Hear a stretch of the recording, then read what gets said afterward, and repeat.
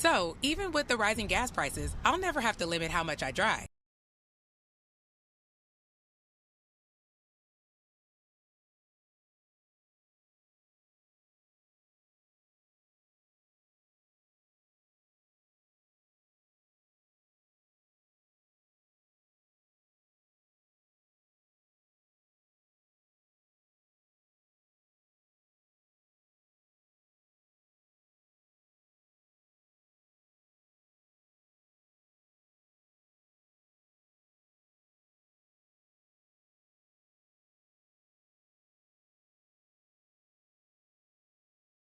Does that actually add up to anything? Just last year, I made over $200 with the Upside app. Wow, that's serious extra cash. TNT Thompson!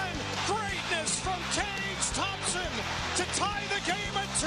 Shot scores! Matthias Samuelsson! Empty net! Alex Tuck scores! That was magic! Every goal, every save, every play, every hit. Hear it happen here. The radio home of your Atlantic Division champion, Buffalo Sabres. It's game time and time to play some hockey on the Buffalo Sabres Radio Network. Well, good evening, everyone. Welcome in on a Tuesday night to downtown Buffalo and KeyBank Center. It's Game 5 of the Eastern Conference quarterfinal series between the Buffalo Sabres and the Boston Bruins, with Buffalo in front 3-1. We'll get you off to Dan Dunleavy and Rob Ray with the play-by-play coming up in just a matter of moments right here on the Buffalo Sabres Radio Network. Welcome to the Press Box, everyone. I'm Brian Koziel. Hope everybody's having a great Tuesday. We want to welcome all of our local affiliate stations joining us here on the broadcast just after 7:30 Eastern. The Sabres coming in feeling good, returning home after winning both games in Boston, Game 3 and 4, outscoring the Bruins by a total of 9-2, and in Game 4, a convincing 6-1 victory. Buffalo got 4 goals in the first 14 and a half minutes. Peyton Krebs, Josh Jones, Zach Benson, and Bo Byram gave Buffalo a 4-0 lead early on. After a scoreless second period, the Sabres put icing on the cake with 2 more early third-period goals from Beck Malenstein and Alex Tuck. 6 different Buffalo goal scorers, and the Sabres went on to win it by a score of 6-1. Alex Lyon's shutout bid came 40 seconds short as Sean Corrali scored at the 19-20 mark. That was really the only negative in the entire game for Buffalo. In the game, though, an injury to Victor Arvidsson, one of Boston's better offensive players. He is out of the lineup tonight. The Bruins making a couple changes, including former Sabre Henry Jokiharju going in on defense. For the Sabres, the lineup is identical to the previous game. Lyon again in net for Buffalo. The forwards and the defense looking exactly the same. All right, when we come back, we'll get you to the national anthems and then hand things off to Dan and Rob with the play-by-play. It's Game 5. Sabres can close it out tonight with the 3-1 series lead. It's coming up next right here. I'm Brian Koziel. This is the Buffalo Sabres Radio Network. I'm John Woyden, president of Great Lakes Building Systems, where our business is protecting your business. We install and service complex fire protection, security, and video monitoring systems. You've worked hard to build your business. Protect your employees, yourself, and your assets by leaving your company's security to the experts. Call Great Lakes Building Systems at 892 Lake for a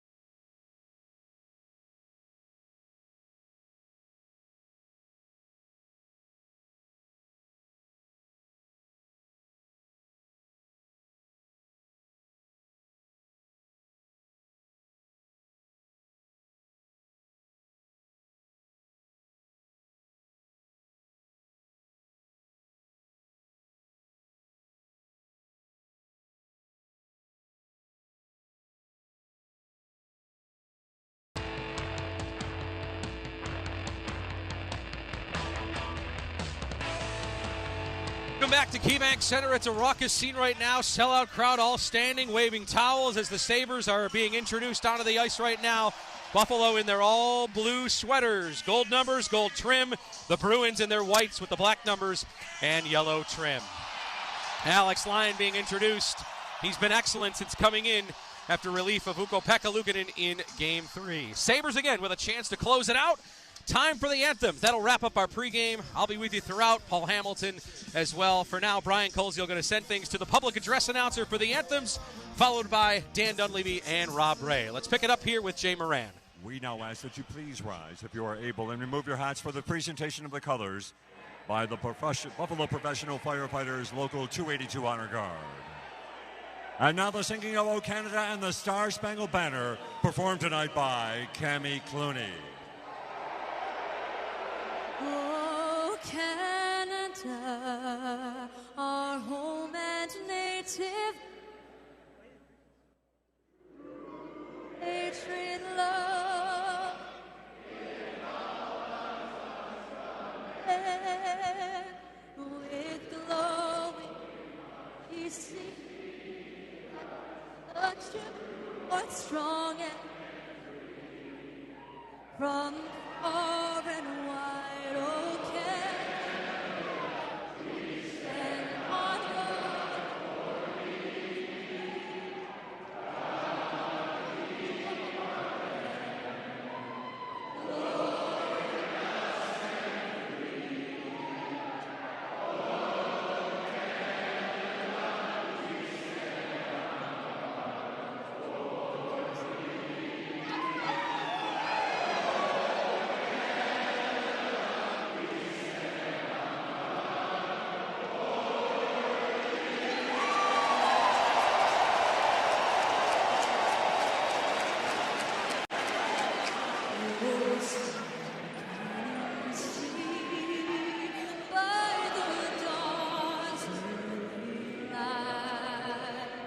what so proudly we hailed at the twilight's last gleaming, whose footsteps and bright stars through the perilous fight, o'er the ramparts we watched, were so gallantly streaming, and the rocket's red glare, the bombs bursting in air, gave proof through the night that our flag was still there.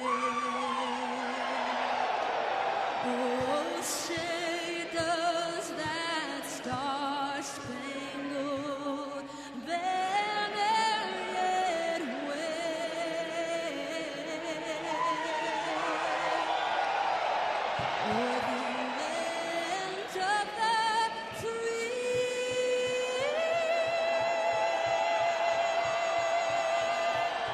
and the home of the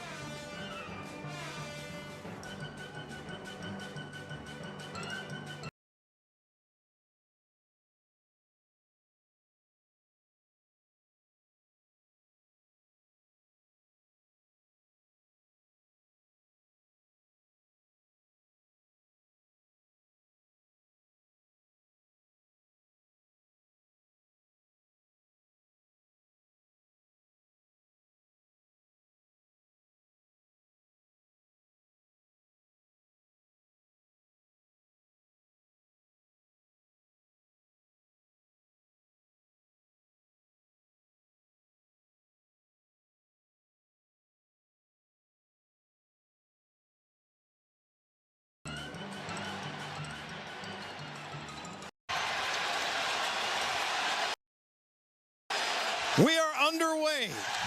The Bruins are going to throw everything, including the kitchen sink and more at you. What's your answer? A fast start would help. Buffalo with a first shot towards Swayman, and that deflects up and out of play as Darlene let that one rip. Yeah, you got to expect a big push here out of the Bruins. Yes, even though on the road they're coming, it's playing for their lives here in this one, Dan, and they're going to be coming, and they're going to give everything they can here. So you want to get on them earlier, try to slow them down, change their mind a little bit. Lions really have been shaken up there by that man, Marco Sturm, trying to find anything to work to get some offense going.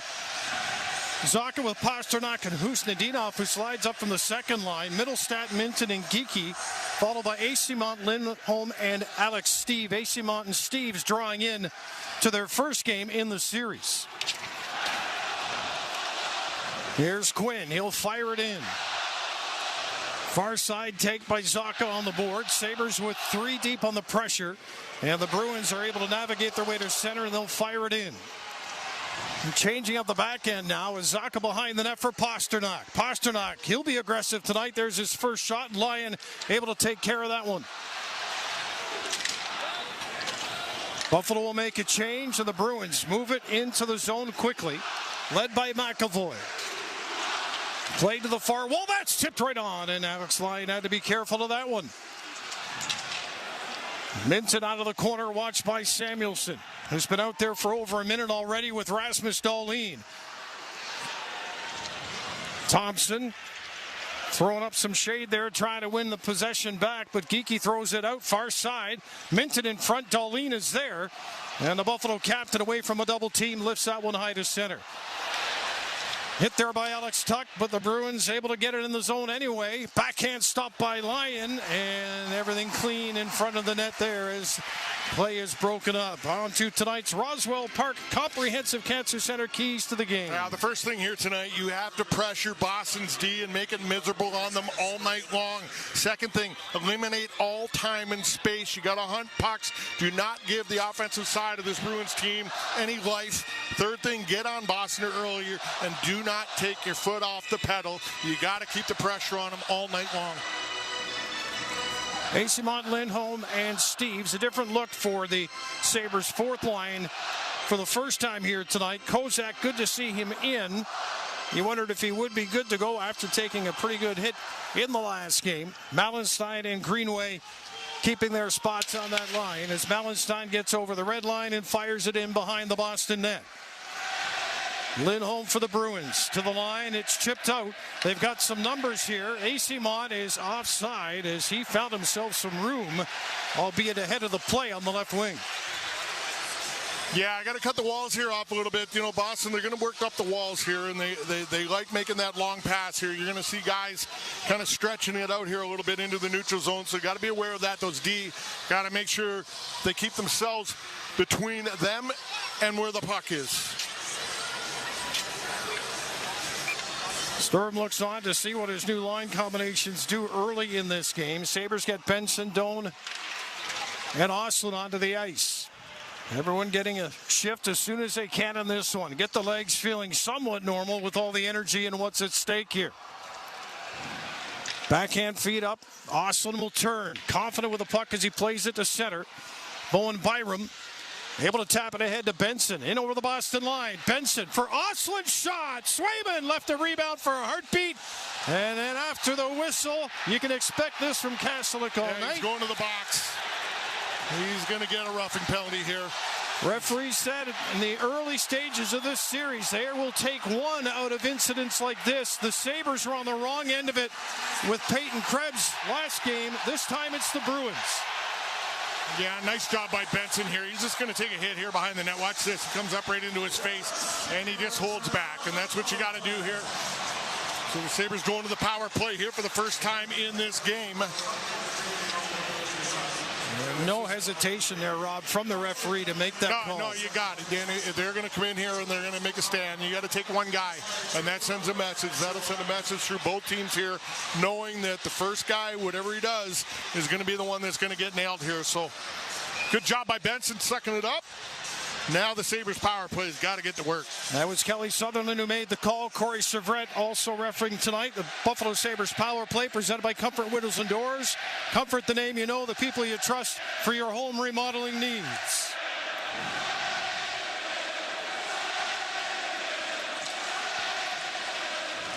Off the draw, puck up for grabs in the corner. Stepping up is Dahlin. It'll get cleared, but backed up by Tage Thompson. Early power play in the hockey game. Line gained clean, right side, Alex Tuck. Back to the line for Dahlin. Thompson pressured up high. Tuck. If they're going to pressure you high, you've got numbers down low. Ostlund shot, rebound, and Swayman's not sure where it is, but he's got it. Yeah, I like this here. Ostlund doing a nice job here handling the puck and distributing the puck. But when you got Tage and Dahlin on the backside, both threats to take the shot, and then you got Tuck and Zucker who's going to the net. You know, Zucker's going to be there all the time. And it just gives you more options here. You got options on the side. You got a man carrying the puck, plus the two guys on the backside that can be dangerous. Ostlund finishing his rookie season with 6 power play points, 2 goals, 4 helpers. But yes, he has looked very confident with the puck. Yeah, he skates so well too, Dan. You watch him when he's got the puck, his head up is the whole time, and he just surveys what he's got coming in front of him. So nice job realizing where to go with the puck. But he's so quick as well. Watched by Corrali, and the Sabres will get back to the Boston zone with a minute to go in the power play. Ostlund down to the corner. Nice feed. One more touch. Alex Tuck takes a shot. Puck is free, and the Bruins will clear it. Now, if you got nothing, just keep shooting the puck here. There's a lot of pressure being put on you here by the penalty killers of Boston, and if there's nothing there, shoot the puck, create that chaos. Thompson's in front. Puck doesn't get there. It scores! Rasmus Dahlin! The captain starts it.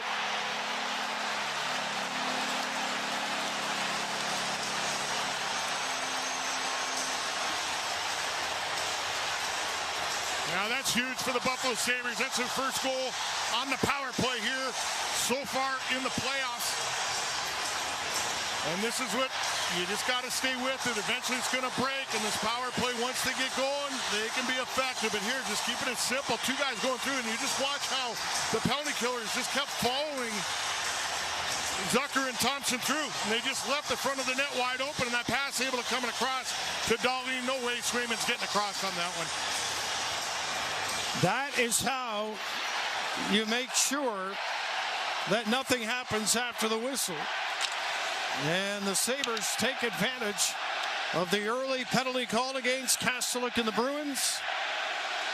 Delayed offside here. Faceoff's coming back outside the blue line in front of the Bruins bench. It's so loud in here, they couldn't even hear the whistle to stop. That's his first career playoff goal.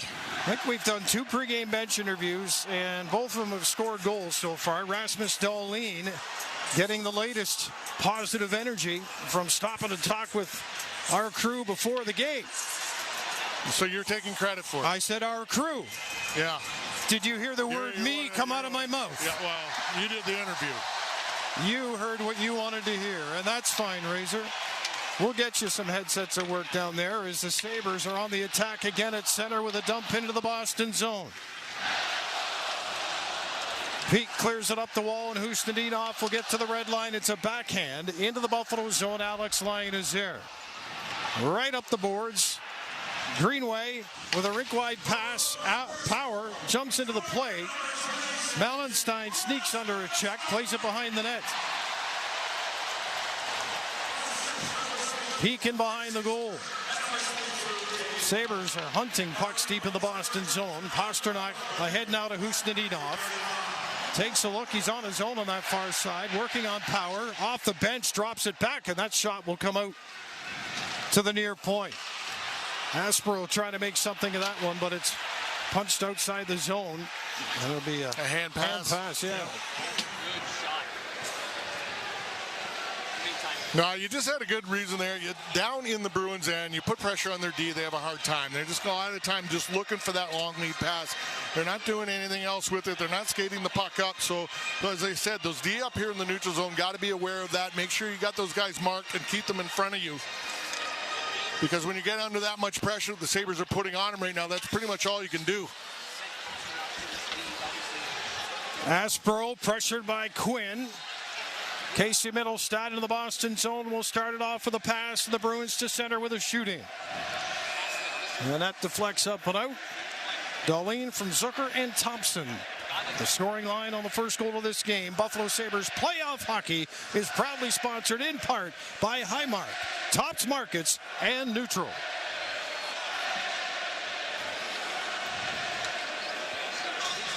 You can hear the fans in the building making sure that Jeremy Swayman, his name is saying here an awful lot just to kind of keep him off guard. So fans are into it early. Sabres fans were doing that to him in Boston last game. Many Sabres players commented on how well the Buffalo Sabres fan base, the Saberhood, if you will, traveled into Boston for Game 4. Here's Mittelstadt, center of the ice in the Buffalo zone. Minton against Samuelson. And Matthias comes away with it, plays it to open ice. Got to win a race here. Lindholm all in, and he keeps it in. Goes to the front of the net, and that one just off the end of the stick of Minton for Lindholm behind the net. Bruins defense activating down low here as Lindholm will come up with it again. Hampus Lindholm fires it around. Geeky from the point, just trying to get it on net. And the Sabres get it to the line, but not out. Boston making some changes here. Alex Tuck can't get it out. Bruins put it into the corner for Minton. He's pinned against the board. Darlene puts it right back to the corner. Peyton Krebs can't move it out. Minton again. It's been out there for a while. Minute and a half. He'll go to the bench now as the Sabres with a chance to get possession here. Unable to clear was Thompson first time. Then Asimont steps up to keep it in. Now from the slot, it's a flip, and it's out by Thompson. Yeah, some tired guys there. Good opportunity to get the line change. Bruins come back with speed. This is Alex Steeves on the wing. Sends it to the front of the net, trying to catch up to it. But the Sabres 21. Connor Timmins away from a double team down low. Plays it up the wall. Stanley the rest of the way to center. Bruins with Steeves come right back again. Up the middle with a shot. That's off a stick and wide. That goes off of Steeves' leg. And down below the goal line. Got a penalty coming up. Referee out at center ice with the call here. Going to be a tripping call. I think Noah Oslin's going to be the guy charged with that one.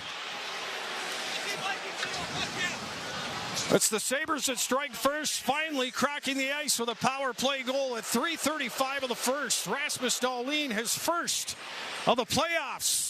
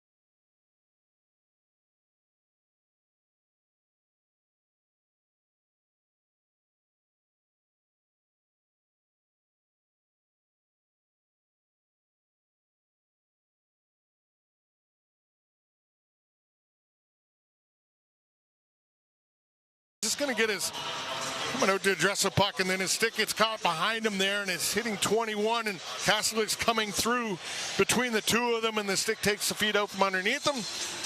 Totally not intentional in any way, but you got a big kill here. First period replays presented by your local Hyundai dealers. It's your journey on every mile of a brand new Hyundai. Yeah, Boston 2 goals on 13 attempts so far in this series.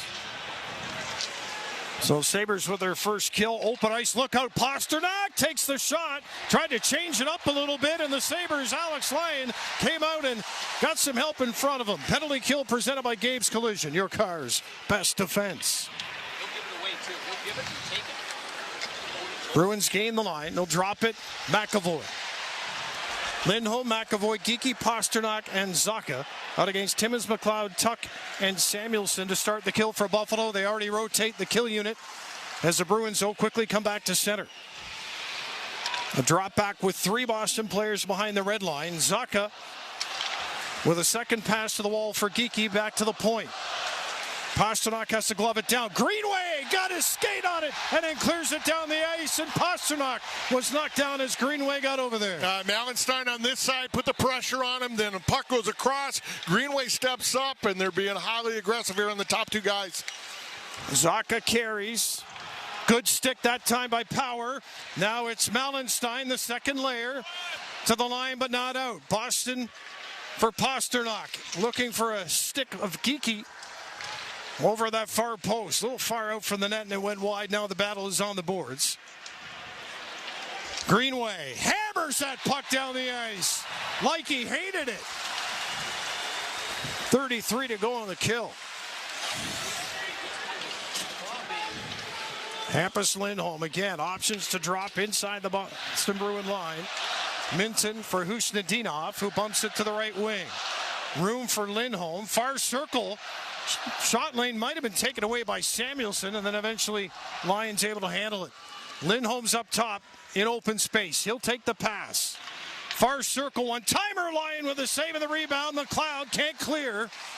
Bruins 2-on-1 high. Middlestat. Far circle. That one doesn't work for Husnudinov. Up top again for a shot off the post. You need a little help, and the Sabres got it there. And it's a lift, but no clear as the puck stays on that far wall. Boston is changing. Sabres need to use the real estate. Timmins realizing that, carries up on the wing right side.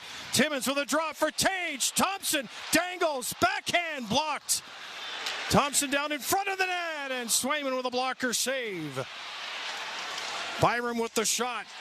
Now Doan trying to bat it further towards Thompson. Bruins at the line. Can't clear it out. Down comes Dahlin against Kastelik. Thompson races over. Nice pass. Doan with a little kind of choked up shot there on the stick, and it's just wide. And now the Sabres at center get the puck back.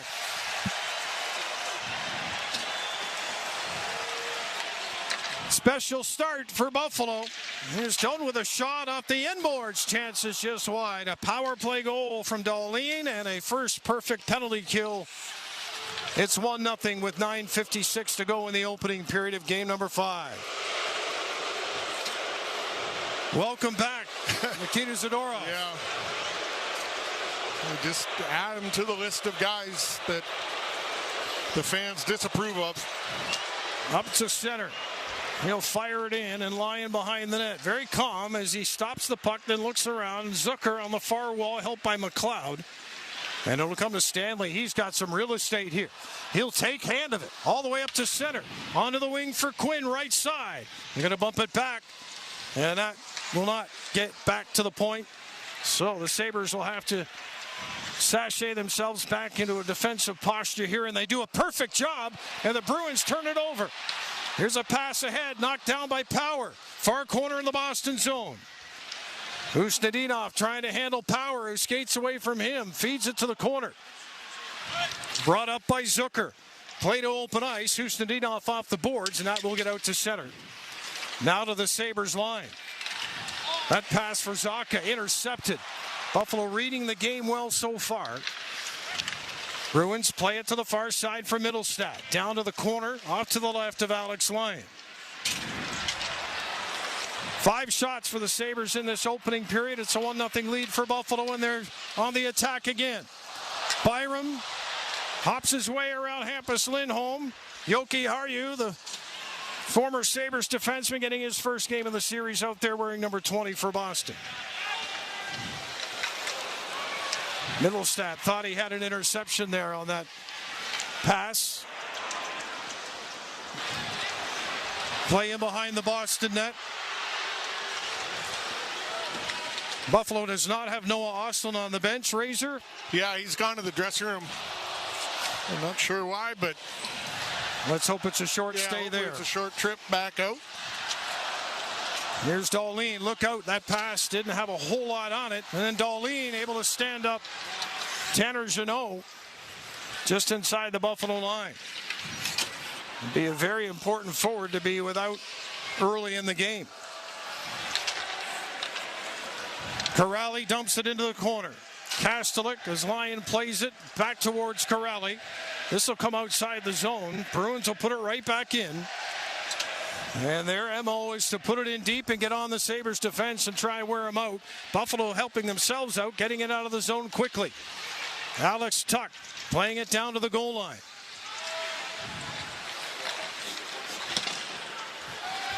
Yeah, you see them coming at them hard here, but you just watch. They're getting numbers over in the corner. They're getting support, and they're coming up with those pucks, and they're able to exit the zone pretty clean here. Yeah, they're coming. They're getting pressure, but just not getting much from it. There's Alex Tuch. He'll play it up on the far wing. Zone entry. Timmins knocked to the ice after the pass. He'll take that. Go back to the Buffalo bench. And the Bruins have some room here to center, but it's the fourth line that's been out there for a little bit, over a minute. Corrali gets to the bench. Short side jam play by Asimont is stopped, but Asimont stays all over Bowen Byram. Good support by Buffalo. They're going to need that with this Bruins pressure, and they got it. In behind the Boston net. Pasternak. Bump to the wall, but he's able to play the puck ahead. Sabres step up at center ice. And now Power looking to clear it out. It goes off his skate. Now Zucker on his own here on the right side. Fires it into the Boston zone with under 6 minutes to go in the first.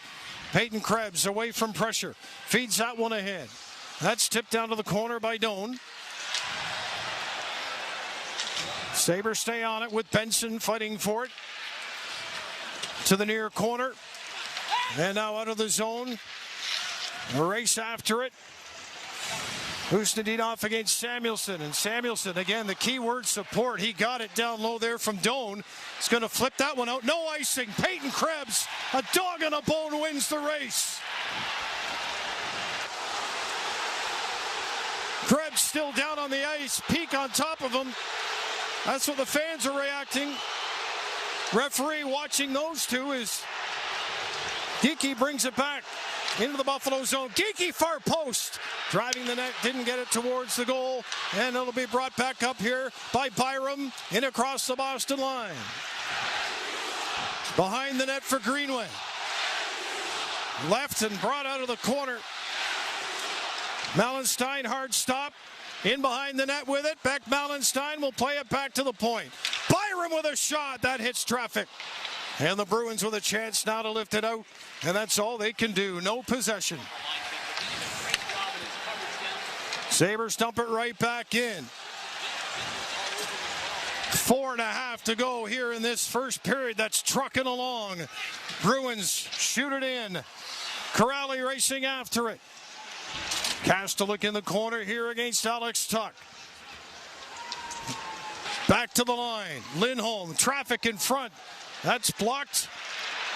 Bruins get it back again. Stick knocked out of the hands, and the shot just goes wide. I think Alex Lyon made that save on Jeannot there. Stanley without a stick, looking for one to get some help in front of the net. Well, that deflects up and out of play, and the Sabres can't believe there wasn't a call there, but they can believe they weathered the storm and still lead it 1-0 on the strength of Rasmus Dahlin's power play goal here in the first period.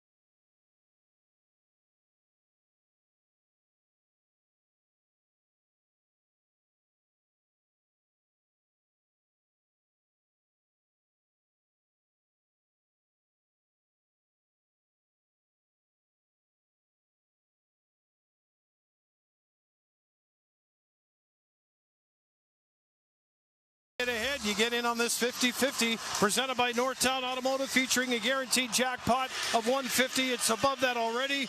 You don't want to miss this one. Sabres.com/50-50 before the start of the third. If you're in New York State, scan that barcode on your screen and get in. Yeah, 178,982 at this point with 4 minutes left in the first period. So expect that one to double at least. 11 shots so far in this period, 6 to the Bruins. They had a bit of a flurry there that Alex Lyon was able to match with his efforts. Rasmus Dahlin called him a killer out there, and he's certainly calm under pressure.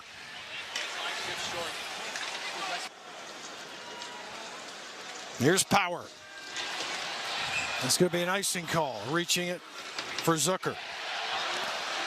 Well, big thing is just continue to do what you do here. You're keeping him to the outside. Even he gave up a couple opportunities there on that last shift, but for the most part, when the Bruins are in the offensive zone, you're keeping it to the perimeter, and that's what you want to do, because certain guys are going to be going to the front of the net here.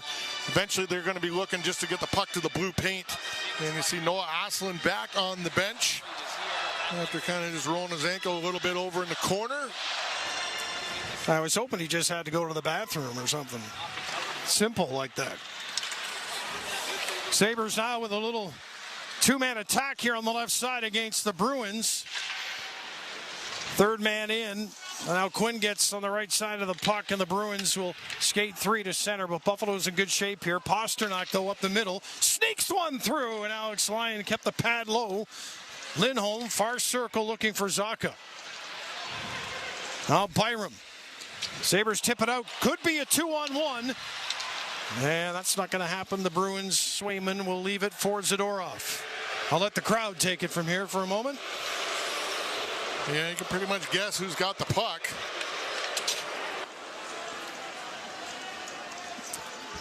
Bruins down the left side with the entry. Peak. Far side for Eyssimont. Followed up by Alex Steeves. Eyssimont and Steeves, again, the two newcomers to the series. Sabres carry it back the other way. Doan for Benson down on the corner. Eyssimont will backhand that one out to center ice. Samuelsson, quick bump ahead. Benson slides it through. That pass looking for Doan was a good idea, but the Bruins tie it up, and that deflects high, stays in play. Doan takes a big hit over there, but gets right back into play. Bruins can't lift it out. Samuelsson steps up into it. He's going to leave that one for a shot. Swayman will make the save, and he's going to be forced to hold on to that. And the Sabres up 1-0. We'll have an offensive zone draw when we come back here.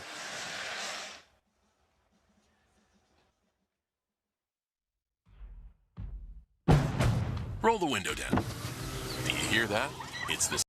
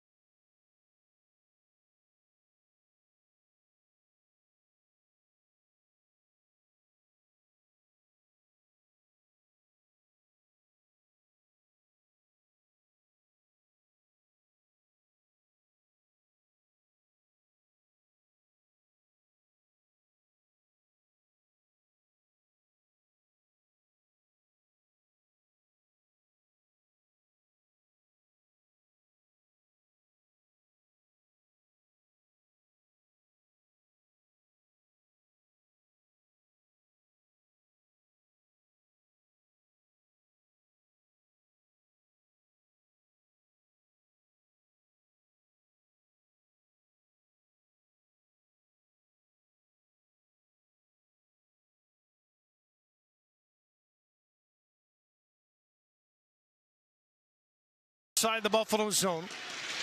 Kastelik reaching for it. It'll come back. Aspro with a shot. That's off a stick and over the net. Jeannot out of the corner. And that'll come outside the line. If the Sabres could ever get possession here against this group, get them down the other end of the ice. But right now, the Bruins' fourth line operating exactly where they want to be. Peyton Krebs to the middle of the ice. Thompson does well to get it out. And that will be it for that group. As Thompson goes to the bench, Tuck seeing that, heads there as well. And Hampus Lindholm's going to go up the middle.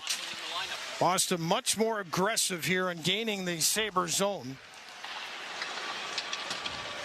Here's a turnover. Bruins with Lindholm just inside the line.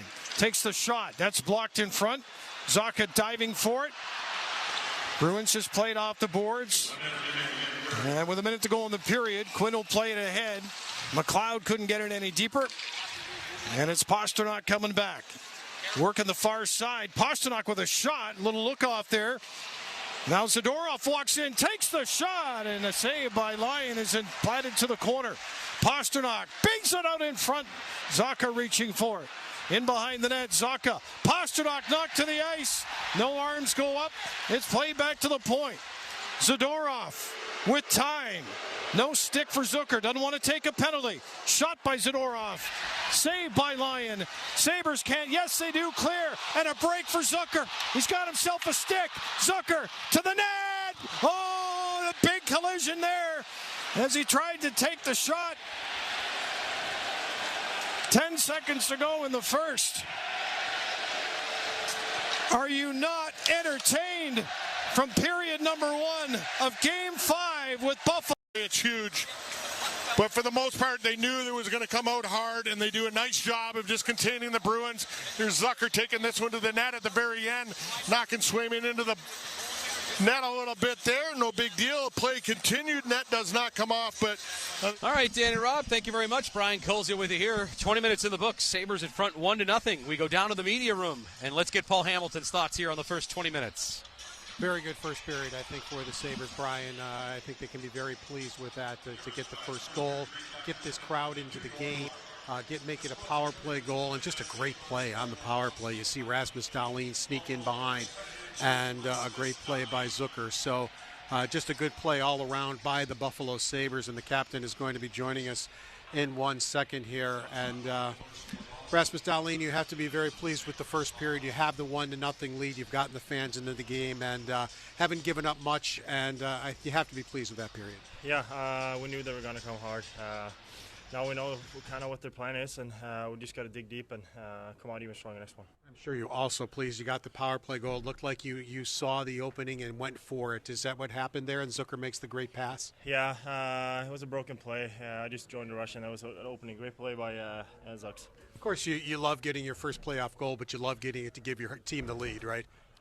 Yeah, at this time of the year, it doesn't really matter who scores. We just got to try to get the win here. More of the same in the second? Yeah, absolutely. Thank you, Rasmus. Rasmus Dahlin. Brian, back to you. Okay, Paul Dahlin gets his first of the playoffs at 3:35 from Zucker and Thompson. Now that's the lone goal of the hockey game right now, 1-0. As we go back down to Paul.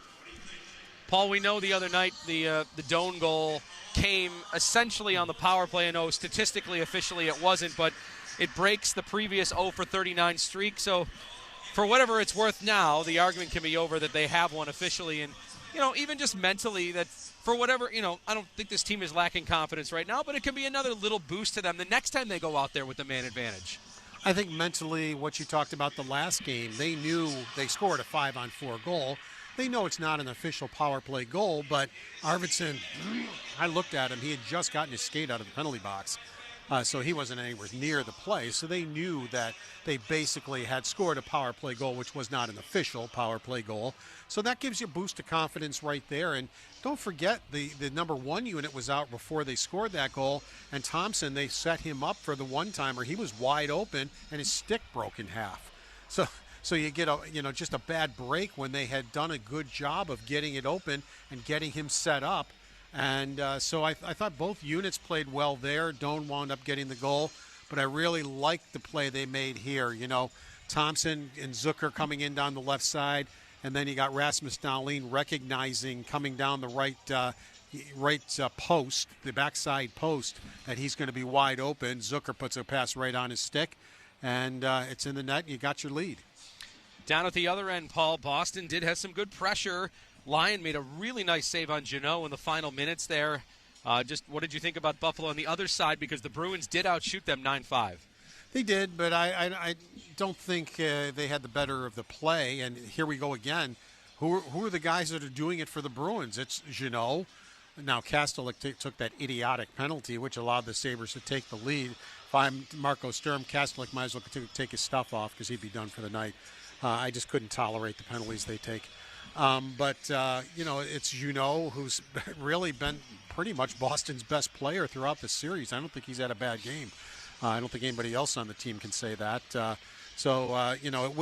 doesn't surprise me that he's the one that's in there. One thing we need to monitor, Paul, Noah Ostlund hobbled to the bench, then down the tunnel.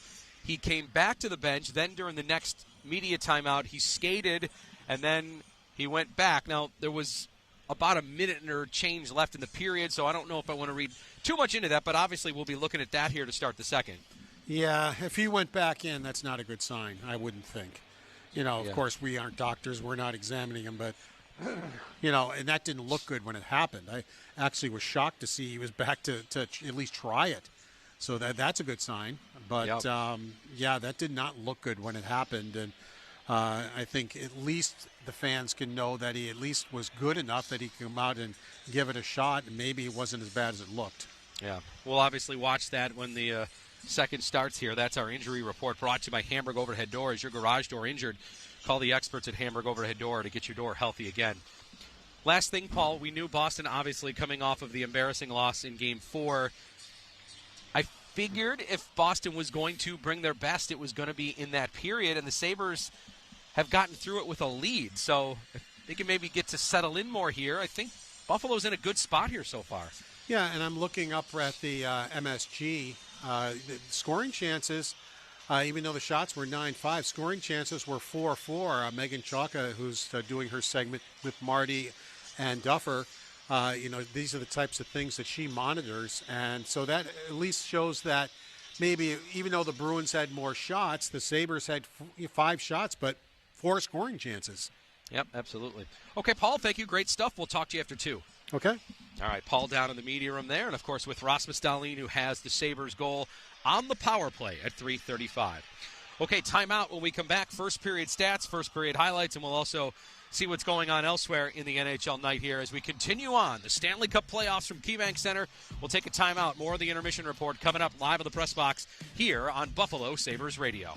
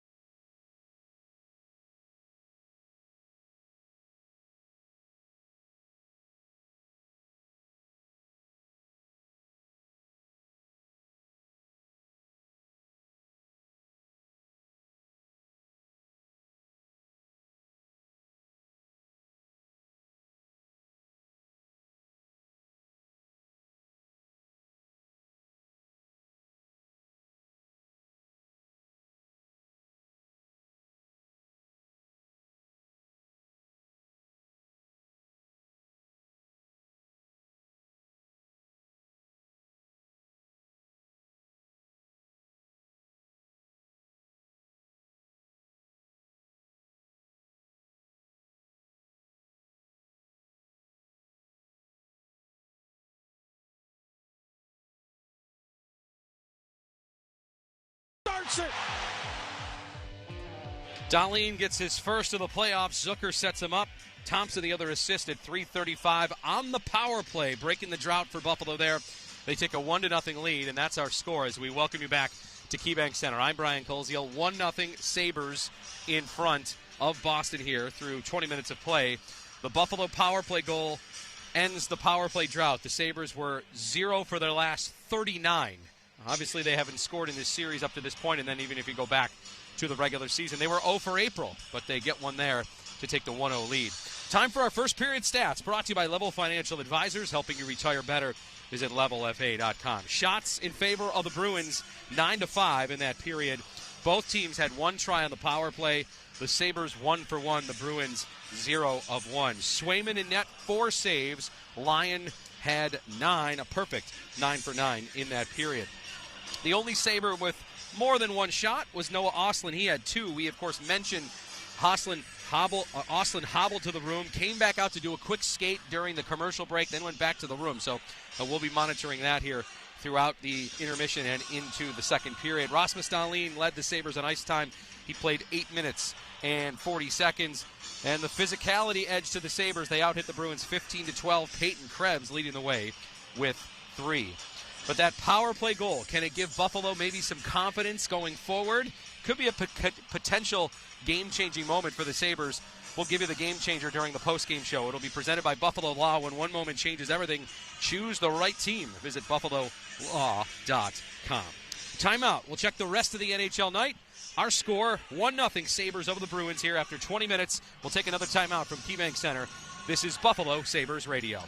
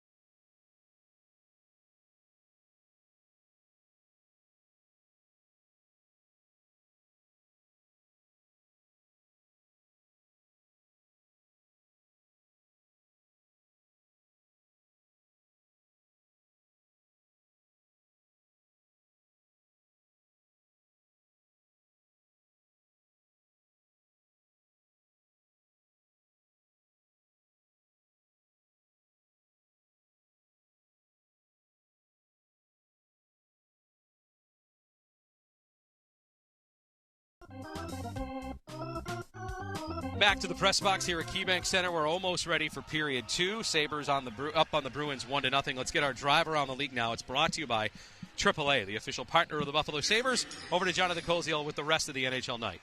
Thank you, Brian. No other games in the East tonight, but we do have 2 out West. First one is about midway through the first in Dallas between the Stars and Wild. Game 5, series tied at 2. The game tonight is tied 1-1 midway through the first. 10 o'clock puck drop in Edmonton between the Oilers and Ducks. Anaheim looking to close that one out. They lead the series 3-1 over the Oilers. NBA basketball tonight at halftime in Boston. The Celtics up 62-50 over the 76ers. And about 5 minutes left at MSG between the Knicks and Hawks. New York up 17-14 on Atlanta. That series tied 2-2. And at 9:30 tip-off tonight between the Spurs and Trailblazers in San Antonio. The Spurs lead that series 3-1. Baseball tonight up in Toronto. The Blue Jays facing the Red Sox. Bottom of the 5th. Blue Jays have a 3-0 lead on Boston. And after one in Texas between the Rangers and Yankees, Yanks up 1-0 there. Bisons on the road today in Scranton-Wilkes-Barre. Top of the 6th. Bison's trailing 8-5 in that one. Brian, back to you. All right, bad news. We just got an update for the Sabres. Noah Ostlund will not return to the game. Lower body injury. He is out for the rest of the game. So the Sabres will be 1 forward short going forward here for at least the next 2 periods of play. Not good news there. Again, Noah Ostlund will not return to the game due to a lower body injury. Period 2 coming up. Sabres in front of the Bruins, 1-0 here as they lead this best of 7, 3-1. I'm Brian Koziel. Dan and Rob on the other side with period 2. This is the Buffalo Sabres Radio Network.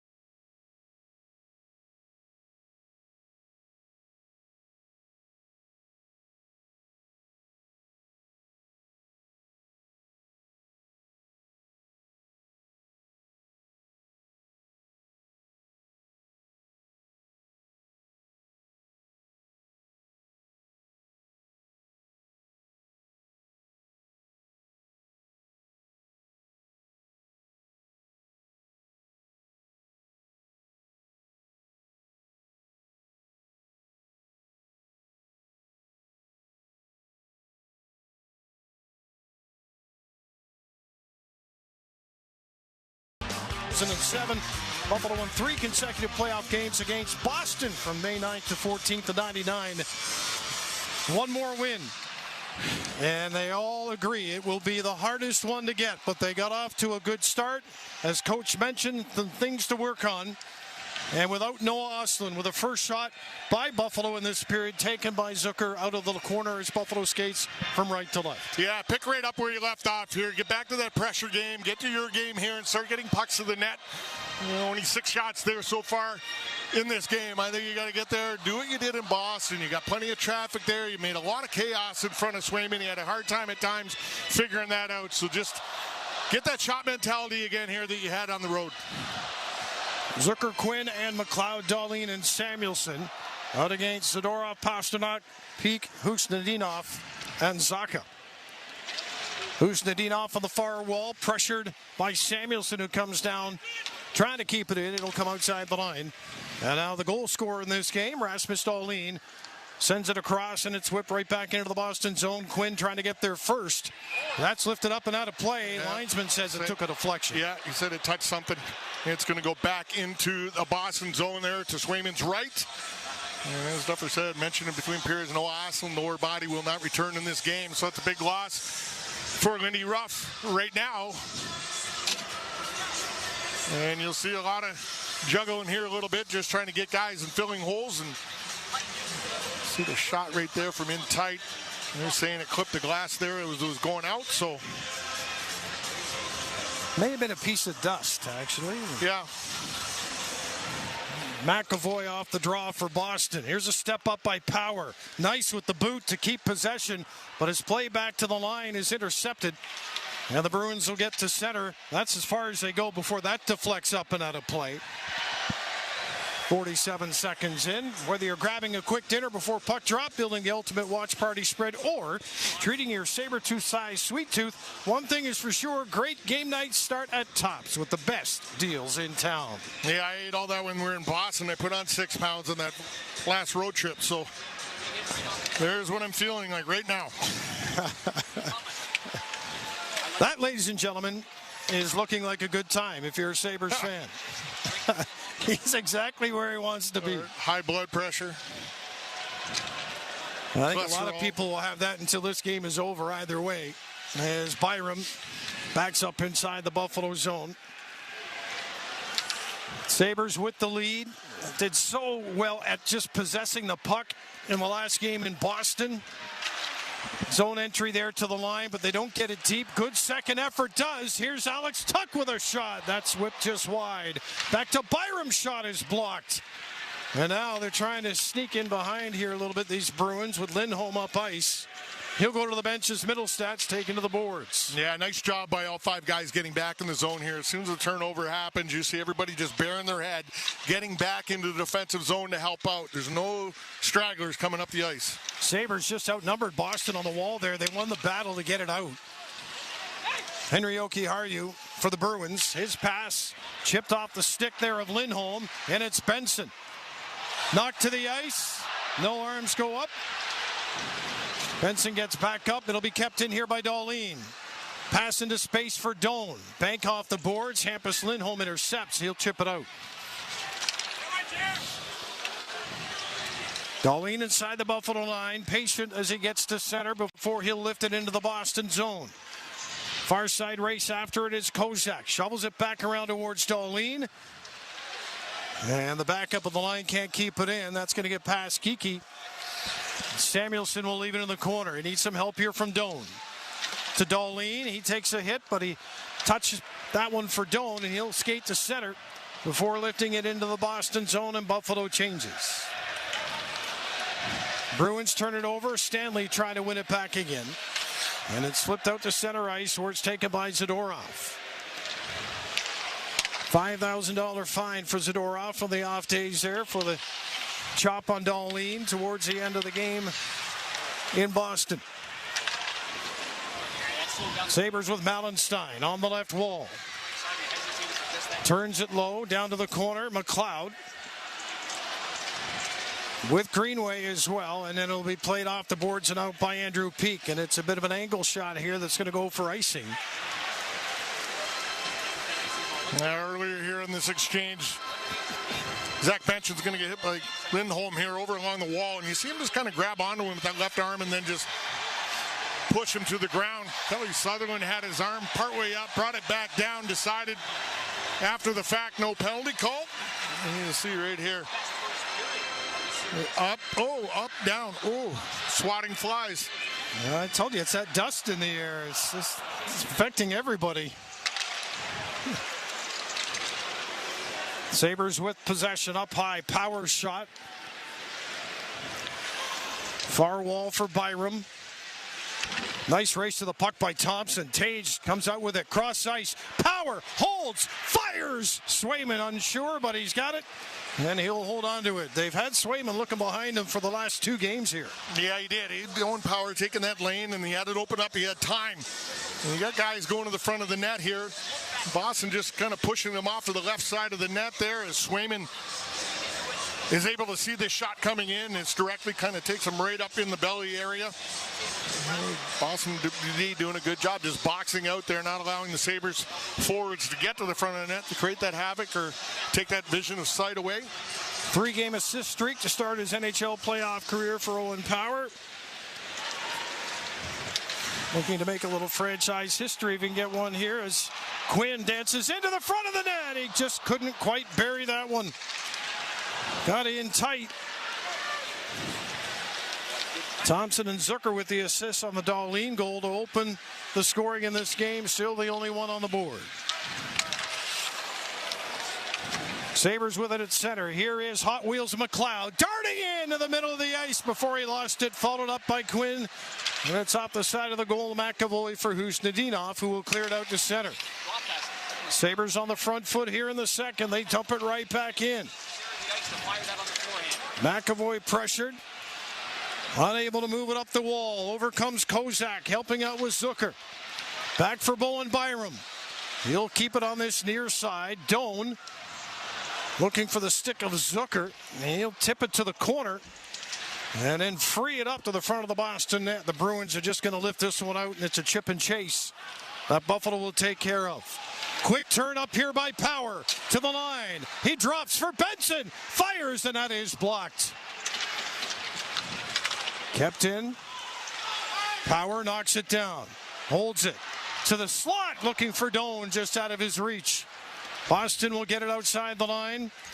Waiting is Lindholm at center. AC Mont holds it, slides it in front. Good stick by Lyon. Blocked the puck.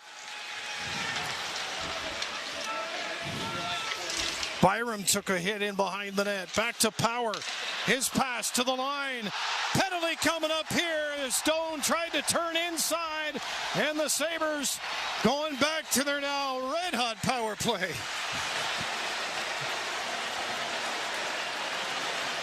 Wow, nice stretch pass here. Doan's going to get himself in a position, get a hold of this puck, and he's got to be taken down. You see Lindholm making his way across. And he just clearly takes his feet out from right underneath him as he's trying to make a little move on Lindholm. No question about that one right there. And he goes down, and yeah, the Sabres 1 for 1 in this game so far. And getting their first power play goal of the series and for a little while. So hopefully that is going to spark this power play because they're going to need it moving forward here. Oh, if they can get on even a back-to-back roll of power play goals here, the Bruins are going to be afraid to do anything out there for the rest of this game, for the peril of it could be their season. Face-off with McLeod at the dot, replaced by Zucker. Dahlin, Tuck, and Thompson against McAvoy, Zadorov, Kastelik, and Corrali. Zadorov will clear.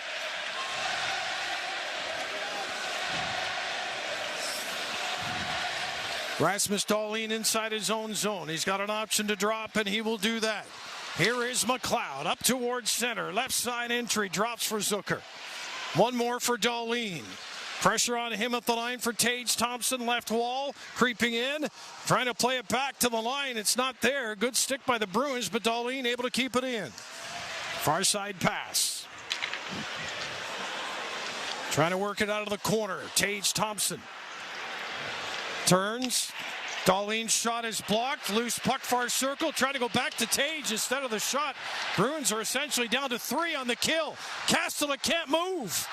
And that puck's going to come out of the zone, and Kastelik's going to do his best to get to the bench. Sabres got to clear the zone. Awful early for the Boston player to come on the ice there, but they get away with that one as the Sabres unable to keep it in the zone.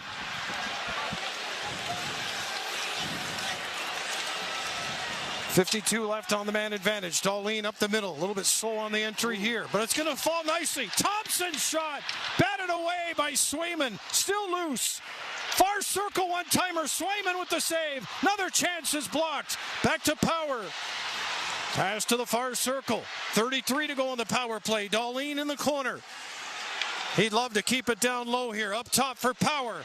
Shot wide. Thompson rebound. Power to the slot.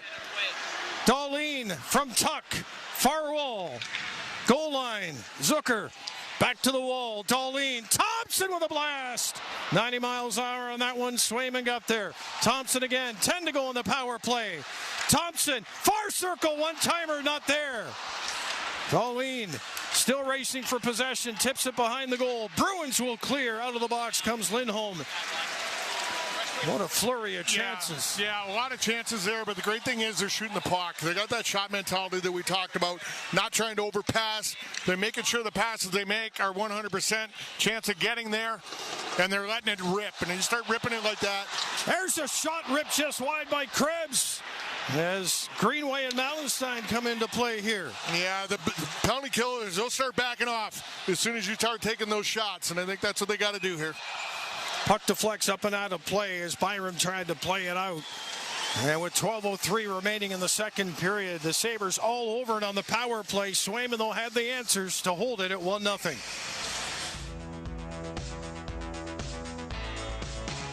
If you've crossed the border with a conviction on your record, consider yourself lucky. Jamie Fiegel of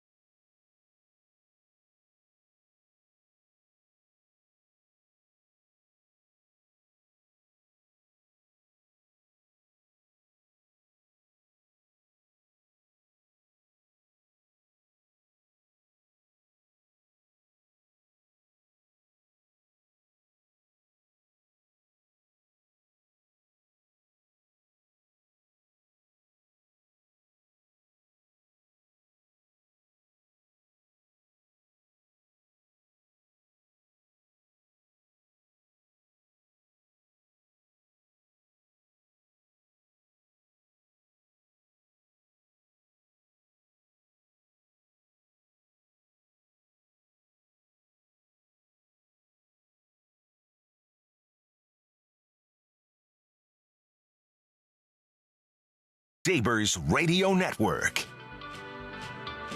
Question time. Peyton Krebs, Owen Power, Alex Tuck are all on 4-game point streaks this playoffs. The longest point streak in a playoff year in Sabres history is 8 games held by 2 players. I want to know who they are. That's a nice point run. The games? Yeah, it is.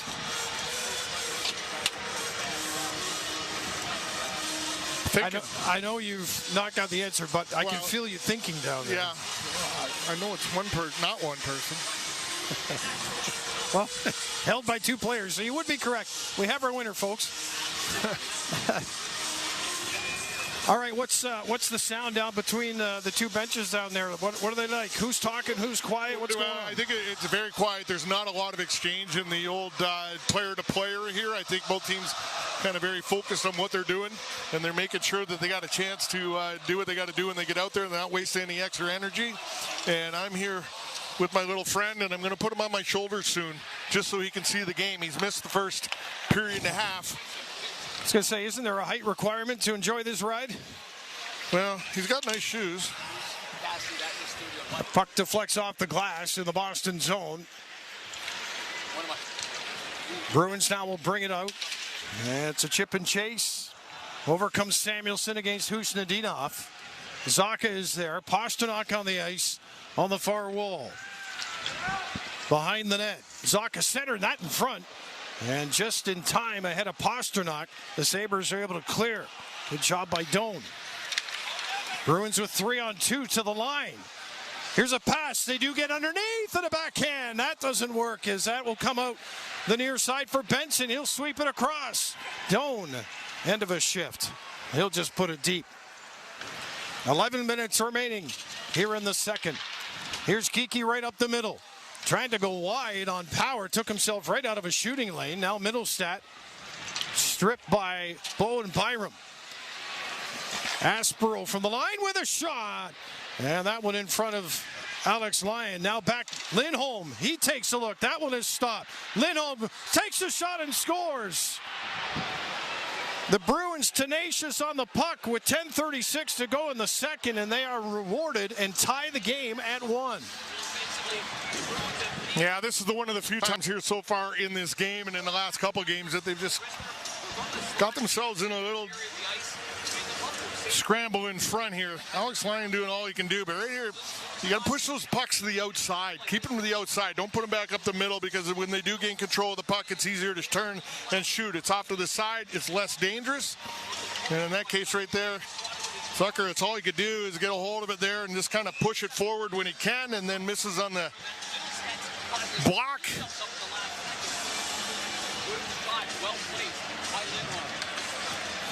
And Lindholm not wasting any time there, too, and he gets the puck and just turning, firing, getting pucks to the net. It's a desperate team. They're going to be throwing what they can at the net, sitting at 11 shots so far. A 17-goal season, a 4-time 20-goal scorer. Here's a chance for Thompson in front, but he can't get a hold of the puck. Eyssimont behind the net. That was almost a very quick answer, but the Bruins get it back. And again, they've got some numbers coming up ice here. Well, Stanley in the corner. He'll play it up the wall for Peyton Krebs. He'll lift this one out to center ice, and the Bruins get it back again. They're going to chip it in, and here they go. Stanley feeling the pressure of Steves on that play. Steves in the corner. Plays it back around to this near point. Peak with a shot, deflected right on. Stopped by Lyon. Alex Tuck lifted out.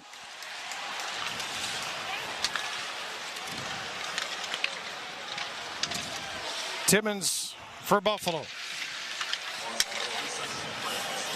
Lindholm's goal at 9:22 of the period, his second of this playoff round. As it's a zone gain on the right side by Middlestat before he's stripped by Greenway. Here's Mallenstein down the left side. Greenway is in front. Mallenstein to the corner, plays it back to the line. There's a quick shot and a save made as Swayman was able to see that one all the way in. So Dahlin and Lindholm, the goal scorers. We are tied at 1 apiece.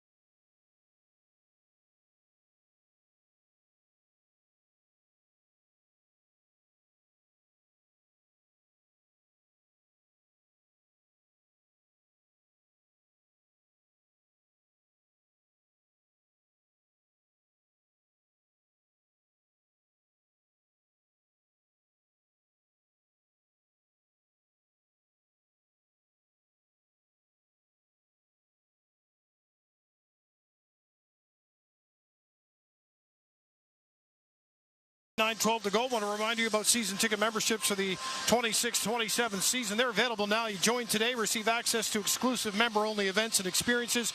Enjoy discounts at the Sabres store, concessions, and much more. Become a member at sabres.com/membership.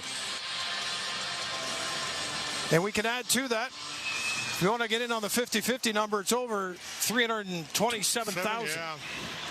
Yeah, expect that to get to 400, I bet you, at least. So if you want a piece of it, get in on it. As I always say, it goes to great causes, spread out to a lot of different charities around town. And one really lucky person walks away with a lot of dough as well. Well, this game is starting to feel like the first team to get to 2 is going to have a real upper hand on the other because... Yeah, I think they're just kind of both playing here right now not to make that glaring mistake, Dan. You know, obviously, Buffalo in a situation where you win, you walk away from this series. Boston, you know, they've got to win, and they don't want to make that glaring mistake trying to do too much maybe sometimes, and then it kind of takes away from it a little bit offensively because more thinking defensively at times. Yeah, they just want to counter like this, 3-on-2 to center as they gain the Buffalo line with room and a good back check that time. Alex Tuck takes the puck away and now will skate it up onto the wing for Dahlin. Again, Noah Östlund not in this game and will not return after taking a injury in the first period. Well, Buffalo down a pretty important forward when you talk about puck possession. Sabres can't clear here as Byram tried to carry it out. Pasternak to the middle of the ice. That shot wide and then off the post, the rebound. Oh, the hockey gods smiling there for a moment. The Sabres got to take this back on their own. There's no icing there as it's sent down deep into the Boston zone. Yeah, need a little better awareness coming back into your zone on who to take here. And they turn it over there and it leads to Boston opportunity. You don't want to give those shots coming down the middle of the ice. We always just seen what happens when they get those. Here's Quinn now making his way up the left side. They're going to give him the zone. Quinn with a shot. Oh, he's going far corner. Didn't miss by much. Power for Byram. He'll put it deep in the Boston zone. Zucker in behind the net against McAvoy. Comes back towards Byram. He's down the wall now. Zucker behind the net. Quinn against Middlestat. To the line, but not out. Byram off the wall. Creeps down. Shot. Rebound. Gloved and held by Swayman. Now you just see here, every time there's something in front of the net in the first couple of games, there would have been a huge scrum there. Nothing out of this one, even after Zucker hits Swayman there looking for the loose puck. But nice job getting bodies to the net there. You see Zucker going down, trying to get his body as big as possible, gets low to the ice. There's the opportunity that Zaga had at the other end, and then Esamont put it off. Yeah, Esperoy. I think. Esperoy, yeah, sorry about that. It puts it off the near post. Well, you knew that the defense was going to get pretty aggressive tonight. Yeah, they've got to get up the ice there for the Bruins if they're going to generate much. But, you know, they're not the type of D that, you know, offensively minded that they're going to be able to be huge, huge threats. But when you see that, you got to make sure when you counter quick, because it's most likely going to be a forward that's covering up for him and playing defense coming back down on the rush. Face off in the Boston zone, won by the Bruins. Sabres and Lindy Ruff said they talked about exactly this. They know the Bruins are going to throw a bunch of different looks at him. How about a throw away to the puck to Benson? Dangles in front, and that is just sent wide of a stick in front. Now back to the front of the net. Oh, and a great play by Kozak trying to hit Benson. Yeah, Stanley and Kaslik just ran into each other. And two big men, and Kaslik is going off, bent over. Kaslik runs into and then he just runs into Timmins, and he's down. He's hurting. Timmins, far point for Stanley. Trying to get it past Esamont, but he can't. And now Doan for Buffalo. Kastelik stays on the bench, bent over off the end of the Boston bench. 6:40 to go in the second, 1-1. Bruins tied up on Elias Lindholm's 15th career playoff goal. Boston back down deep in the Buffalo zone. We got a tripping penalty coming up to Buffalo. And you got to watch about the wobbly table leg happening here a little bit for Buffalo. The referee saying the leg was kicked out. Well, Tage Thompson knows all about that. Yeah, McLeod is the guy that's going to go to the box here. Let's just watch 71. Drags that left leg and takes the Bruin player down. So the Bruins 0 for 1 so far here tonight on the power play. And McLeod not real happy with that one. Bruins are able to generate a couple shots on that first power play opportunity. I'll show you Kaslik. He's still on the bench there trying to figure things out. Right. A concussion spotter will have him leave the bench, you would think. The two of them collide. When he goes down, he's bent over. Stanley gets up and keeps going, but that's two awfully big men colliding right there. And then he got hit in front of his own bench as he was trying to get out by Timmins again. Bruins with the puck off the draw. That one tipped just wide. Lindholm side of the net. He'll spin it back to the point. McAvoy plays it to the far circle. Bruins love to go cross ice. It's not worked for them in the series so far, but they've been working on it since before it began. Here's Lindholm's shot. Stopped by Lyon. Rebound kicked out. McAvoy to the goal line. Back up top for McAvoy again. Bruins working across. Pasternak. McAvoy creeps in, takes a shot. Saved by Lyon. And you need a clear here. It'll be carried out and fired down the ice by Alex Tuck.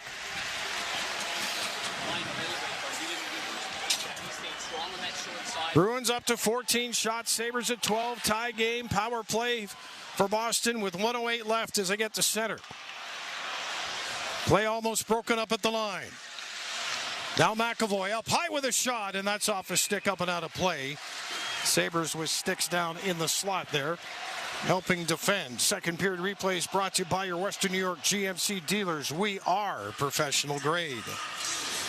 Yeah, that shot from the point was deflected by Zaka in front, and Lyon had to be aware there. Just keep an eye on it. Unfortunately, it goes up and over, but you know, as you said, they look for that redirection an awful lot, whether it's in the high slot, in the slot area. It's not always down close to the goal crease, so you got to be aware of that. Zaka got one here on the power play earlier in this series, just from the middle of the two hash marks with the redirection. Powers got some time to kill here. Off the face-off, he'll fire it down the ice. Under a minute to go in the kill.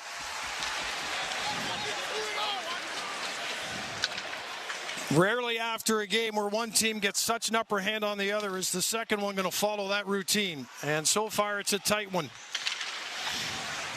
Here's Pasternak. Holds it. Play in front. There's your backdoor pass. And it's just rocketed wide. Good play by Greenway defending. Big hit as Pasternak sends it across to McAvoy up top. Geekie and Pasternak down by the front of the net. Zaka up top with 20 to go in the power play for McAvoy. Trying to find a way through. It's not there. McAvoy watched by Greenway. Back to McAvoy again. Far circle. Mallenstein pops out. Greenway on McAvoy. Takes him wide. Zaka to McAvoy for Geekie behind the net. Penalty coming here. High sticking Bruins. Just as McLeod comes back onto the ice, the Sabres will go to a power play of their own with 4:24 remaining in this second period, and the game tied at 1 apiece.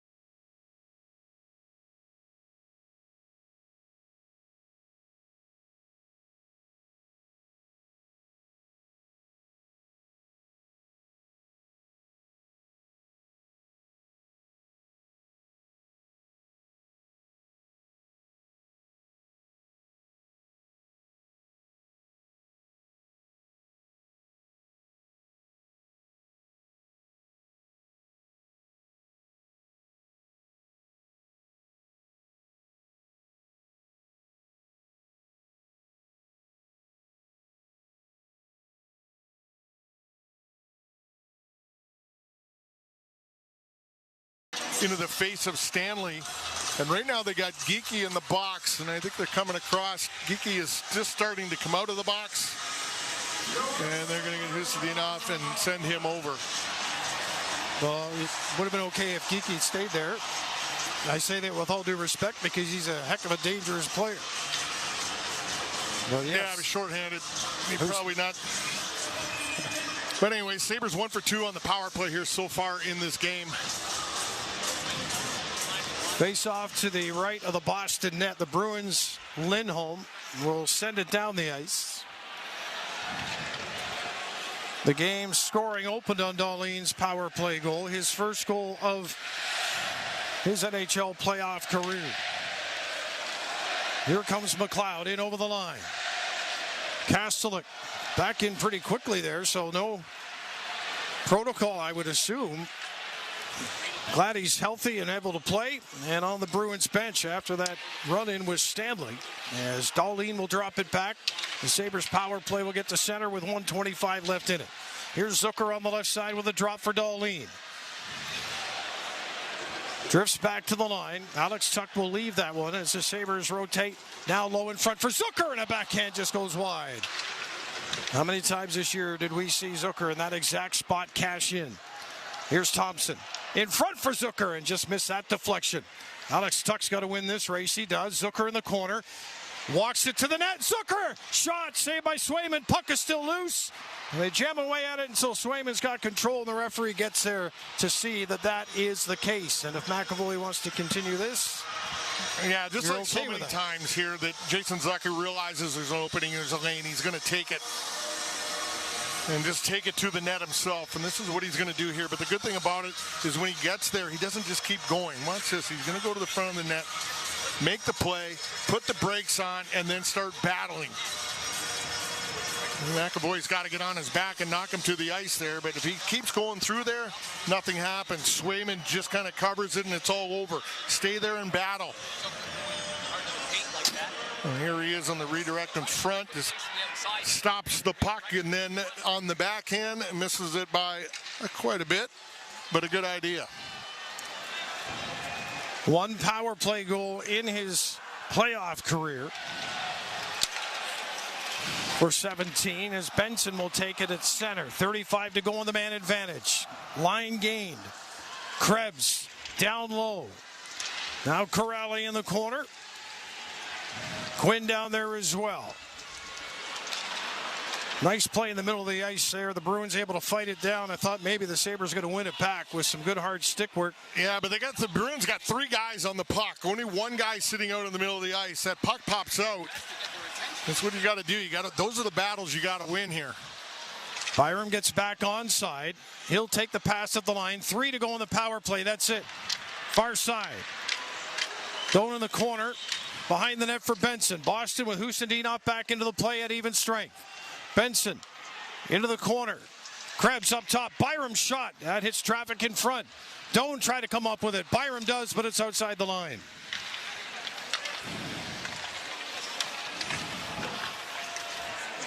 Dahlin will shoot it in. 2 minutes to go in the second. 1-1 game. Buffalo changing. Puck will come outside the line. Dahlin again. Lifting that bouncer into the slot in the Boston zone. Bruins lift it in.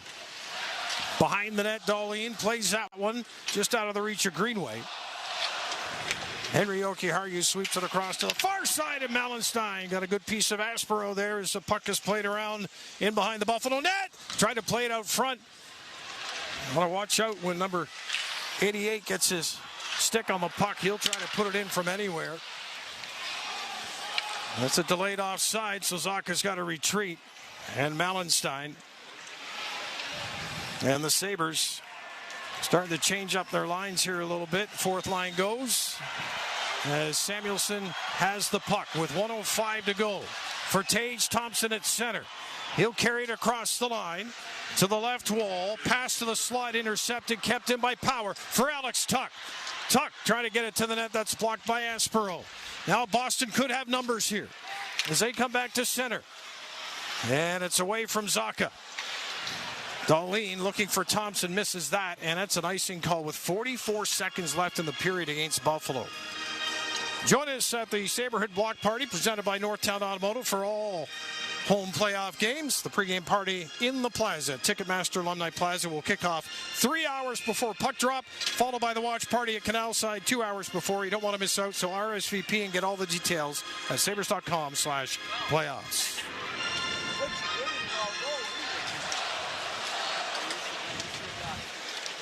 Off the face-off, Bruins put it behind the net. Peyton Krebs can't keep it there, and then Boston trying to play it back to the line. It comes outside to center. Hampus Lindholm's going to slap it back in, but broken stick.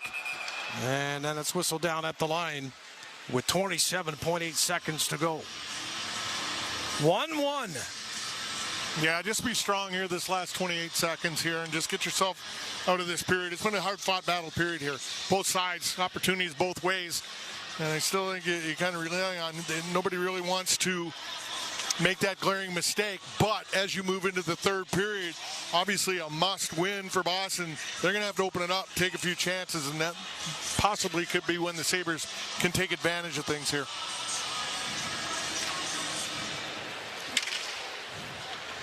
You saw the Penguins survive the Flyers, trying to put them away, and the Sabres want to write a different story here in this one.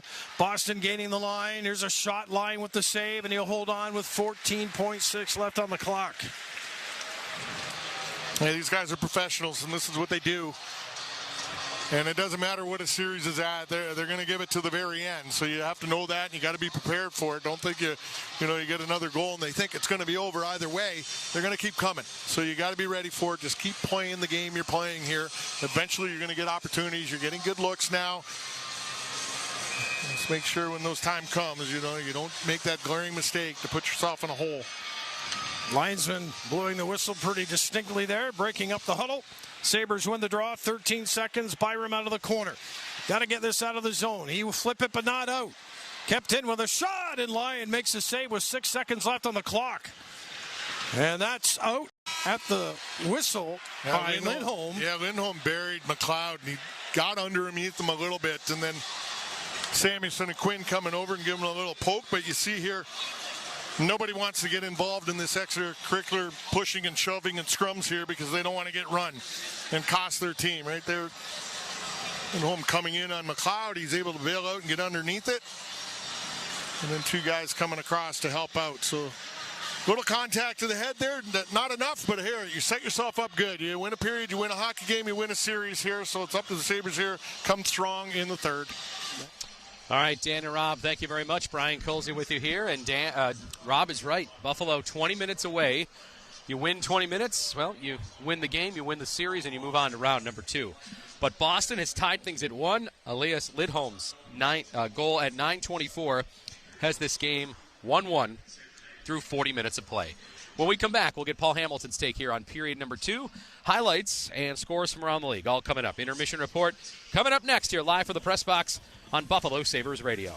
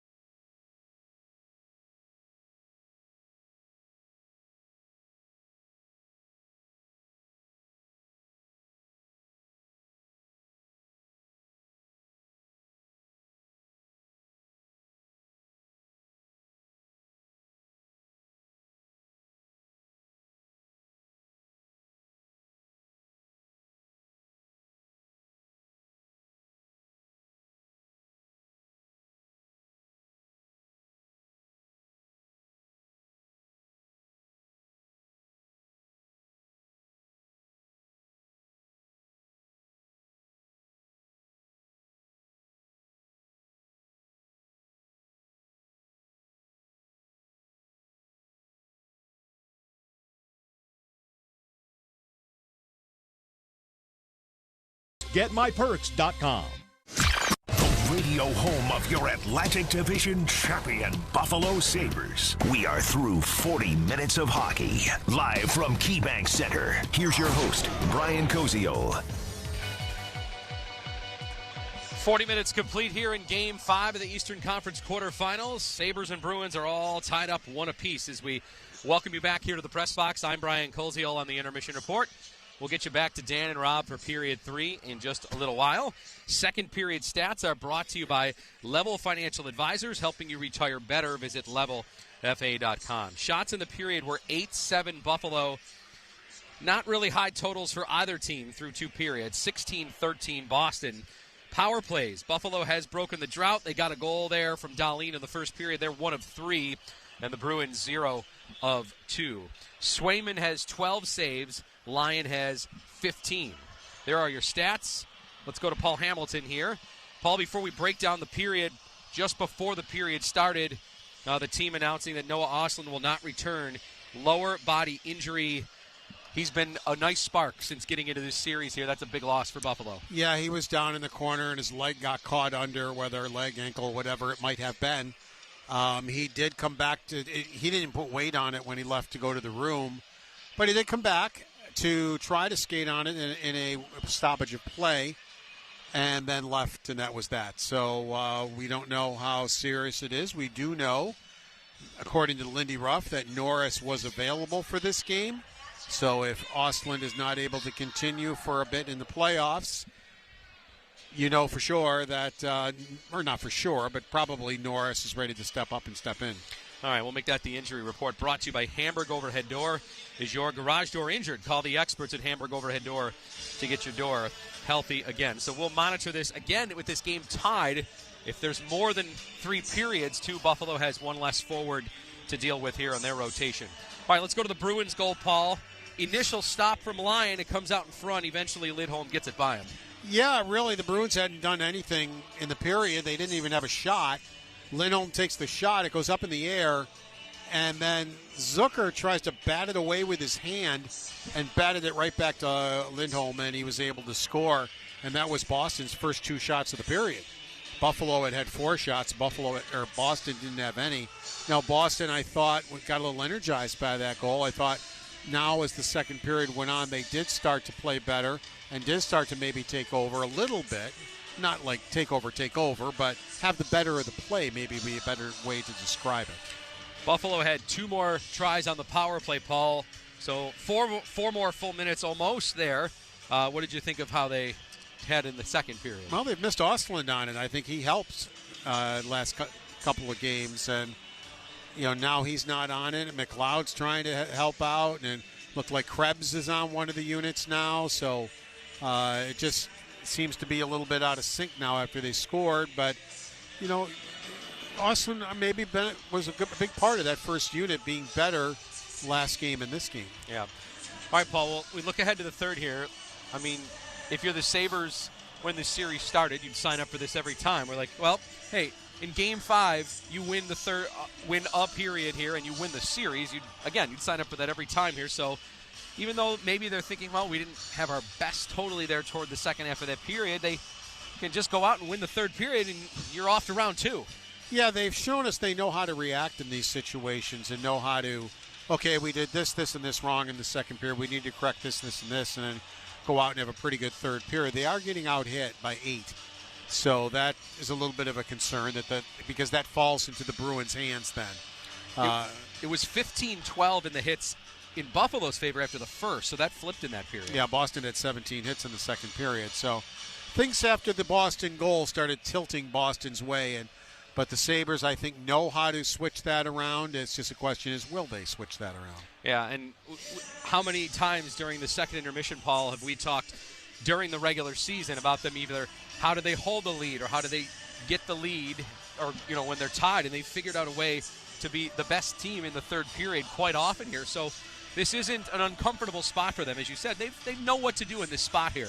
Yeah, if I'm not mistaken, it seemed like most of their 8 shots were earlier in the period than later in the period. So they just got to get their feet moving again a little bit, start getting it in the forecheck, start doing a little bit better that way. Unfortunately, they're down a centerman, so they got guys moving in and out. Kozak's playing more than he has, so they're just going to have to overcome that and see if they can win a period here. I think if they do get another power play, McLeod was taking Ostland's spot there, it looked like, for a little bit. So he was. We'll have to check that out. Okay, Paul, thank you. We will talk to you after 3. Doesn't mean it will be over, but either way, we'll talk when it's after 3. All right, Paul Hamilton with us here. Paul, of course, will have live locker room reaction. We'll have both coaches, Marco Sturm and Lindy Ruff as well, and, of course, Paul's final take. Or maybe after 3, we'll be talking about overtime. We'll see. It's 1-1 right now between the Sabres and the Bruins. Well, potential game-changing moment for Buffalo. I don't know, is it the Noah Ostley injury? That could be a tough one there for the Sabres. They will be playing the rest of this game one forward short, so we'll be monitoring that again as this game goes longer. That maybe could be worse and worse for the Sabres. The game-changing moment presented by Buffalo Law. When one moment changes everything, choose the right team. Visit buffalolaw.com. 1-1, Sabres and Bruins. Dahlin for Buffalo in the first, Lindholm for Boston in the second. And that's where we stand, all tied up. Timeout here. When we come back, we will get you the check of the night and the rest of the NHL and the NBA. Busy night there as well. Another Boston team going at it on the hardwood. We'll have all those details when we return. After this, on the Intermission Report, live at KeyBank Center, 1-1 Sabres and Bruins through 2 on Buffalo Sabres Radio.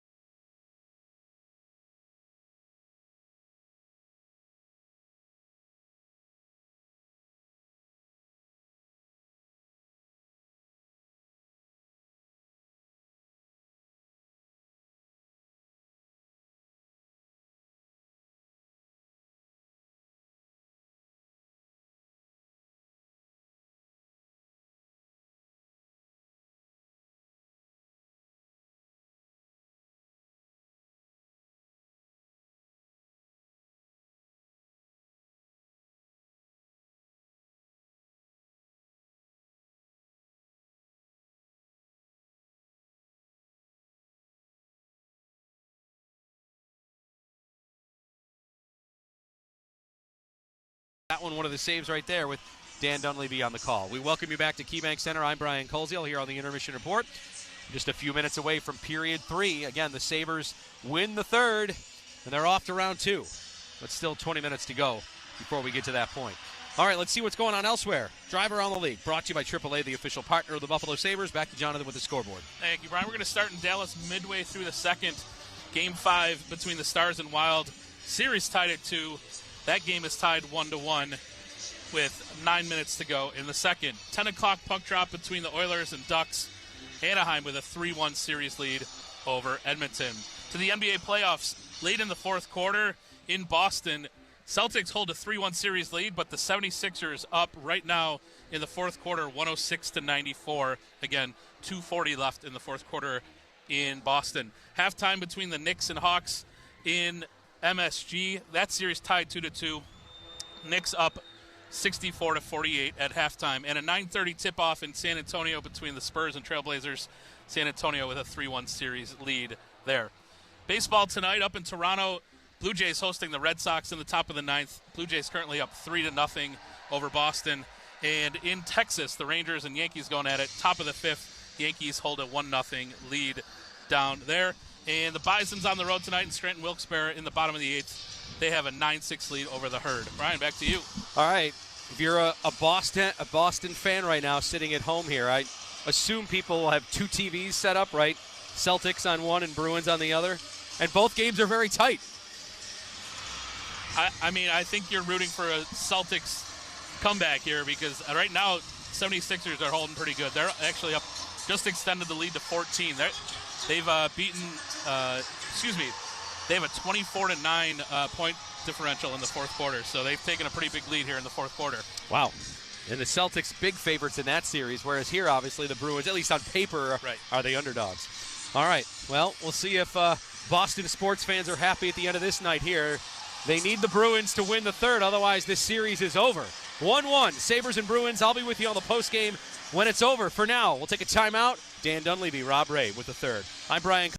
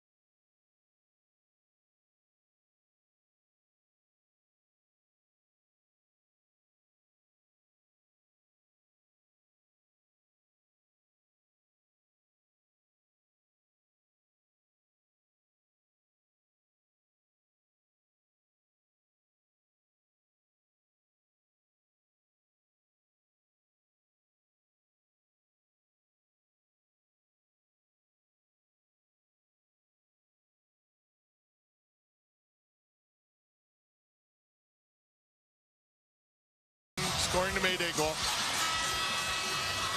Sabres quest to get on to the second round. Yeah, the 50-50, 489,749. Incredible.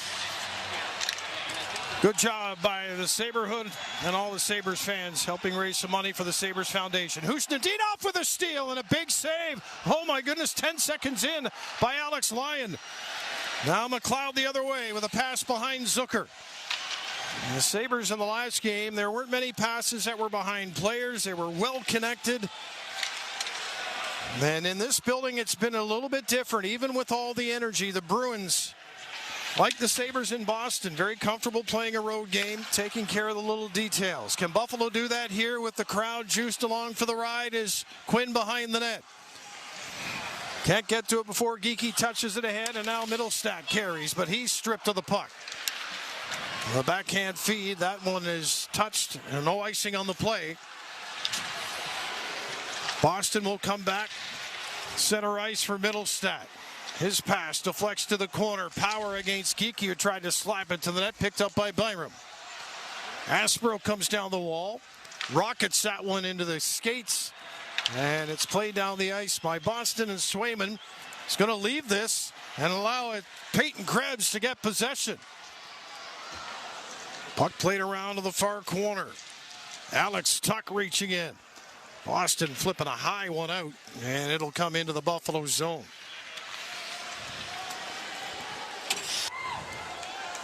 Benson leaves it behind the net, and the Sabres now will start the breakout with Benson.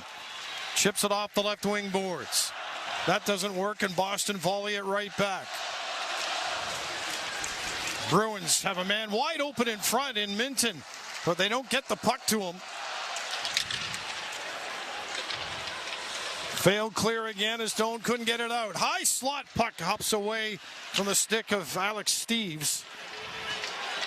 He's then hit into the boards by Kozak as Timmins will come out of the corner. Ahead for Doan. He takes a hit from Kastelik as he plays it into the Boston corner. Bruins again not being held in their own zone. Quickly get it out.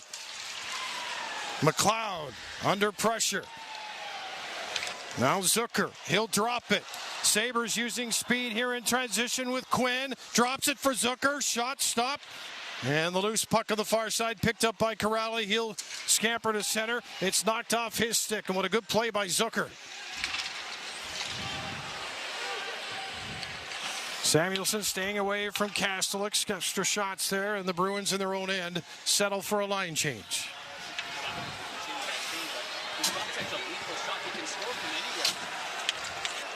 Approaching 3 minutes into this third period, tied at 1. Alex Lyon looking over his shoulder. It's Pasternak with a puck. Pasted to the boards there by Owen Power. Their battle continues, but the puck comes back to the far point. Pasternak waits for it behind the net. He's going to try to come out with it. He does with a shot. And up the side of the net, Zacha wrestles it free. Back to McAvoy. High slot. Pasternak's shot. Deflected wide.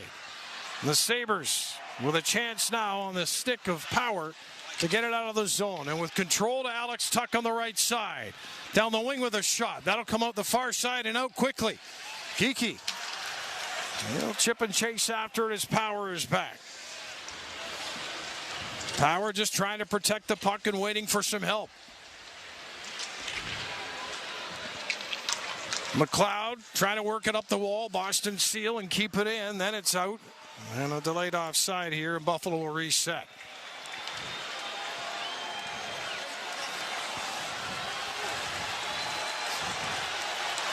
Thoughts on the Sabres breakouts here in this third, Rob? What do they got to do? Well, they got to get guys back. You got to come up with a five-man unit. You see the Bruins here dropping back into the neutral zone, really kind of clogging it up. There's nowhere to go. You got to come up as a unit, get some speed, and attack them. Doan with a shot, and that's blocked away. Benson from behind the net. Samuelson's blast, and that one deflects up and out of play.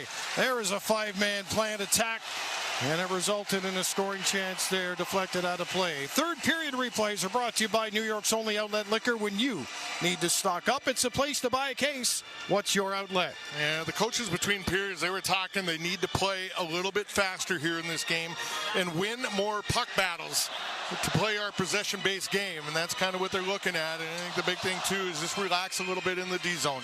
Getting a little bit too anxious in the D-zone here is Boston putting on a push here in this third period. Just slow it down a bit.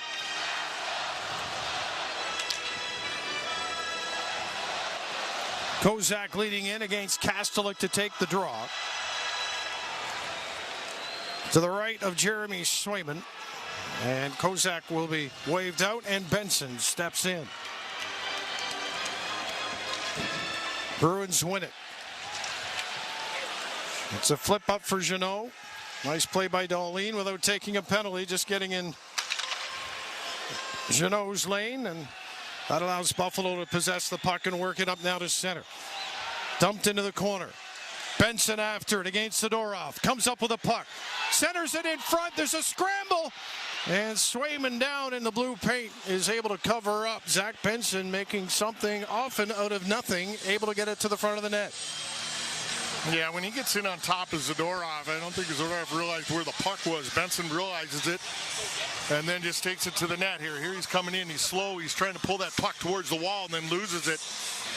And Benson just desperately trying to throw it to the front of the net, and it actually goes off Jeannot, or else it's going right to his two guys coming in the slot. Jeannot gets a piece of it there and then bounces it towards Swayman, and he's able to cover it as everybody converges to the net. And this is what you can do to this D. You get on top of them, they force things, and that puck popped straight up in the air and then landed on top of Swayman's pad. Thompson at the face-off circle in the Boston zone. Bruins win it again. And McAvoy up ahead. This is Steves. He'll fire it into the Buffalo zone. And Buffalo touching the puck. High stick. And high stick, and I think it's going to the Sabres.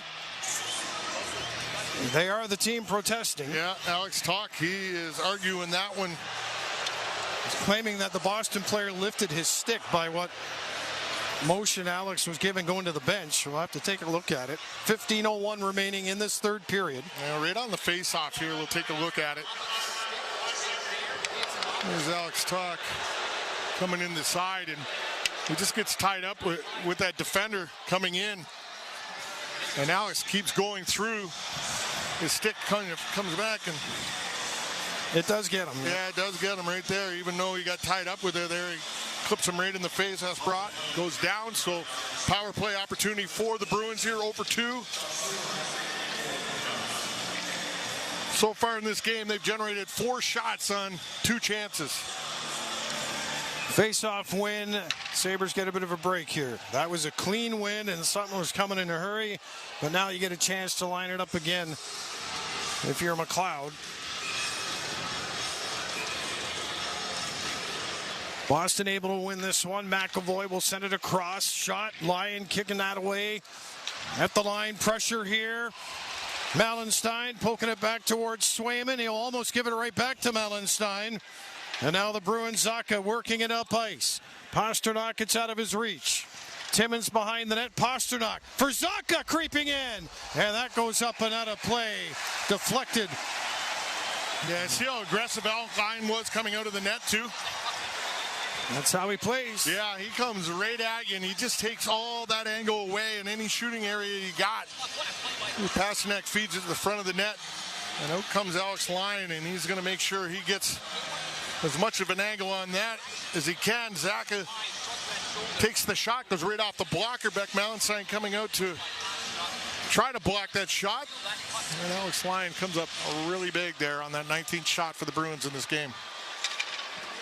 Pasternak at the point. Down the wall, gets it back again. Takes the shot, looking for the stick in front of the net, and the Sabres will clear it down the ice.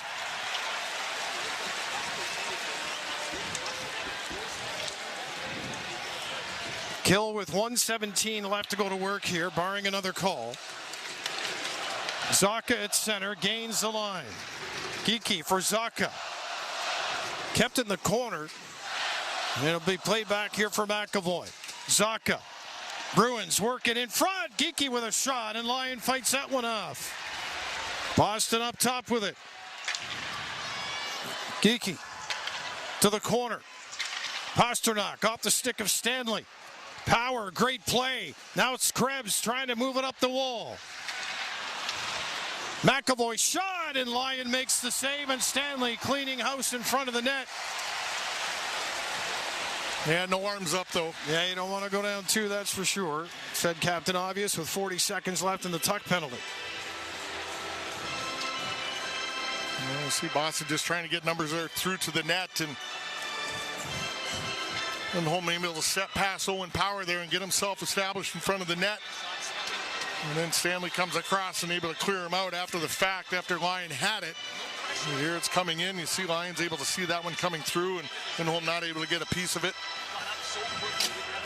Made sure he was knocked to the ice, though, as Stanley there gave him a bit of a shove. Face off to the left of Lyon. 40 seconds left in the kill. The Bruins win it. Shot by Pasternak comes out the far side. Lindholm racing after it.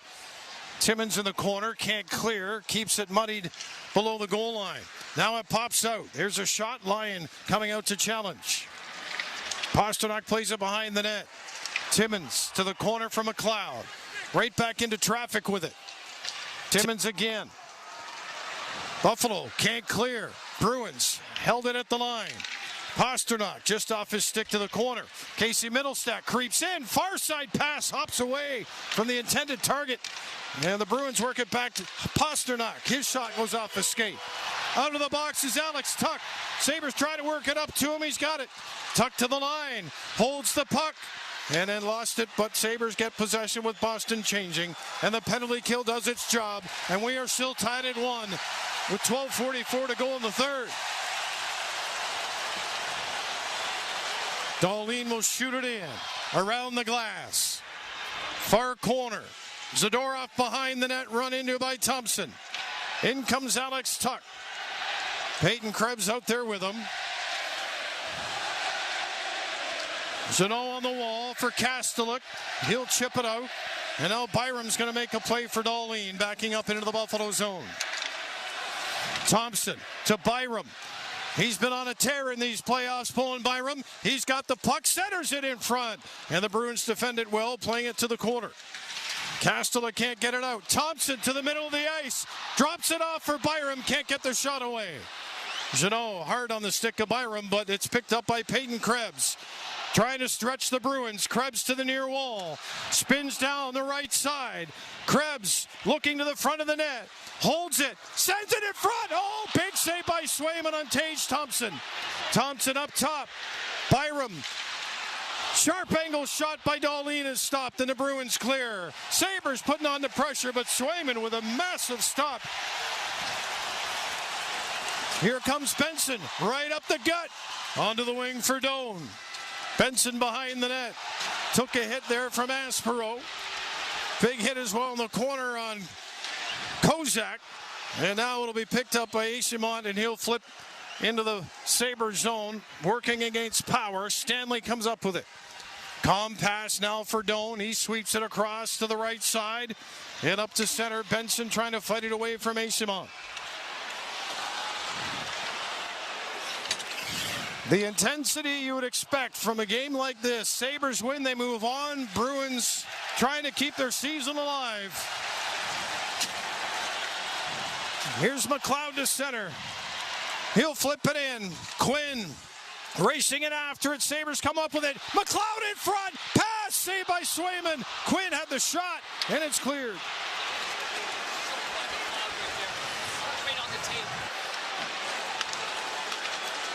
Dahlin from center. That took a deflection off the stick of Hustadinov, and it goes up and out of play. 10:24 to go, third period. 1-1.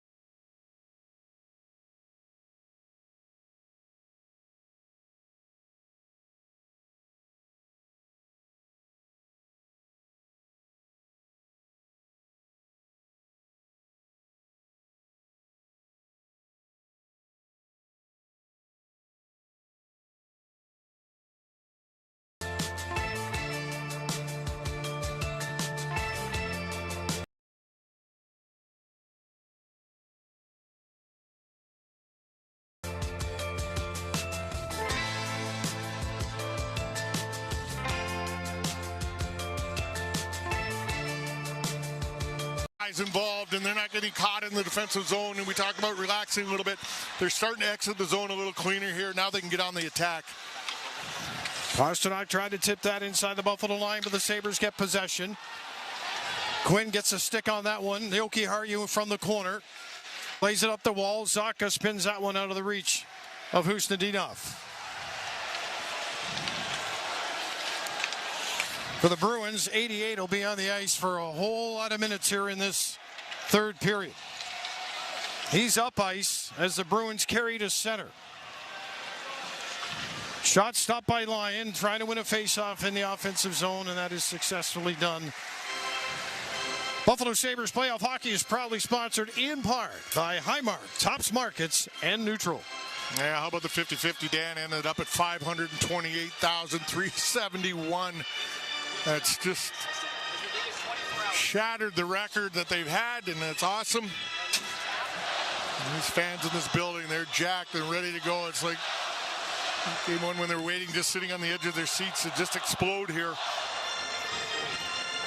Geeky Middlestat on the ice, along with Lindholm.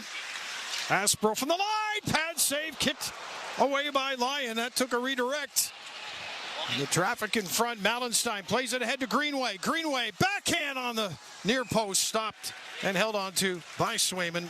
Sabres making sure there's nothing there, both Malenstein and Kozak. Yeah, don't you see too much of that here to the end of this game, because nobody wants to take that extra penalty. Nice job by Greenway taking this one on the backhand. He's just going to get pinched off and pushed down below the goal line, so get it to the front of the net. He got it up high enough. It was a little harder for Swayman to handle. At the other end, there's that shot coming from the point. Casey Middlestat with the redirect. And it snaps his stick in half, but Alex Lyon had to stick that right foot out just to catch that enough. 22 saves for Lyon. Face-off of the Boston zone. Aspro's got a hold of Alex Tuck's stick off the face-off. That goes uncalled, and the Bruins get up to center. Left side on the entry. That goes out of play as McAvoy tried to advance it in. And that face-off's going to stay deep in the Sabres zone, I think. Yes. Alex Tuck talking to the referee about what I just mentioned. He had his stick pretty clearly held on to coming back. Yeah, the Boston end. And sometimes it doesn't hurt to kind of just talk to the refs a little bit and just kind of let them know what's going on. And then next draw, they're a little more aware, maybe looking for it a little bit. So it can't hurt. Minton, Simon, and Steves. Krebs, Tuck, and Thompson.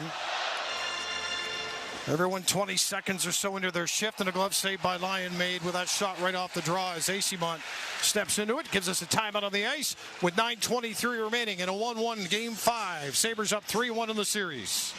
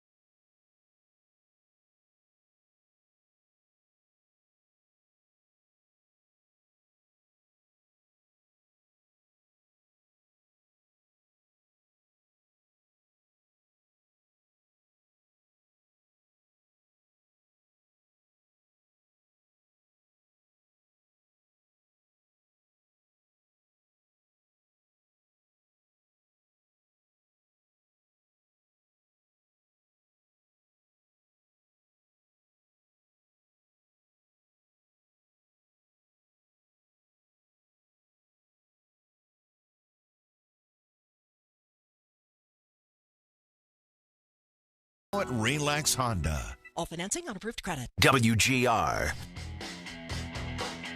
Today's Verizon Reliable Performance belongs to Owen Power, first skater in franchise history with an assist in his first 4 career playoff games, Razor. Yeah, Owen Power's been very good, and we talked about it a little bit in the pregame. It just seems like he's playing so calm out there. Early in the year, you're under pressure. Sometimes it's getting rid of the puck. He's not doing that now. He's even taking the hit, absorbing it, and still being able to make a play after that. He's doing a great job getting up the ice, but he transports the puck up the ice extremely well. Great play at the line here by Quinn. He springs the attack down the right side. Zucker, pass across, and that'll go to McLeod on the far wall. He slaps it around to the corner. Sabres played in behind the net. Aspero racing after him. McLeod comes away with it for Zucker. Pushed off the puck, or at least down to his knees by Zacha. Sabres keep possession. Goal line shot. That's going to come out the far side, and that'll go down the ice. Samuelson's in control of it, though, with 8:50 to go here in the third. Boston changing. Buffalo at best when they keep moving, so they do. Fired in around the right side. Dahlin didn't get all of it. Zucker to the net. Racing after it. McLeod in the corner comes up with it. His pass back to an open point. And Connor Timmins, with Dahlin going to the bench, will hold it here as the Sabres complete their line change.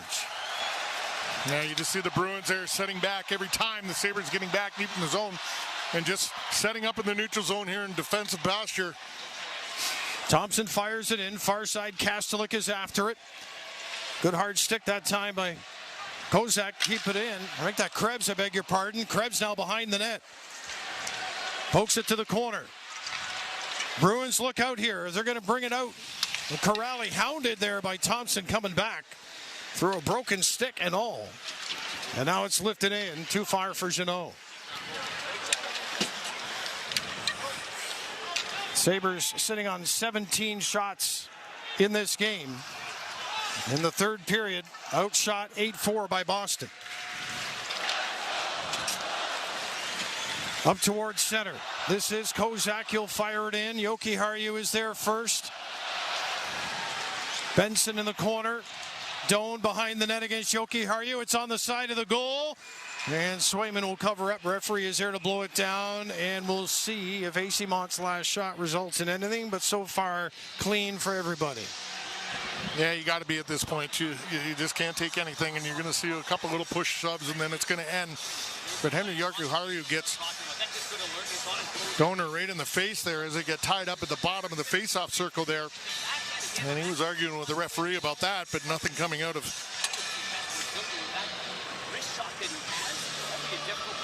Some good hard battling there in front, and it may take a greasy goal here in this one. So puck gets to that blue, you better make sure you got numbers there and be willing to battle. Kozak and Lindholm at the face-off dot to the right of the Boston net with 7:22 to go here in the third. Bruins off the draw in the corner. To the line, and the Sabres. We're going to get offside. Called up the line there.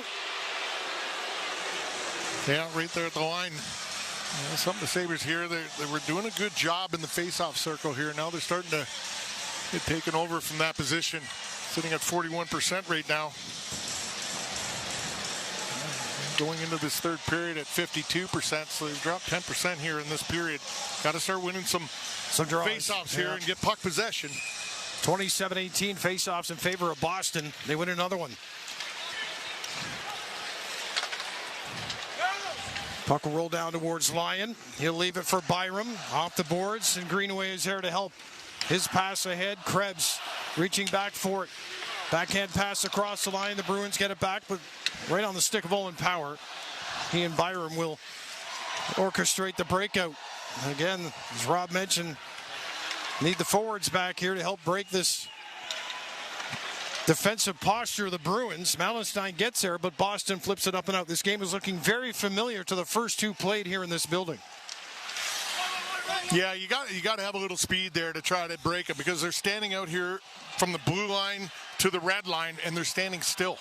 So you got to come up with a lot of speed and try to catch them. Left side on the entry. To the net, Swayman will stop it. The other thing, too, in talking with players in Boston, and you and I talked about it in the last broadcast, when they made this pass up to the blue line. There were 2 Sabres to gain the zone, not just one, and you had the D having to think about who you're going to take. Yeah, so right here, you look, you got 3 guys coming up. There's a long pass, so they have to address the guy carrying the puck and kind of gravitate to the middle a little bit, and then bang to the outside wall, and then they're able to gain the zone. McLeod to take the draw against Zacha. And we're going to do that one again. Again, if you're joining us late, Noah Ostlund, you might be wondering why I haven't heard his name. Left the game in the first period with an injury, did not return. So, yeah, it'd be interesting after the game to find out about Noah, to see if it's going to be fine or not, his lower body injury. Bruins played to the corner, and they got some room to get out of the zone.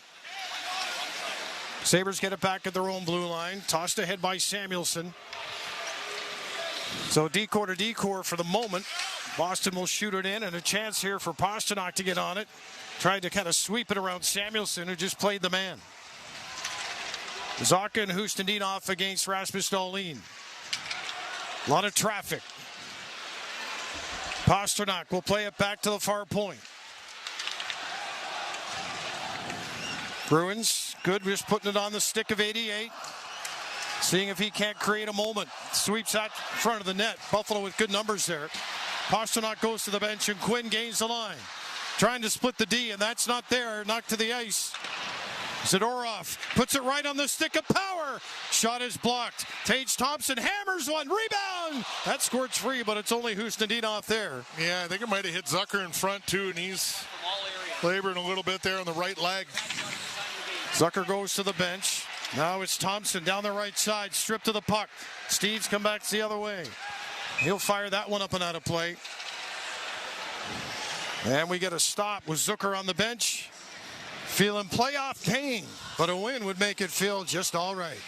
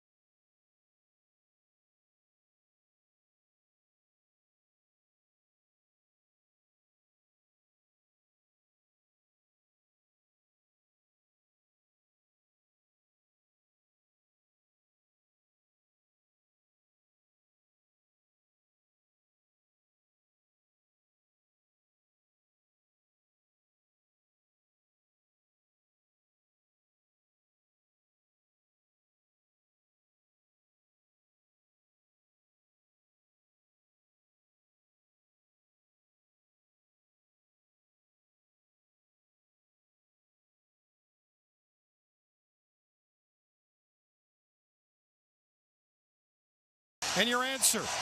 No idea. Donald Audette and Dale Howardchuk are the two names we were looking for. And off the draw at center, the Sabres work it up into the Boston zone. Benson after McAvoy. Aspero plays it up the wall. And this will be sent down the ice. No icing on the play. AC Mont gets there ahead of Byram. Playing positional hockey here on the Bruins forward. Back to Aspero. He kicks at that puck. Sabres now with 4. 2 back for Boston. Power onto the wing. Doan. Power tried to center. Sabres are all deep. And here come the Bruins, but they're slow out of their zone. And not out of the zone yet as Benson puts on the pressure. McAvoy can't clear. Quinn keeps it in. Chops it to the corner. McLeod after it. Just out of his reach. Boston will flip this one up. There's a battle at the line. Middlestat reaching for it. One-handed play on the stick there by Alex Lyon.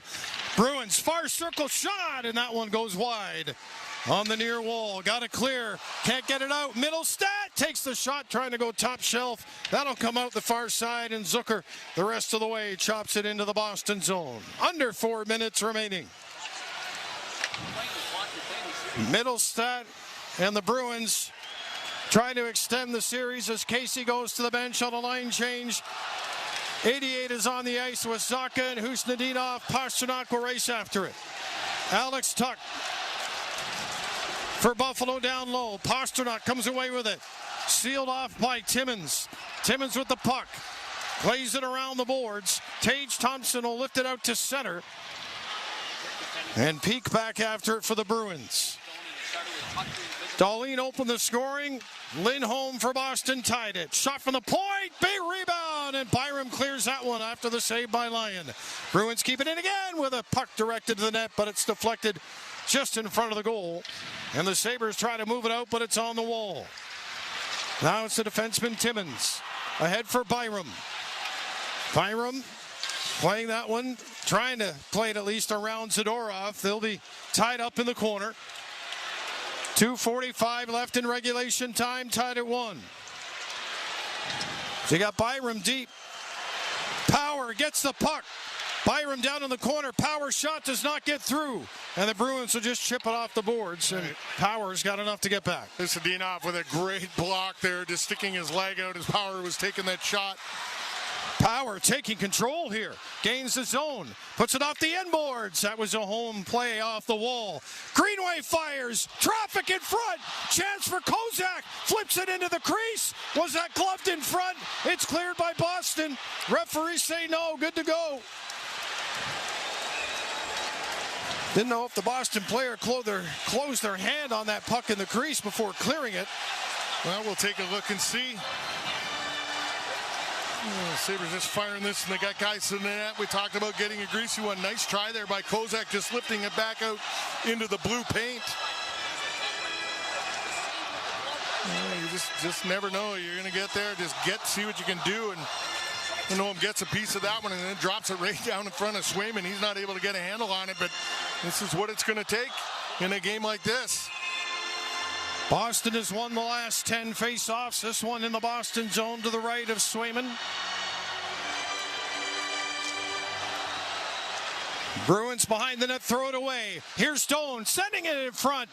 Just trying to hit bodies there at the line. Doan, right boards. Sends it to the corner. Up top for Samuelson for Rasmus Dahlin. The Sabres captain, the goal scorer. To the net. That drop in front of the net and knocked down in front of the goal with no call was Doan. Yeah, he's battling there, and I think just gets pushed down. Yeah, this is a nice job here by the Sabres. Knowing the time on the clock, get the puck to the point, get guys battling in front. Look at they're battling in front here. Sticks between the legs, that's what the fans are looking at, and Doan as well. Right there. Yep, down he goes. They miss a clear trip here. I know he's going down, though. That's probably what the refs are thinking. He's not really skating, though. It's between his legs, and he's pushing on him. So, trips more if he's moving. Face off, this one won by Buffalo, but the Bruins are going to come out with 1:40 to go. You're pretty much in overtime now, folks. Puck deep in the Buffalo zone. Krebs has got to get it out. He doesn't. Bruins now holding it. Played around by Husnudinov for Pasternak. Thompson behind the net. Plays it to the corner. Up and out to center. Krebs will play it across with 1:15. Thompson shoots it in. Far corner. Krebs can't keep it on the wall, and the Sabres have to back out. Power would have been offside if he gained the line, so he's going to carry it back. And now Power will get to center. Onto the wing for Quinn. 1 minute left here in the third period, tied at 1. Power's got to make this work at the line. He does. Across for Byram's shot. Blocked it away by Swayman. Quinn in the corner. Bruins are going to have numbers coming back here. Up towards center. Middlestat looks to the wing. And that is an offside call. Nicely broken up that play as it entered the Buffalo zone. McLeod. Yeah, good job here because they got a rush here going to the net and just got enough stick on it there just to slow it down a bit. The guy's crossing the line and see when you rough. Adjusting his guys to get him out there and just going back to the line that had the opportunity when they got it down deep and just went to the net here. And I would expect that was the instructions. Samuelson, Dahlin, Kozak, Doan, and Benson. Bruins though with the puck.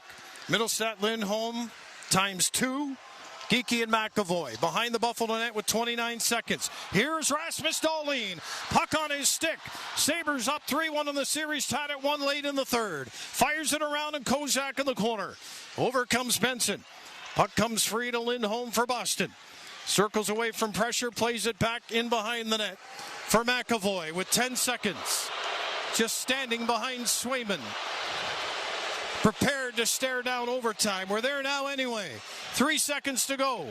Lindholm to center, won't even get a shot away. And for the first time in this series, this series is going to overtime. Wow, it's been a fun game here, back and forth. Good opportunities at both ends. Not a tremendous amount of shots after 3 periods. Only a couple goals scored but it's been a hard fought game, and it's been a fun game, so I don't mind watching a little more. Bruins. Time game of this series, 1-1, Boston and Buffalo. Dahlin for the Sabres back in the first. Lindholm for the Bruins in the second. No scoring in the third. All right, when we come back, we'll get Paul Hamilton's take on the third and obviously look ahead to the overtime. Next goal will be your winner. Well, we still got the intermission report coming up. We'll take a timeout. Intermission report on the way here on Buffalo Sabres Radio.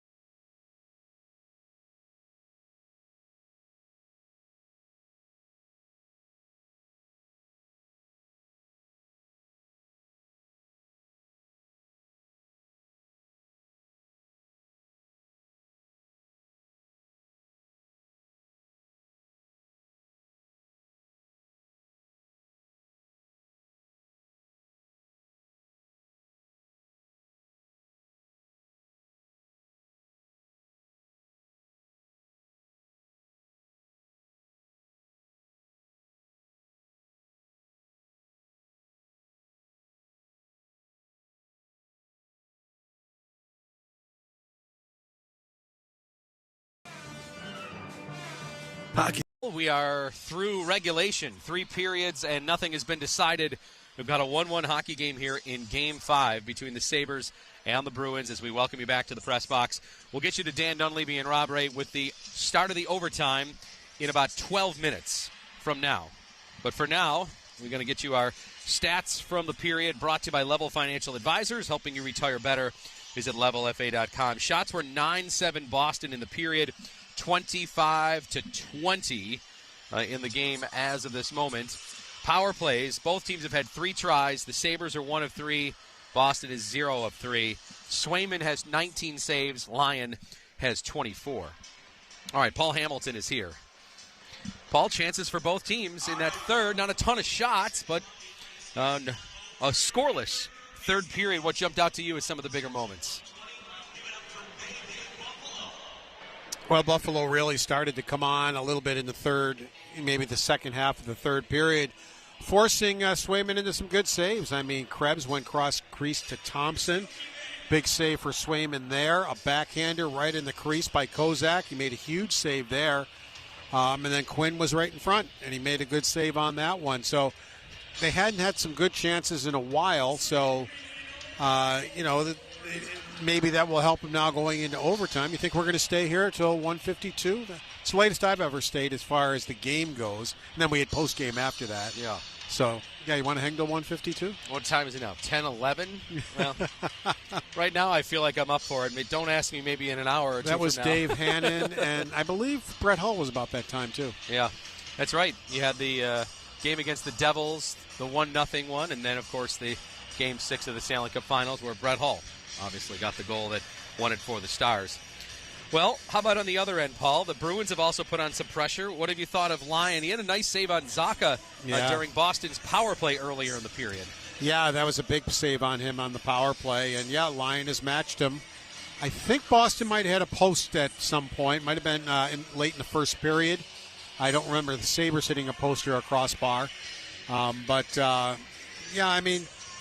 Guys like Thompson have been kind of quiet. He made a nice play on the goal for a pass, and then he did have that opportunity in the third period on the cross-crease pass. But other than that, he's been kind of quiet, actually, for the series. I mean, he exploded in the first game and basically won it for the Sabres. But other than that, he's been kind of quiet. Have the Sabres passed up on a couple of looks? Yeah. Guess who? McLeod. Yeah. That one, he more passed than off once. to Quinn. That was the one when he was right on the doorstep. Yeah, more than once. Yeah. I mean, he can't get it out of him. I mean, he just is not going to shoot. He's always going to. And Quinn actually got a good chance in front. He didn't get a lot on it, but he was directly in front, and probably if he could have got a little more on it, would have had a good opportunity to score there. Now, let's just remind everyone, of course, Noah Ostlund unavailable for this overtime. He did not return after leaving the game late in the first period. So Buffalo playing a forward short. Obviously, the longer this goes, Paul, that can be more detrimental to Buffalo. Kozak has done a lot of double shifting. McLeod, Krebs did a little near the end. Thompson finally did. I was kind of wondering why he wasn't getting some double shifts in there. But Kozak, for whatever reason, seems to be doing it the most. Krebs, Thompson are the only Sabre and Tuck. Those are the three Buffalo forwards that are over 20 minutes as of this moment. Krebs seems as though he's been playing in almost every situation.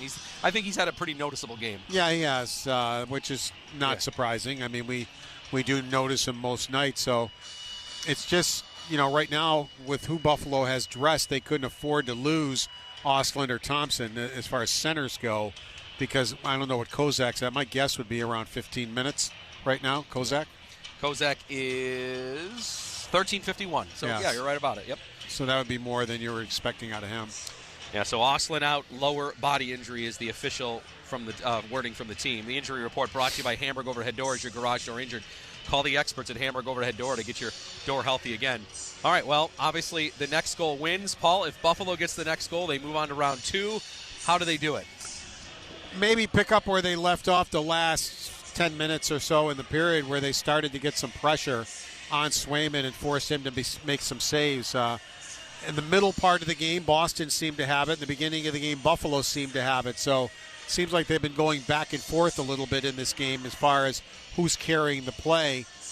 This is, other than Boston's win, they're probably their best game that I've seen out of them in the 3 games that Buffalo won.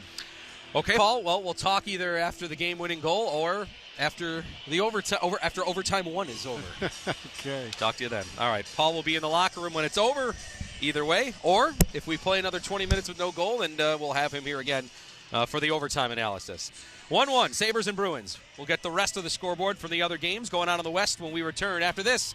Live in the press box. We're tied 1-1 through regulation here in Game 5 on Buffalo Sabres Radio.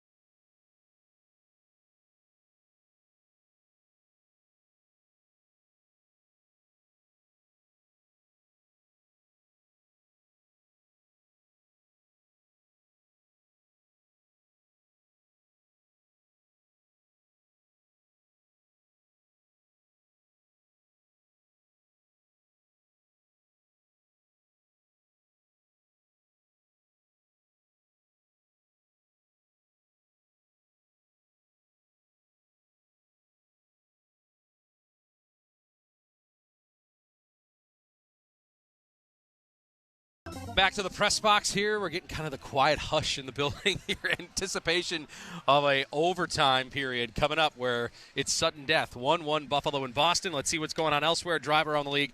Brought to you by AAA, the official partner of the Buffalo Sabres. Back to Jonathan Koziel here, and the Wild taking control in their game, John. Yeah, series tied 2-2 in Dallas.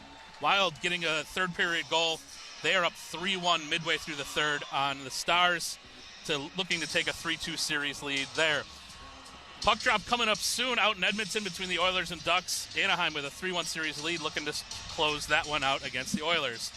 NBA playoffs tonight. 76ers staving off elimination, making the series 3-2 Boston. 76ers winning that one 113-97 over the Celtics.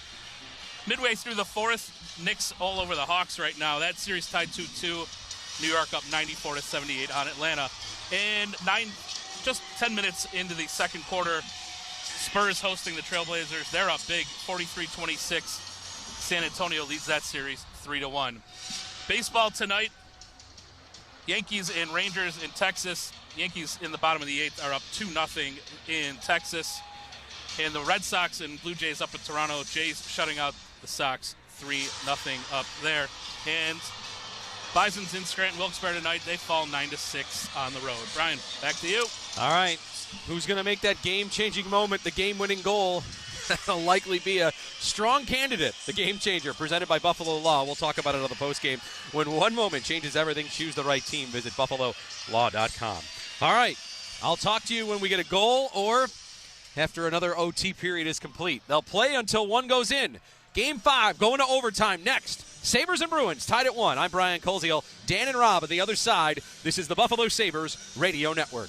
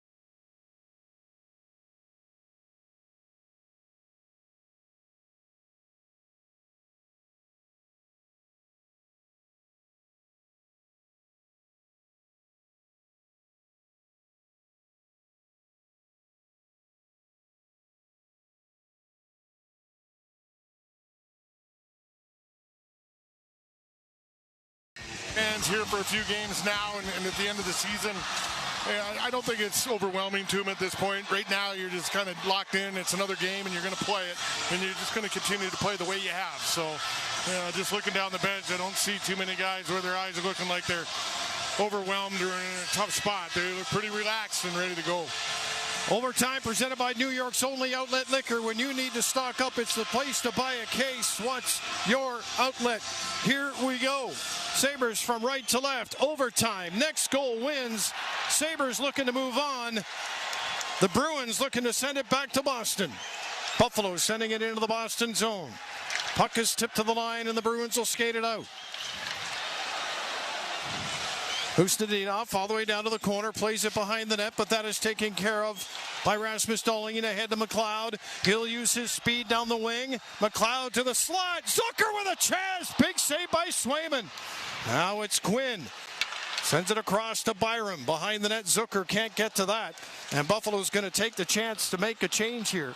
As the Bruins, Pasternak just inside the line, sends it wide of the goal. Middlestat. Over on the far wall. Thompson Does enough to get it out. Can't advance it, nor can Peyton Krebs. And the Bruins are onside as Middlestat plays it behind the net. Down comes Lindholm. Against Byram. Now Geekie with it. Dangerous player. Backhand in front. And it goes all the way to the far wall. Sabres will bring it out. Flipped in to the Boston zone by Alex Tuck. Puck played up to Geekie at center, but the Sabres able to wrestle possession back again. Middlestat, end of a shift, goes to the bench. Stanley to Doan, who tips it in behind the net. The Sabres have been perhaps, I guess, forced into playing that kind of a game with the way the Bruins are setting up. Here's a quick up for Benson. It went off of his stick. Aspel plays it ahead and now to center ice. Asimont behind the net. Alex Lyon holds it. His backhand play goes to the wall. Timmins, nice job of holding up traffic, and now it's Doan down the wing for Benson in front. Slides it wide. Doan for Benson. Bruins are going to skate out with it. They'll bring 3 to center into the Buffalo line. Minton tried to go back into the middle of the ice. Benson with a takeaway from McLeod. Down the left wing, he's got a trailer. McLeod holds it. Over to the far point. Slapper comes off the end wall. They're standing at KeyBank Center. Well, with every shot,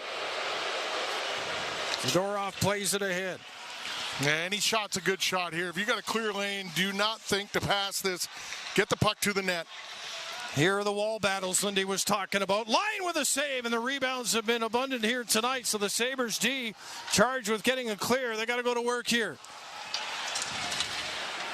Strong play there by Jeannot. He sends it to the net. Lyon had it, and then it was whacked in off his pad and in, and the referee says no goal. Lyon had stopped as it was under his pad, and then it was jammed in. Yeah, I could see the puck from here. It was right under the front of his pad. And if we take a look at this here, this puck's going to go to the front of the net. He's going to make it the save, and that puck is laying right there. But they see the ref. He's only 7 or 8 feet from it, and he decided if we can see one from the front side. Well, if you're saying that, and they're going to look at it, this might be trouble for Buffalo. Yeah, like this. I don't know if we got a shot from the front.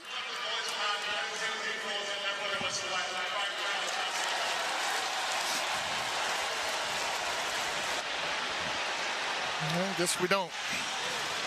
Sabres want to get to the faceoff dot quickly here and force the Bruins to the dot before somebody sees something that you saw.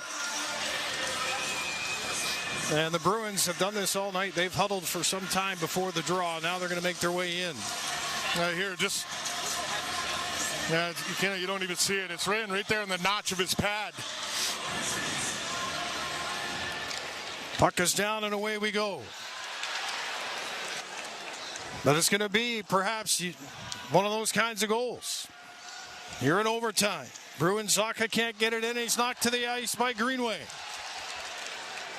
Zaka gets it back again. Nice play by Byram. Greenway just kind of knocked off stride there by Lindholm, and Boston in their own zone. Up to the Buffalo line. Byram, tough defending Zaka there, kind of with his feet square. Big save by Lyon. Far circle shot. Lyon again at the far post with a stop. And Buffalo's got to get to the offense and power from Allenstein. To the Bruins line. Skips around and check down to the corner. Puck comes free. Krebs are after it. Back to the line. Dahlin with a shot, and that goes off a skate to the corner. Bouncing puck will be cleared into the Buffalo zone. Samuelson back after it. Matthias Samuelson for Rasmus Dahlin. The Sabres defense has played such a vital role in the offense. Will they factor in here? Thompson tried to get it to the net. It's blocked. Bruins looking to work it out of the corner. This will not go for icing. Waved off already by the linesman. 4.5 into overtime. Peyton Krebs up the middle. Krebs with a shot. That's off the boards. Into the corner. Doan holding it against Peak. Doan trying to take it to the corner. Walks out from traffic. Krebs. He's got traffic in front. Back to Stanley. Across. Timmons' shot. That is blocked. And it goes out of play for a stoppage. I say just keep rotating the puck here because the Bruin D, watching them coming off, their heads are hanging. They're a little tired. If you can get it down where start rotating the puck here a little bit, get a little cycle going, and get them moving, chasing you a little bit just to wear them down. Yeah, Peak and Zadorov, I beg your pardon, they were both on for about a minute on that last shift. And in overtime, that's not going to work. Yeah, and that's about 50 seconds too long for one of them. I know where you're going. Bruins win yet another draw. And you can see how that has Buffalo chasing the puck, trying to get it back again, as Benson has done his best all night to do that. Lying behind the net. He's going to play this one down the ice. Well, that's going to be an icing call against the Sabres goaltender. Yeah, that's all right. He probably seen something that he didn't like there and didn't think it was going to be a good opportunity to get the puck moving clean. So if you got to take the whistle, you take the whistle just to slow the pace down a little bit. And pretty sure we'll see Pastrnak. Yep, there he is over the boards with the offensive zone draw here in the overtime period. Zacha, Pastrnak, and Husendinov backed up by McAvoy and Aspero. The Sabres, though, with the face-off, possession one. Here's Logan Stanley. Up to center. He'll shoot it in. Again, the Bruins are first to the puck, and Aspero, as Buffalo is changing, gets the play up to the Buffalo line. Owen Byram. Bank pass off the boards to center. Quinn coming back into his own zone. Boston between the two blue lines as McLeod carries it in across the line. McLeod tied up there by McAvoy, no call. Here's Quinn with a shot. Loose puck in front. Sabres still fighting for it. Zucker. Boston from the corner, flip it out. Look out here, Byram against Pastrnak. He's got a man in front. And Lyon tips that one to the glass. Jeannot against the boards, tied up and up there by Power. Great defending by Owen, and now it's carried up by Tage Thompson. Zucker with him. Buffalo changing, and Jeannot's got some time here to get it out towards center ice, and it's lifted in to the corner. Samuelson away from Kastelik. Dahlin up the boards, can't get it out. Kastelik against Samuelson, erases him, does Samuelson. And now it's picked up by Tuck. He'll send it ahead to Matthias. Samuelson fakes shot, stopped by Swayman. I think the puck stuck on him the first time he attempted the shot. And yes, this will be an icing call. There's a little bit of wondering in that moment. Yeah, well, if this pace continues here, the way they're going back and forth here, there's going to be a lot of tired guys here, and eventually a mistake's going to happen.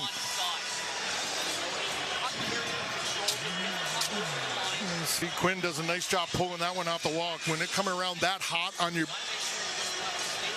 it's hard to handle. And here's the call that everybody got upset about. And it was just McAvoy staying with McLeod as the puck went off over in the corner.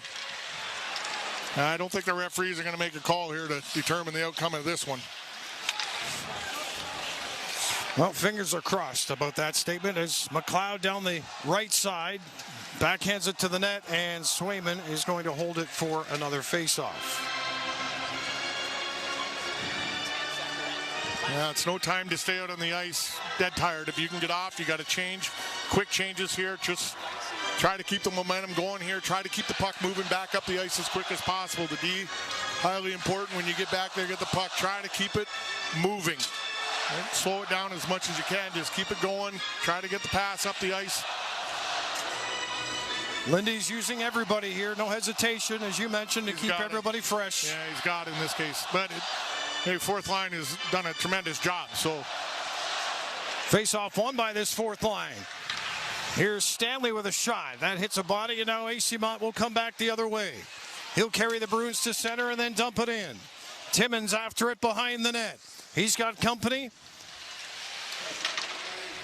Play stays against the wall, and now a chance for Greenway. A pass across to Logan Stanley for Mallenstein, just out of his reach. In comes Greenway, and Stanley has it, turns, fires it to the net, deflects just wide. AC Mont with a stick there on Greenway, and the Bruins will carry it up to the line and just chip it into the corner.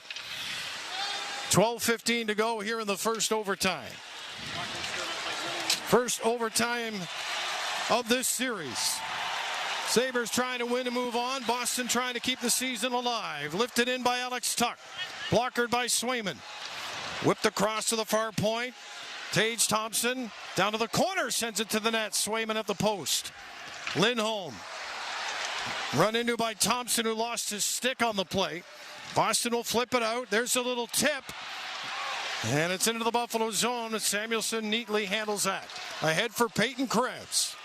Gains the Boston line down the wing, but then it's turned away from him. Followed up by Thompson. Tried to walk inside. Good stick in front to Peyton Krebs. He assesses at the blue line. Peyton Krebs. Shot off a skate against Lindholm in the corner. Krebs is shoved to the ice. Sabres come up with it. Alex Tuck. He'll play it back to Rasmus Dahlin. His puck to the net. Rebound in front. Tuck with a chance. And Swayman the stop. Tuck behind the net. Stick was tied up, but he frees it. Back. Shot from Dahlin. Redirects wide. Thompson at the side of the goal. This is a tired group of Sabres. They're going to have to get to the bench here. Peyton Krebs.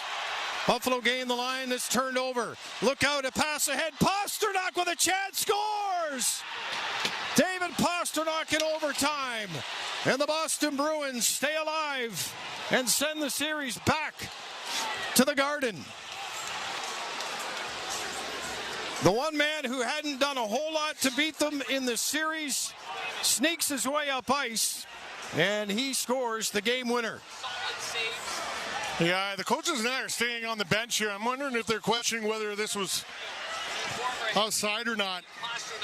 Here's the opportunity. The Sabres in front, gets blocked. Swayman makes the save. And just watch this here as it's flipped up. That's a tough call. Was Pasternak in or not? Coaches are making their way off the bench here, and they've decided it's not. But hey, nevertheless, you knew they were going to come in here tonight. You knew they were going to come hard and give them the best they got. So it's a matter of going back on the road, and you prove you can win at the Garden. Go down there and win it.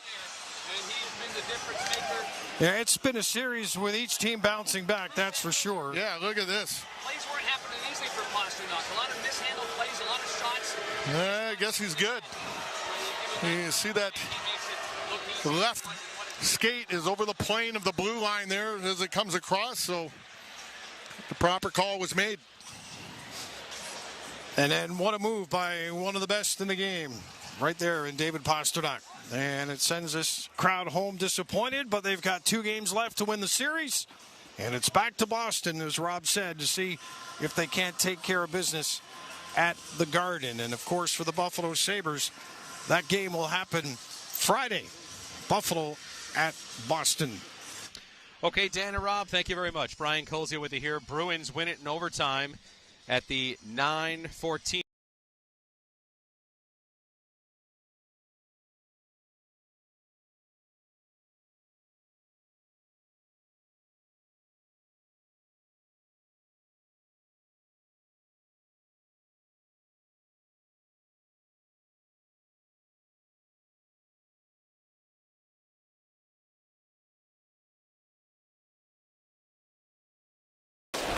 On the right wing, cycles it to McDavid to drive. Sidle, and Edmonton is up 3-0.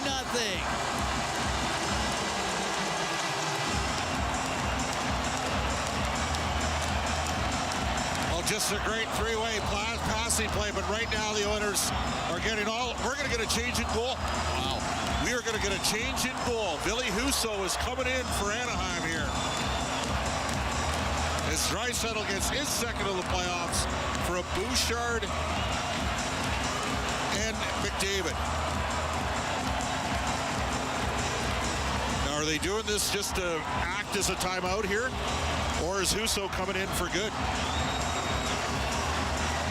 Well, Anaheim's going to do something to change the momentum. We're 10-13 into the first. It's 3-0 Edmonton. And Rogers Place is coming unglued. Ville Husso into the game.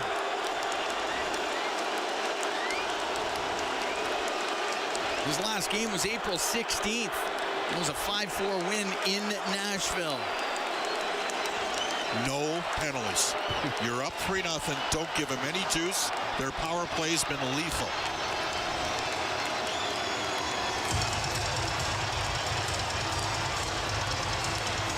Colson, Hyman, and Draisaitl, the goal scorers for Edmonton. They're up 3-0 here in the first period of Game 5. On the right wing, Moore got it to the line, didn't get it out. Then Lazar got spun around, penalty coming up to the Ducks. As Lazar got dumped. Viel's trying to get into it with Emberson. Take the punch. Yeah, Emberson's having none of it. Let him punch you, let him. Well, the Oilers are going on the power play. We got 9:29 to go here in the first. 3-0. Edmonton leading the Ducks in Game 5. We'll be right back from Rogers Place. It's Ford Dealers NHL Hockey on the Oilers Radio Network. Meet Joe. Joe knows that a happy partner equals a happy trip. Joe.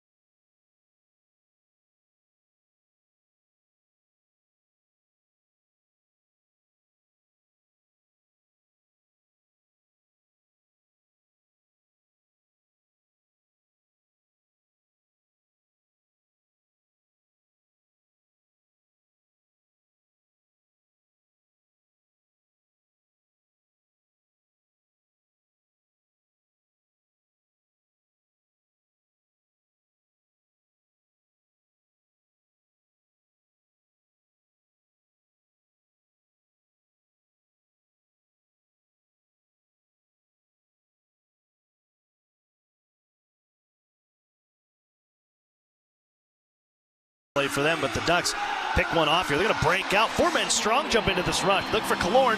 Poked away and just kept in deep. Killorn's going to find it again off the body of Hyman. Feeds Paling for a one-timer. Rings it off the crossbar.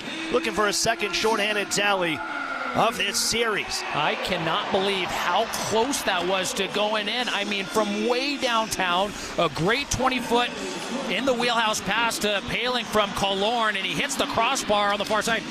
McDavid speeds into the zone, then hands off to Draisaitl. Bouchard, Nugent-Hopkins, and then Bouchard center point. Leon Draisaitl, corner for McDavid, walks the line, trying to jam it home, and it's stopped by Ville Husso. And lifted off a stick and out to neutral ice. That was a great clear from Tyson Hines under duress. He was being pressured by Leon Draisaitl, who was actually above. He, with that long reach, was able to outreach Draisaitl's stick and get the clear. 55 seconds left on this power play. Draisaitl holding it center ice. McDavid gets back on side and try to walk it through the PK unit. Not going to happen. Turned aside by the Ducks and down the ice. Yeah, another great clear that time by Ryan Paling. And oh boy, look out. Here comes Connor McDavid. Back in, hands off Draisaitl in the zone. Hyman and then Draisaitl. Now McDavid on the near side. At the right wing circle. Up top for Bouchard. Return to Connor McDavid. Shovels it back to Bouchard. Waits. Gives down low to Nugent-Hopkins. Trying to go back up top for McDavid off his stick, but he's still able to pick it up. 97 in Navy. Draisaitl in the corner. 20 seconds on the power play. Trouba wraps up McDavid. They'll feed it to the far side boards. Bouchard has to hustle to get this one, but he'll slide out to the neutral zone. With 10 seconds left on the kill. Quickly back in for Draisaitl right side. Watched by a couple of Ducks. Played along the boards, picked off. Here comes Anaheim through center. Terry, 2 seconds on the kill, trying to drag into the zone. Stood up by Bouchard. Power play is over. The Ducks have killed this one off as the Oilers control. It just goes to show this game is not going to be an easy one. Troy Terry, oftentimes on one-on-one situations, he's able to put it underneath the defenseman's triangle. In that case, it was Evan Bouchard, who wasn't having none of that great stick-on-puck action by Evan Bouchard. There's a one-timer right in front of Husso, and missing wide is Rosovic. Given right back to the front, picked off by Terry. Ducks move ahead. 2-on-2. Feed a man right side. It's Carlson. Jams and breaks. Nicely knifed away off his play by Wallman. Oilers take back the puck. Now to center. The stretch passes. Intercepted by Lacombe this time. And here comes Hellison in with Ryan Paling. He runs this one back behind the net. Wrapped up by a pair of Oilers. Ekholm trying to move it. McTavish crashes into him. Bounces this puck to the front off the blocker of Ingram, and it's poked into the far side corner by Hellison. Moved by Doc behind his own net. Return to Doc by Ekholm. Comes to the right point. Hellison will keep in. Just pushes it back down the boards. Takes a hit to make that play, but will be lifted back to Ducks ice as Jackson Lacombe takes over. 6:50 now. The goaltender wiped out. Doc got a little close. Billy Husso has words to exchange with the officials as the Ducks look for a passing option ahead. They're finishing a change at the bench right now. Yeah, I'm sorry. There's just no excuse for the officials to miss that one. Why? Because the puck carrier on the ice is behind the net, and that's Billy Husso's net. I mean, the whole play was right there, and, well, this might be a make-up call. Granlund hauled down. I think he's taking both. The official has both arms pointing at 2 men. Let's see what is whistled. Both doors are open. 29, 2 minutes for holding. Anaheim 64, 2 minutes for embellishment. Wow. This is incredible because Mikael Granlund, he's pushed backwards. He falls backwards on the play. How do you embellish that? 4-on-4 hockey. When we come back, 3-0 Edmonton. You're listening to Duckstream, powered by TuneIn.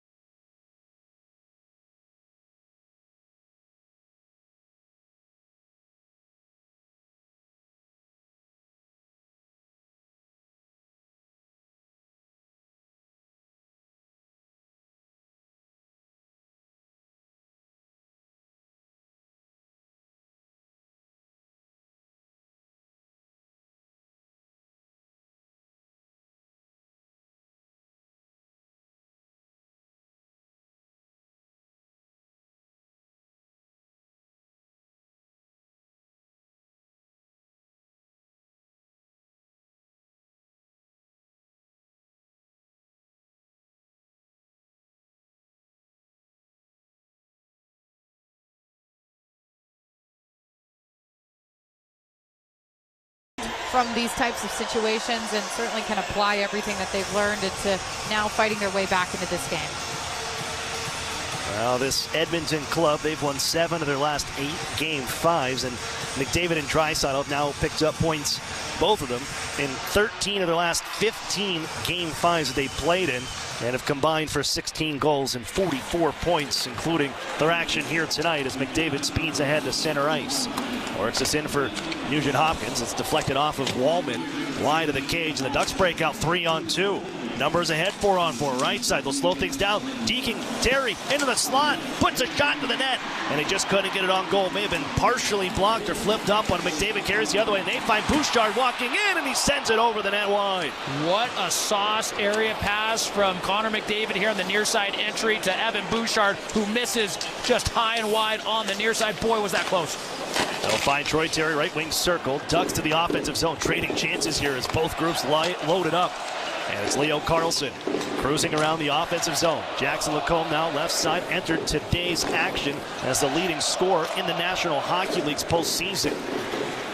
Jackson still with it, and it's now Leo Carlson, Seneca. They trade places. Skates down the right wing side. It's face-off circle now. Takes it behind the cage. Back at Seneca. Stripped to the puck. Got it right back. Working on Connor McDavid. Now shovels it on the near side. It's forced out to center ice. Ducks making a change. Just on is Cutter Gauthier. He brings it back into the offensive zone, trying to run through 3 Oilers. And they strip him of the puck. And they'll settle things down with Ponkolzin.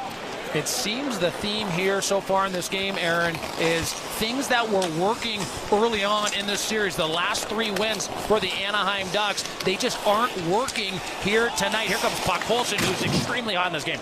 And he just rims it behind the net after taking a hit from Mintyukov. Mintyukov will find it on the near side circle and send this ahead. 4-on-4 for another 20 seconds. Seneca still out here. He goes to the right wing side and stashes this one in deep. Gauthier chasing. That's a D-to-D play by the Oilers, and Savoy will drop this back for Murphy to skate ahead. Connor Murphy, right wing side, into the offensive zone, puts one off a stick, up out of play with 3:52 to go, first period. 3-0 Oilers. Anaheim with just 2 shots on goal to the Edmonton Oilers 10.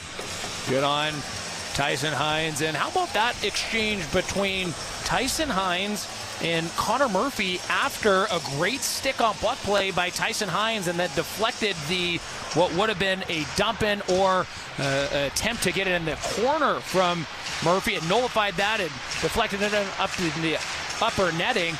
But it's just a quick nod between both of them. And I think that was just Connor Murphy saying, hey, good job, kid. What a stick-on puck play that was. Murphy again with possession. Hands to his partner, Jonathan Nurse. The shot sticked aside by Ville Husso. In case you're just joining us, Husso came in to replace Lukáš Dostal after the Ducks gave up 3 in the first half of this period. Back to 5-on-5 action as both men are released from the penalty boxes. Grayling and back just on. He'll head to the bench as Kreider dumps this one in deep. Chases after his own shooting. It's worked around McTavish. And now Draisaitl finds it, sends it ahead. He's got Roslovic one-on-one to the offensive zone. Duck step up. Roslovic gets around him and trying to stuff it in near side post. It's kicked out by Husso. Back onto his Roslovic. Hands to Draisaitl on the left wall. Quickly skips this across the zone. Renberson now left side Nurse. And here's Draisaitl feeding it back door. And it goes off his skate. They couldn't get it onto the cage. Keep it in though, right wing side. Here's Colton Dock heading behind his own net. They're under the offensive net. Left side, another centering pass attempt by Draisaitl. That's intercepted, and off goes Paling. He'll dump it in, and the Ducks will change. Well, maybe the most unfortunate part of that whole sequence, as much as the Edmonton Oilers dominated in their offensive end, was just the reckless clear attempt by Chris Kreider into no man's land without a purpose. He's got to shore those ones up because it went right back on the tape of the Oil. Lazard nice and picks one up by Szymanski. Throws it to the front. It's kicked out once more by Husso. A little touch in front for Doc. Now Szymanski again. Ekholm open. Big drive. Kicked out by Husso. And skated ahead by Mikael Granlund. Then at center ice, left wing side, in with Killorn. Kicks it down the boards, but it's taken away by Bouchard. Quickly flipped ahead as Ponkolzin, who opened the scoring here in this game, coughs this one up to Beckett Seneca, who plays it into the Oilers bench, and a whistle with 2:04 to play in the opening period. We've seen so many of those types of errors, it's like the lack of timing with the Anaheim Ducks. They're just not in their groove, their normal, confident playmaking selves, as Beckett Seneca puts that one into the Edmonton Oilers players bench. Once again, I mean, when do you ever hear us say that, right? Beckett Seneca, a lot like Troy Terry, getting squeezed off before hitting the red line earlier. Passes aren't connecting. They're turning the puck over with multiple different situations to turn the puck over. They got to shore a lot up. Well, this Oilers team, they look as advertised here tonight in the first period that we expected coming into this series right now. They certainly don't look like the team that has played now their 490th game since the start of the 2021-22 season. And that's the most by any NHL team over that span. Bounced out to center ice as Carlson will track this down over the far side circle of zone in with 90 seconds to play in the opening period. Ducks trail 3-0. One-touch play. Here's Carlson. Breaks in. Backhander. Kicked out. Big rebound. And swept aside by Ekholm. Back down to Anaheim ice. What a pass from Cutter Gauthier there. Kicked it out here on the near side. And if Troy Terry was tracking a little harder to the net, he would have potentially got that rebound. Cutter Gauthier tries one from the left wing side that sticked out of play by Connor Ingram. With 1:08 to play as the Ducks get a couple shots on net here towards the end of the period. Hey, Ducks fans, plan your visit to Yamava Resort and Casino at San Manuel, the only casino resort to be awarded the coveted AAA 5-Diamond Aware for both 2024 and 2025. UN. Draw to the right side of Connor Ingram. They went back to him here. Head coach Chris Knobloch announced that at the morning skate press conference and said that he's been our guy down the stretch. They figured in an elimination game, go back to their guy. He's made 5 stops so far, and the Stars have come to play for the Oilers here this first period. On the near side boards, back into Anaheim ice. A rush sends the puck to the near corner as McDavid looks for Draisaitl. Intercepted by Trouba, but kept in by Edmonton. McDavid in the near side corner, wrapped up, forced off the puck. Kreider takes over. 19 playoff goals in games 5 through 7 through his NHL career for Kreider. But it's Draisaitl to handle with 35 seconds to play in the frame. Bouchard skates this one ahead. And one touch this one into the zone by Dickinson. That's going to be picked off. And here comes Beckett Seneca. And the waning moments of this first frame. Here's Killorn. Guides it behind the net. Seneca. Now Mintyukov left point. Quickly D to D. Off his skate, kept in by Carlson. Granlund with a man out to the front. He'll come to Mintyukov. Sends it far boards. 10 seconds ago. Carlson pokes it towards the goal line here. Back down low. Fed off the goaltender by Killorn. Kicked out. And Bouchard, he'll hoist this down the ice as time will expire on the first period. Well, the Edmonton Oilers, with their backs against the wall, they came out to play, scoring 3 goals in the first 10 minutes and 13 seconds. Podkolzin, Hyman, Draisaitl. And that will chase Lukáš Dostal. In comes Ville Husso after that third goal, as the Oilers holding Anaheim to just 5 shots on net in the first period. Well, speaking of things just not going Anaheim's way, right? How about that simple, or what looked like a routine D-to-D play by Pavel Mintyukov to John Carlson? It went right through the blade of John Carlson there on the far side point. I mean, once again, when do we ever relay that message that a puck goes through the twig of John Carlson? The Ducks, they're just not catching the lucky breaks. In fact, quite unlucky a lot of the sequences. The good news is they picked up their pace, and no matter what transpires for the rest of the game, they need to continue to play how they finish off that first frame, and that's just moving their feet, right? They seemed a little bit more fearless. Anytime they grabbed the puck, they had more confidence that last 5 or 6 minutes, so they got to keep it going. 40 minutes of hockey still to play. Don't go anywhere. We'll come back with the intermission report. Alexis Downey joins the broadcast. Back after this. You're listening to Duckstream, powered by TuneIn.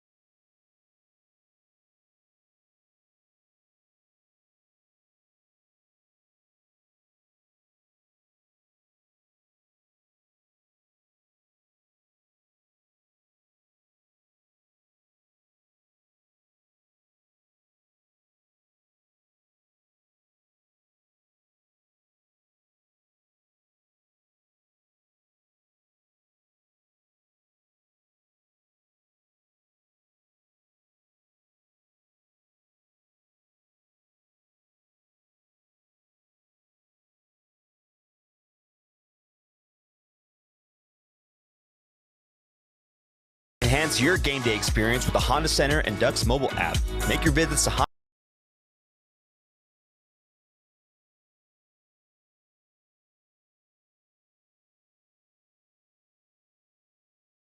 Happy intermission on the Oilers Radio Network. Dostal in behind his net. Got it to the blue line, and Nugent Hopkins kept it in. Tipped on goal. Scores! Nugent Hopkins with a shot from the right point. He got redirected, and somehow that went 5-hole on Dostal. Needham for your first intermission report, and it was a period that really was all Edmonton as they are out shooting the Ducks 12-5. But the stat that really stands out is faceoffs. The Ducks are at their lowest point through this series right now, only winning 2 of 16 faceoffs in that first period, Emerson. Well, I turned to you after you had relayed the message on that exact stat during commercial break there. My jaw hit the floor. I just could not just even envision the Anaheim Ducks being in a scenario where they have that win percentage and lack thereof. It shows preparedness, right? I mean, that is one of the key stats that you could just judge who's the hungriest squad, right? And it's not all on the centermen. I want to make that clear. It is the wingers that need to be jumping in there, making sure that they're boxing out, and that's their role right there. Defensively, not only help the centermen slap the puck back, but also set a pick, and not, if they are executing a 2-1-2 or an aggressive defensive style forecheck, that they are really setting picks and making sure the Oil are not getting through. That's clearly not the case. So when it comes to face-offs, they got to shore that up. We'll take a look at takeaways, and that's just another area in which you can judge by the hunger. It could swing the team's way that's getting outplayed as well, right? Because you're with the puck a whole lot less, therefore you are more susceptible to generating takeaways by usages of lifting the stick and so on and so forth. So that was a gray area. We'll get to team stats here in a second. Let's just take a look at some bright spots so far for the Anaheim Ducks. I thought Ryan Poehling showed well. He hit the crossbar there on the penalty kill, and of course that not being one of his shots on goal, but he had a shot on goal that a little bit somewhere within his stellar play. He also he's one of those players that seems fearless right now. Before the other skaters for the Ducks caught on, he was just one of the few guys going early on. I think Jeffrey Viel, right? He's been physical, and he's certainly moving his feet. So Jeffrey Viel, he's got 1 shot on goal. He's also got 2 hits for the Edmonton Oilers. Let's go over their 3 goal scorers stat line. Zach Hyman, he's got that 1 goal on 1 shot on goal. He's also got 1 hit. And Leon Draisaitl, he's got that 1 goal on 2 shots on goal. He's also got 1 takeaway and 1-0 on draws. Last but not least, Vasily Podkolzin, who is all over the ice. 1 goal on 1 shot on goal. He's got 3 hits, Alexis, too. So he's been very solid. The Ducks are actually out-hitting the Oilers in this game, and leading the way there is Cutter Gauthier. He has been leading this Ducks team in the postseason in hits, which he talked about after Game 1, just how physical he wanted to play, but then also bringing in that shot mentality. Only 1 shot so far in this game, but how can he start creating more opportunities in his line in general, that top line, so that they can get more shots through? Yeah, look, I thought with his game, he started to get quicker and grab the puck with authority and more speed behind the puck and more intensity when he grabbed the puck. But that top line depends on all 3 of those guys but Troy Terry, right? Troy Terry getting squeezed off. He's usually just so lethal one-on-one. He got picked apart in that fashion when it comes to just trying to execute that underneath the triangle play one-on-one against Evan Bouchard. Evan Bouchard, it's like taking candy from a baby. I mean, he collected that puck so easily, and it's just one of those things where just the timing was off. When you play so long without the puck, you're just your go-to or the human nature and the human reaction naturally is just to throw the puck away. You know, you're just fighting a little bit. You're a little bit scared just because you haven't felt the puck. And Alexis, I mean, all in on this. I wanted to see a better number in the takeaways department for the Anaheim Ducks, but 0 takeaways. So you're going to tell me that you spent a lot of that period without the puck and you failed to get 1 takeaway. So a lot like the face-off win percentage, that not trending in the right direction for the Anaheim Ducks thus far. Takeaways. Both of those just really shows the lack of preparedness, and not fully. There's some other key areas in which that they're struggling as well, but I look at those two and I'm like, boy, the team that is really going, who's really hungry, who's really buzzing is the Oil. The Oilers were very dominant to start that first period, to Emmer's point. And we also did see a goaltending change for the Anaheim Ducks after Lukas Dostal let in 3 on 9 shots. Billy Husso came in relief. He only faced 3 shots, but came up with some good saves there. So he should be ready to go once again in that second period. That's Billy Husso. And we'll see kind of what happens on that end. He better be. We're going to take a break here on our first intermission reports. Make sure to join us when we come back. This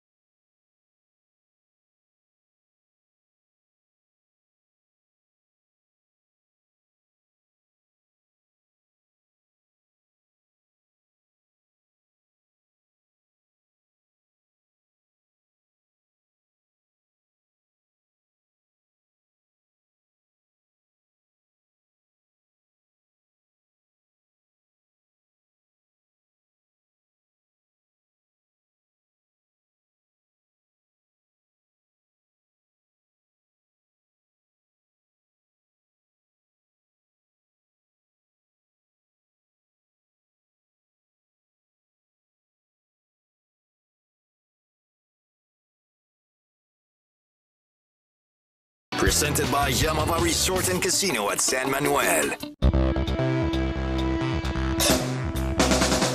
Welcome back into your first intermission report, brought to you by UCI Health.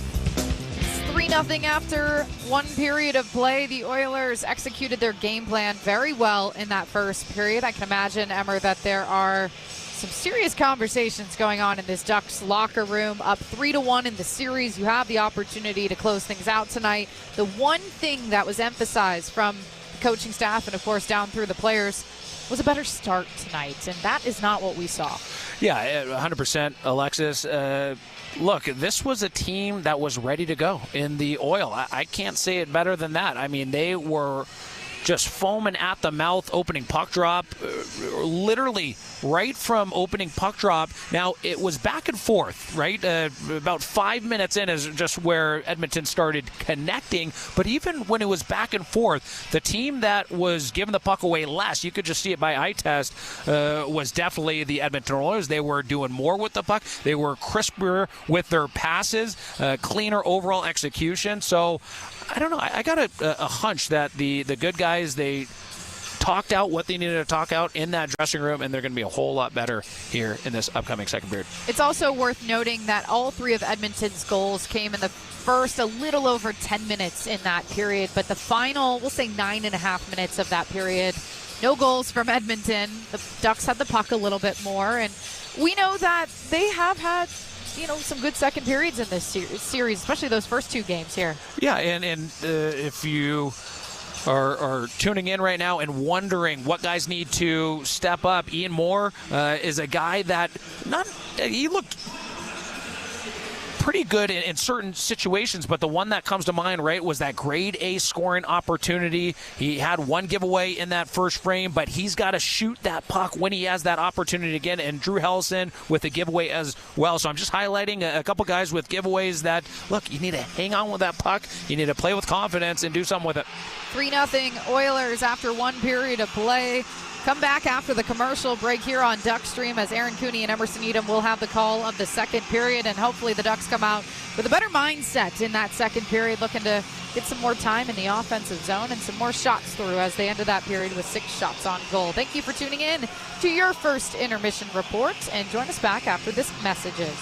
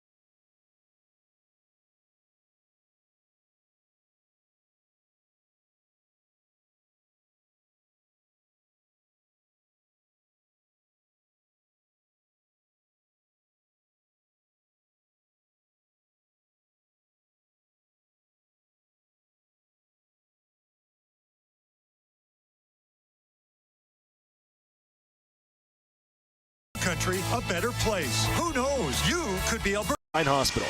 And Mercury Insurance. Ducks versus Oilers is brought to you by Mercury Insurance. Smart insurance for smart people.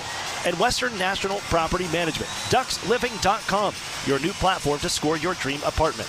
And Yamava Resort and Casino. Play at Yamava Resort and Casino at San Manuel. You in? Or in for the second period. Aaron Cooney, Emerson Edom, Alexis Downey along with you as the Anaheim Ducks have work to do. Down 3-0 as we enter the second period. And this is where they've made their mark in the previous 4 games. They have outscored the Oilers 9-4 in the previous 4 second periods. Go to work in the offensive zone left side as Troy Terry feeds us one in deep. Hard play, Cutter Gauthier and Connor Murphy down to the ice. It comes out to Trouba for a shot. That's stick to the near side corner by goaltender Connor Ingram. Out to the left point. It's Jackson Lacombe, left wing side to Carlson. One-time drive by Leo Carlson. Big rebound off the chest of Ingram, and it's found by the Oilers, and they clear. Great early playmaking here in the second period by Jackson Lacombe and Leo Carlson. Colmer was far side, great wide speed, but he took a look behind him and dropped it to Leo Carlson right in his wheelhouse for a heavy blast. McDavid out to the point. Here's Bouchard. Big drive, and that one ricochets off the end board, skips to the left point. It's kept in by Ekholm. Around the boards to the right wing side. Bouchard leaves this one to the point for Draisaitl. When it skipped over a stick, here comes Carlson on the counterattack. Leo Carlson left side, can't center. Defended by Ekholm. Onto it to the near side boards. Ducks swing it to the point. Here's a shot from Drew Hellison. Again up high. And the save brings a rebound that's drilled to center ice by the Oilers. Now a penalty from behind the play. Ekholm prone on the ice. It will be against the Anaheim Ducks. But Ekholm slow to get up. Now returns to his knees and feet, and we'll have the call as Anaheim will be shorthanded. Anaheim, number 28, 2-minute minor penalty, roughing. Well, it's not the penalty that you want to take. Good penalties are maybe a hook on a breakaway. You're in a desperate situation. You have to take the penalty. I mean, that is the only time you take a penalty, but not behind the plate like that. I just think Jeffrey Viel's frustration getting the best of him because no one, I'm assuming, is answering the call. He wants to drop the mitts. We all know that. We know that this squad, the Duck squad, is down by 3. He wants to go, and I doubt that the Oilers are answering that call. On the near side boards, the power play gets to work for Edmonton. They swing it out to the point. Here's Bouchard. Left side, Draisaitl. Back to Evan Bouchard, center point, finds McDavid the left circle. Cruises to the dot, back to Bouchard, and again McDavid. Left wing circle, stick handles, and spins around now. Marches towards the front, left side, he'll head behind the net now. Carries to the far side corner, out to the point for Evan Bouchard. Drifts back near side, hands off far circle. It's Draisaitl in front for Nugent Hopkins. It skips off his stick from the left circle, but he'll swing it behind the net for Draisaitl. Back out to McDavid, who is named the nominee and one of the finalists for the Ted Lindsay Award. As David gives him front. Kick save made by Husso. He robs Hyman on the doorstep, and a penalty coming up against Edmonton. Killorn was hauled down, chasing the puck into the corner, and that should even things up. But it all comes off of that big left pad save from Ville Husso.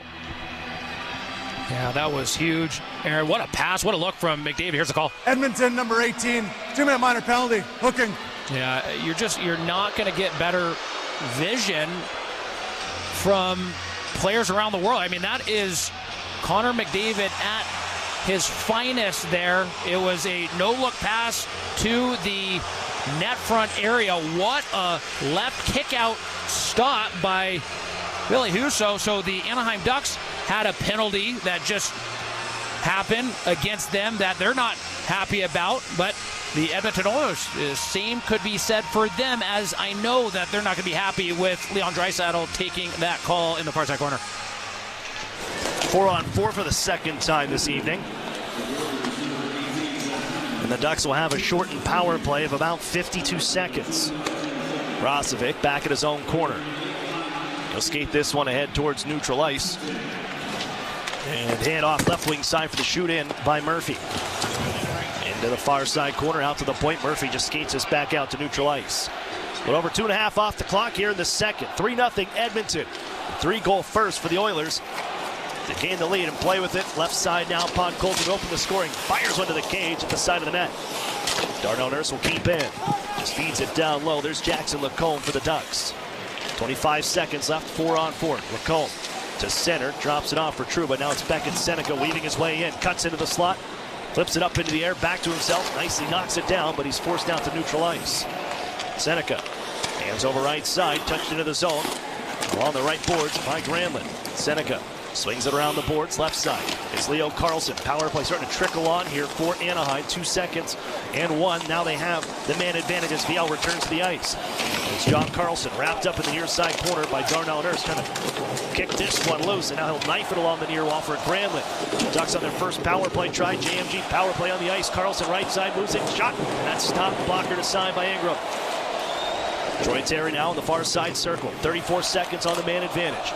Up top, John Carlson.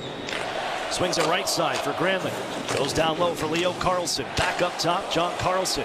Doesn't shoot. Defers to Leo. Right circle. And again, John Carlson. Up top, hands over. Here's a one-time try. Save made. Chopped away after the rebound. And Ducks got to be careful as Hyman in the sin bin, ready to come out in any moment now. I thought it was Draisaitl who initially got that call. Both were in that far side corner, and Hyman is set to come out now. And an offside whistle against the Ducks as they walked into the zone a little ahead of the play. And out of the box is Hyman. We're back to even strength. 15:48 to go here in the second period. It wasn't the longest of power play opportunities, right? You didn't see a ton. The best opportunity came on a great shot near side face-off dot lane, and John Carlson really leaned into that snapper. He almost had that far side low right over the right pad of Ingram penciled in. It was a great save by Ingram. A little over 4 minutes off the clock. Ducks out shooting Edmonton 4-1 to begin this middle frame. Trouba from the right side drops this one in around the boards. Far side corner, Emerson going to punch this one back down low. Tim Washi battling away. Szymanski's going to find this. He dropped it off to the corner. There's Tim Washi, who's roughed up and down to the ice he goes. Ducks continue though. Trouba, right side point, fires the net, redirected right through the goal mouth. It'll trickle to the corner and stays out. Another one. Here's Tim Washi to the net, gloved by Ingram, and he holds on. Well, Jeffrey Viel, he wants it. He's just planting his feet, and he's not moving around the blue paint there. And you had several Oilers try to come to their defense of their netminder, one of them being Jake Wallman. And you had Doc in there as well. And you got to love Jeffrey Viel and what he's bringing right now. He's just trying to fire up the squad. No, he can't take that penalty behind the play. That is out of sheer frustration, so that can't happen. But, I mean, he's trying to get on the inside. He's trying to be a solid net front presence, so he's setting a great example. Face-off won by the Ducks. Lacombe fakes the shot. Left side circle now. Moves in, shoots, save, rebound, bouncing in the crease. It's fouled by Ingram. He'll smother it with the left paw and hold on. Well, how good has Connor Ingram been in this game? I mean, there has been some point-blank, high-danger scoring opportunities. John Carlson, as I just alluded to, that was the latest, and he was quick to snag that one, and also on the follow-up there on that last play. Ducks win another face-off. Left side, Lacombe spins from traffic, feeds Seneca, who replaced him at the point, dekes around a couple. Seneca moves into the circles, across for Killorn. Can't get it on net. It's loose along the near circles and fed to center ice just off the stick of Hyman, who may have had a break with Trouba in tow. It goes in deep to Anaheim territory. Trouba hammers this one off the leg of Nugent Hopkins. Ends up in the far side corner. Punt Colson cycles it down low. Looking for Hyman. Nicely ties up Granlund as the Oilers move it to the point. Nurse try, blocked in front by Trouba. Bouncing in the slot. Settled by Granlund. Man on his back and move it ahead. Here's Seneca at center. They'll drop it into the near side corner. Ducks will change as the Oilers bump it behind their net. 14:35 to play. Second period. 3-0 Edmonton. Ducks loft this ahead to neutral ice.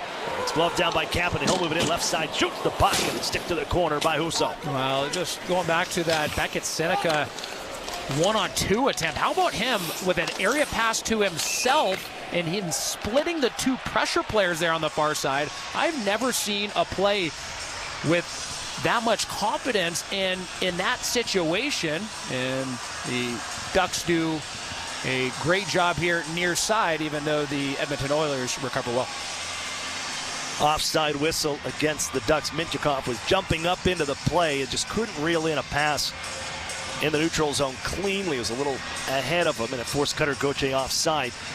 14-16 remains in this second period. Ducks looking to get on the board.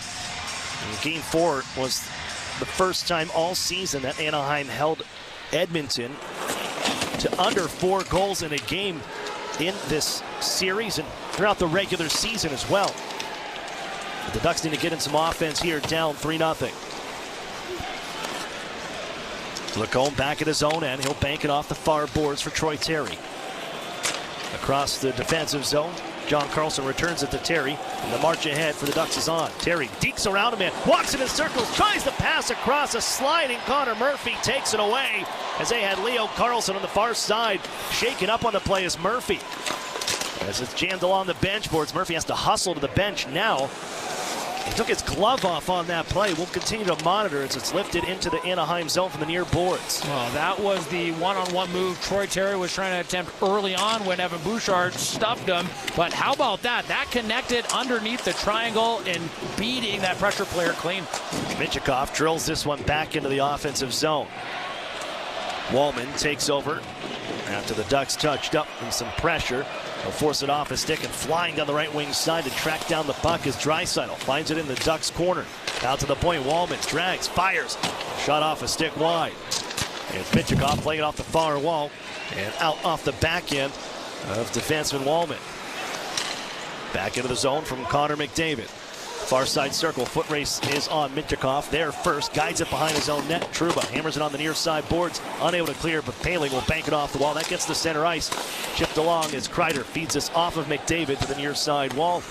Where the Oilers look to bring their march ahead as the Ducks change. I was very optimistic with one of the first positive plays of the period. Here comes McDavid. Look out, breaks in left side. He wheels behind the net, trying to wrap it around and roll off his stick. Well, the Ducks did a great job tracking back and stuffing that attempt there on the far side. But going back to my previous point, I was optimistic with Jackson Lacombe there and the drop pass to Leo Carlson to start the second period. But boy, since that play, not a whole lot has transpired offensively for the good guys.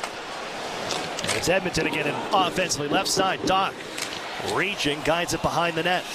Killorn is there for Anaheim to play it off a body and out to neutralize a penalty coming up behind the play. Killorn was taken down as the puck was moved out to neutral ice. And I believe Anaheim is going to have their first full power play coming up. Edmonton 34, minor penalty interference. The JMG power play will hit the ice when we come back. You're listening to Duck Stream, powered by TuneIn.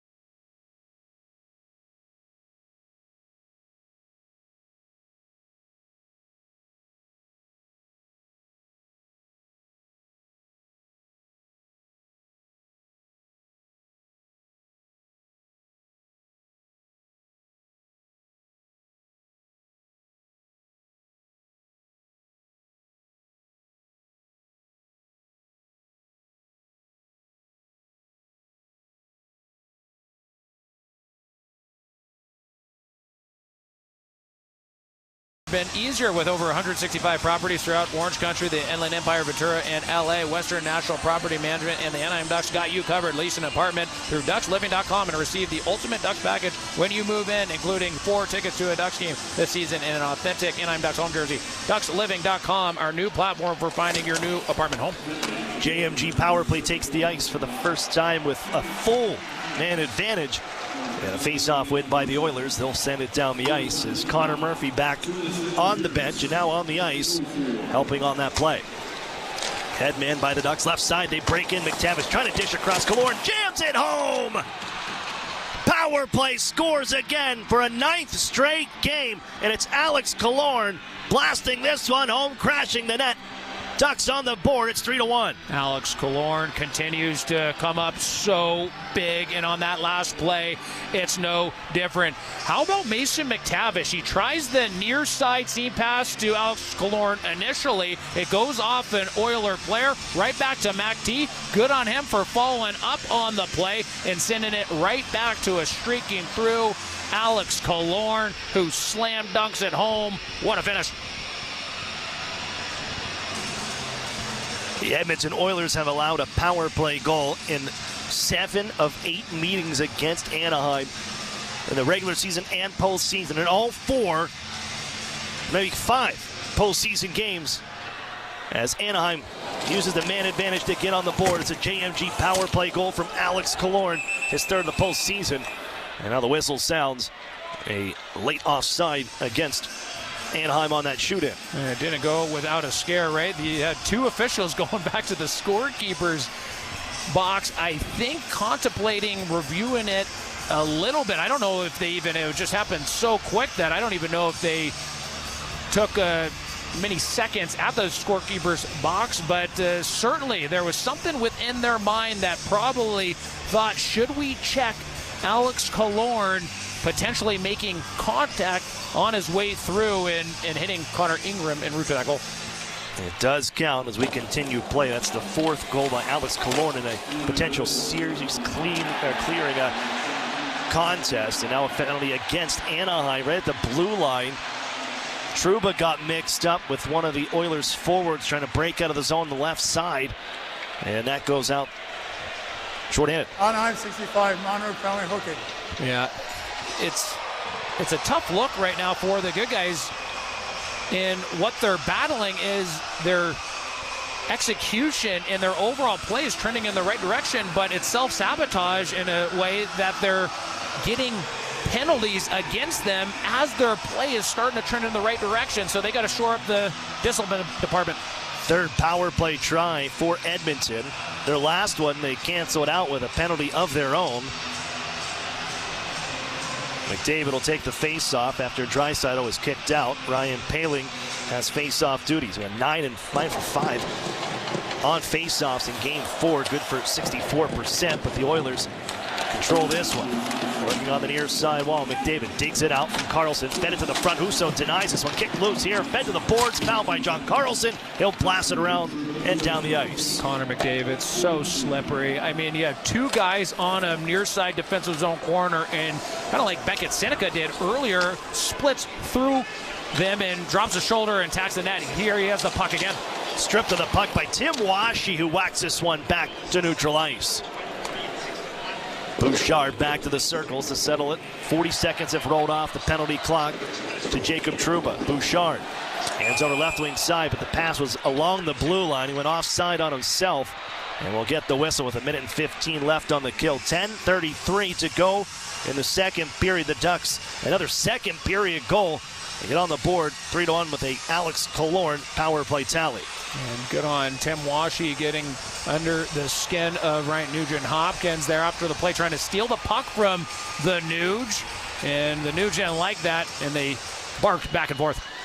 Bouchard at face-off and looks for McDavid. Enters on the right wing side, rubbed out of the play by Killorn. Puck still loose, chopped at by the Ducks. Got it to the line, but it's kept in with the glove of Bouchard. Nugent-Hopkins now left side wall. Back up top for Bouchard. Looks to his right, there's Leon Draisaitl.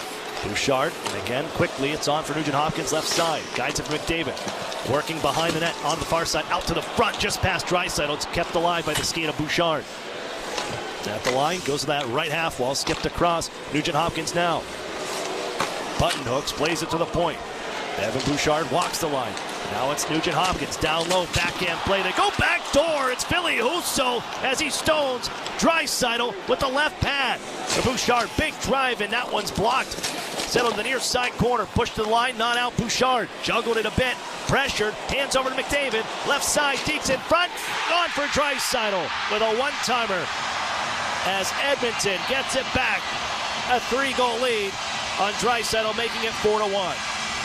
You got to give credit where credit's due. That was gross. That keep-in there up top by Evan Bouchard was absolutely spectacular.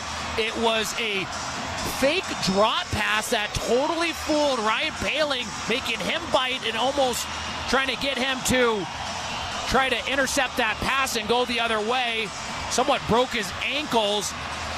Then it goes right back to Connor McDavid with a hook pass back to the near side. How about the stick handling ability from the game's best Connor McDavid?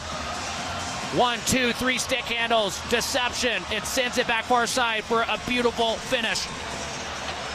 It's a 2-goal game for Leon Draisaitl.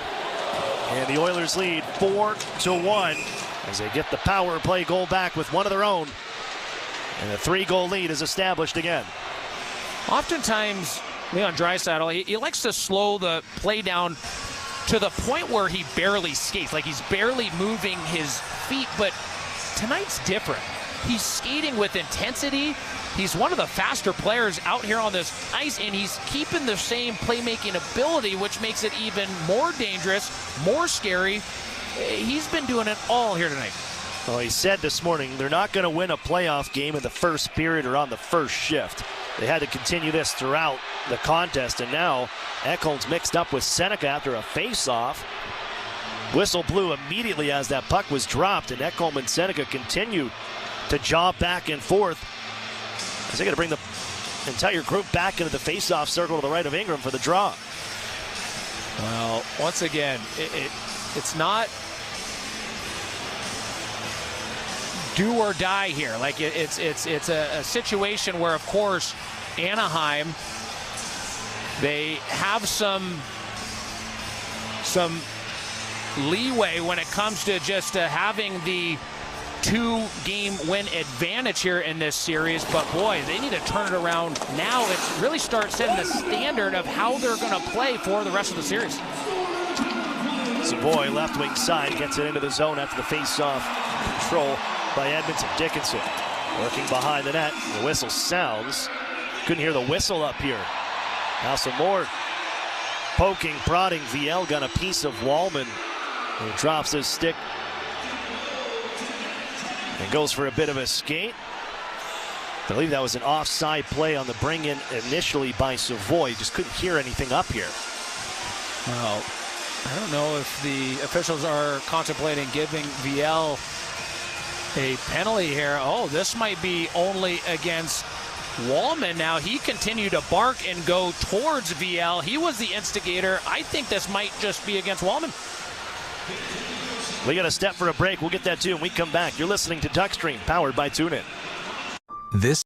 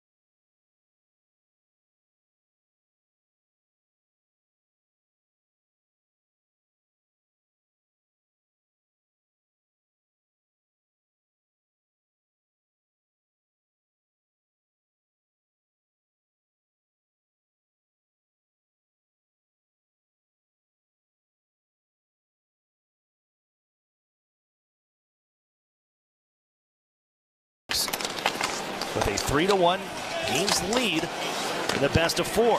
Best of 7, 2-4 as Jackson Lacombe stretches this one out to center.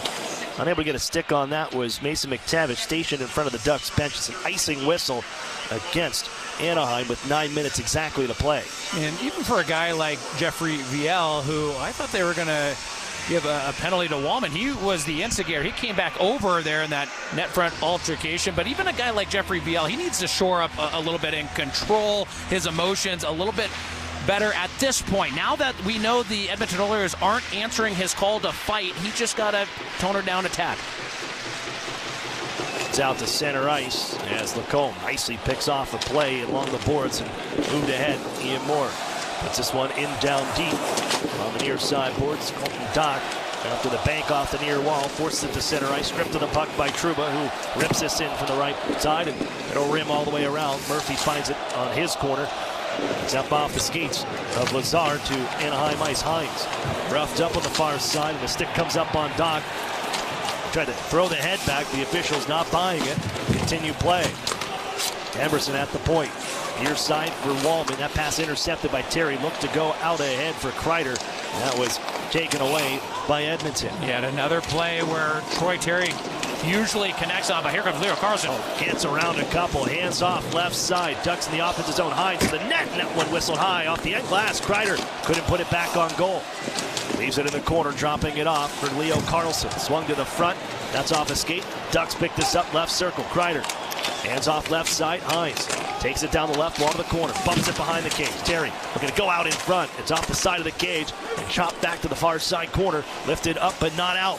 Kept in by Kreider. Gloves it down. Continues with this one. Feeds it across the zone near side, and it's drilled down the ice. This is going to come near Ville Husso, just wide, resulting in an icing whistle with 7:35 to go in the second. So the coaching staff has shuffled up the lines as now you have Chris Kreider joining the top line with Troy Terry and Leo Carlson. So Cutter Gauthier is now moved elsewhere, and more specifically, he's now playing with Mikael Granlund and Alex Killorn. That group out there right now with John Carlson and Jackson Lacombe. It's out to center and controlled by Podkolzin. Skates it out to the red line, jumps it in. Hyman runs into Lacombe, got the puck away here, fed to the front, and McDavid's denied by the blocker of Husso. Ekholm now, D-to-D pass through the legs of Connor McDavid to the near side corner, lifted off the glass by Carlson, but not out. Kept in by Connor McDavid, who's shouldered by John Carlson and takes the puck away, and he wedges it to center. Bouchard takes back over. He'll hand off to his partner Ekholm to drill this one in. Slow behind the net by Husso. D-to-D pass behind the net now by the Ducks as John Carlson looks ahead. Defers to Jackson Lacombe off the bench boards, and they couldn't put the stick onto the puck. It's an icing whistle against Anaheim with 6:48 to go. Play right in front of the Ducks bench, just couldn't get it to go.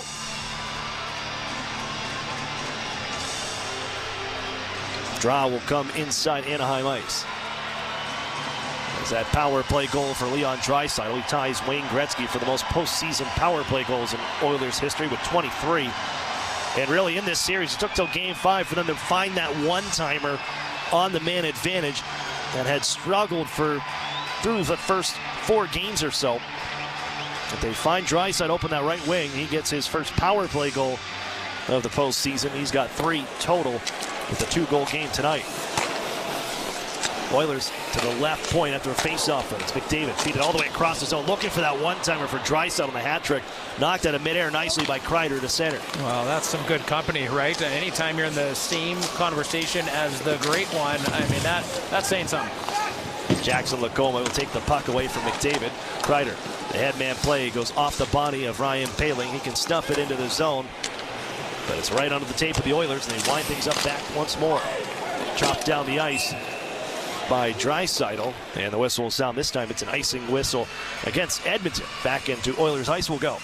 all season long. Chick-fil-A and the Anaheim Ducks want to give away free chicken sandwiches when your Ducks score 5 goals at Honda Center. Simply download the Chick-fil-A app and open the rewards section before 11:59 p.m. Pacific time. Must have location service turned on and be inside Honda Center to receive the reward. Visit www.anaheimducks.com for details. Face off the right side of Ingram. Jim Washi steps in. His 61 faceoffs taken in this series, and second to Draisaitl. He's taken 101. Ducks control the draw.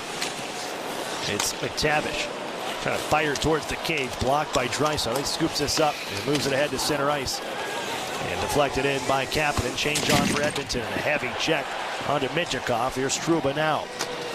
Stretched ahead to center ice.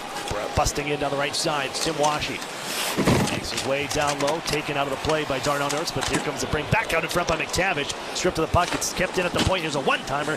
And that slap shot off the end boards a little wide from Trouba. And out ahead comes Dickinson. Trying to get around Michikov. Shoved to the ice by Michikov.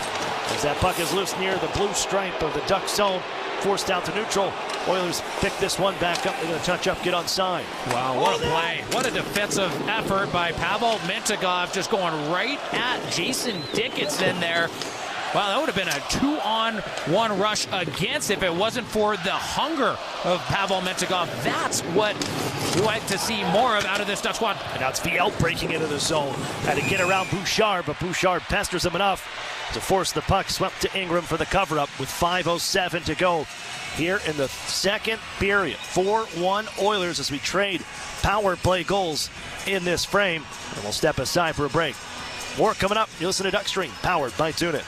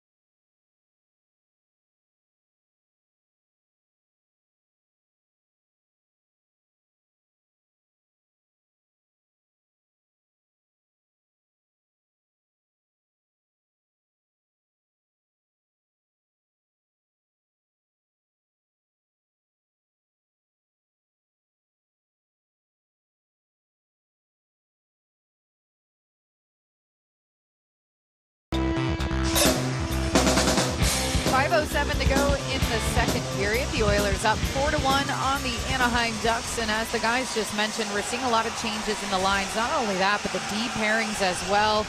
Head coach Joel Quenneville has shared in the past that whenever he's making those changes to the lines, it's just simply because things are not working. He wants to see something get generated, and it's kind of curious to see who could be a generator in this case, Emmer. Yeah, you want more scoring up and down all the lines at this point, just from anywhere, right? So, yeah, it was more of a prevalent theme, I feel like, a little bit earlier on in the season, where even when the good guys were having stellar games, he would flip-flop lines and switch them up, but there was sustained lines for some time and deep pairing, as you alluded to earlier, but things are definitely changing here. Yeah, you just want a little bit more from everyone, and certainly that is one of the wake-up calls that coaches will use. Text the postgame show, 714-439-8422. Offensive zone draw coming up for the Ducks, the right side of Connor Ingram. He's only faced 13 shots here through nearly 2 periods of play. And as the Oilers pick this one up behind their own net, they'll stretch this ahead off a stick. It'll come to Husso, forced to play it for the deflection by Dickinson. Snap this one off the glass out the center, rimmed back in by the Oilers. Here's Jackson Lacombe, out left wing side. VL looks, deflected in by Leo Carlson. Into the near side corner. There it's off the glass and again out to center ice. The Oilers playing with the lead and up 4-1 Dump it back in from center edge. Shovel it behind the net to the far side. VL scoops this high into the air. It'll drop at neutral ice, and it's picked up by Edmonton. Off the stick of Doc. Comes right to John Carlson. And in the right wing side, it's Terry. He'll jam the brakes. Looks up high. Changes going on as he walks it across the line. In some traffic, feeds Granlund. Curls this one to the right wing circle. Granlund moves in. Shot save. Ingram holds on as he takes that one to the Oilers logo on his chest. Some of the better playmaking we've seen out of this Ducks squad all game long.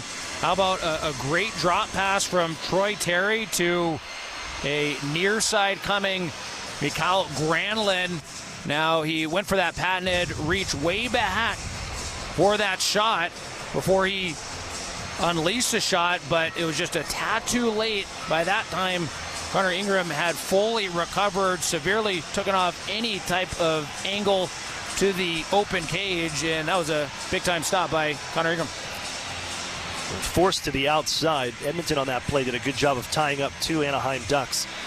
Were stationed out in front in the crease. Coming into tonight, Anaheim led in high danger chances around the net, 34-29. But aside from the power play goal from Alex Killorn, the Ducks have not gotten into those high danger areas around the cage as much as we've seen in the past. And speaking of that Alex Killorn goal, it's his third of the playoffs, assisted by Mason McTavish and Cutter Gauthier. But then the follow-up goal by Edmonton, making it 4-1 for them. Leon Draisaitl assisted by Connor McDavid and Evan Bouchard. Try from Tyson Hines on the left side, just wide of the net, looking for a redirect from Troy Terry, who can play this one back to Hines, who holds in. This one ricochets off the end boards, and the Ducks pick this one up, trying to get it back to the front. This weird bounce off a stanchion came right to Granlund in front of the net. Ellison now. It's left on the near side wall, back to Granlund. Looks Scott Killorn on the right side half wall, shoots the puck, it's sticked aside by Ingram. And played back to the corner by Jackson Lacombe as Killorn comes and takes a run at McDavid. And McDavid sidesteps it, and it's played down the ice by Edmonton, resulting in an icing whistle.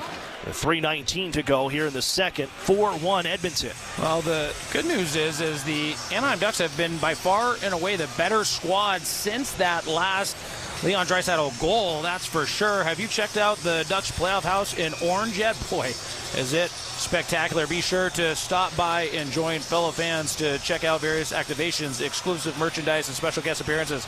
This unique playoff hub will be open throughout the Ducks postseason from 9 a.m. to 7 p.m. daily. Admission is free and open to all. Go to AnaheimDucks.com/house for details.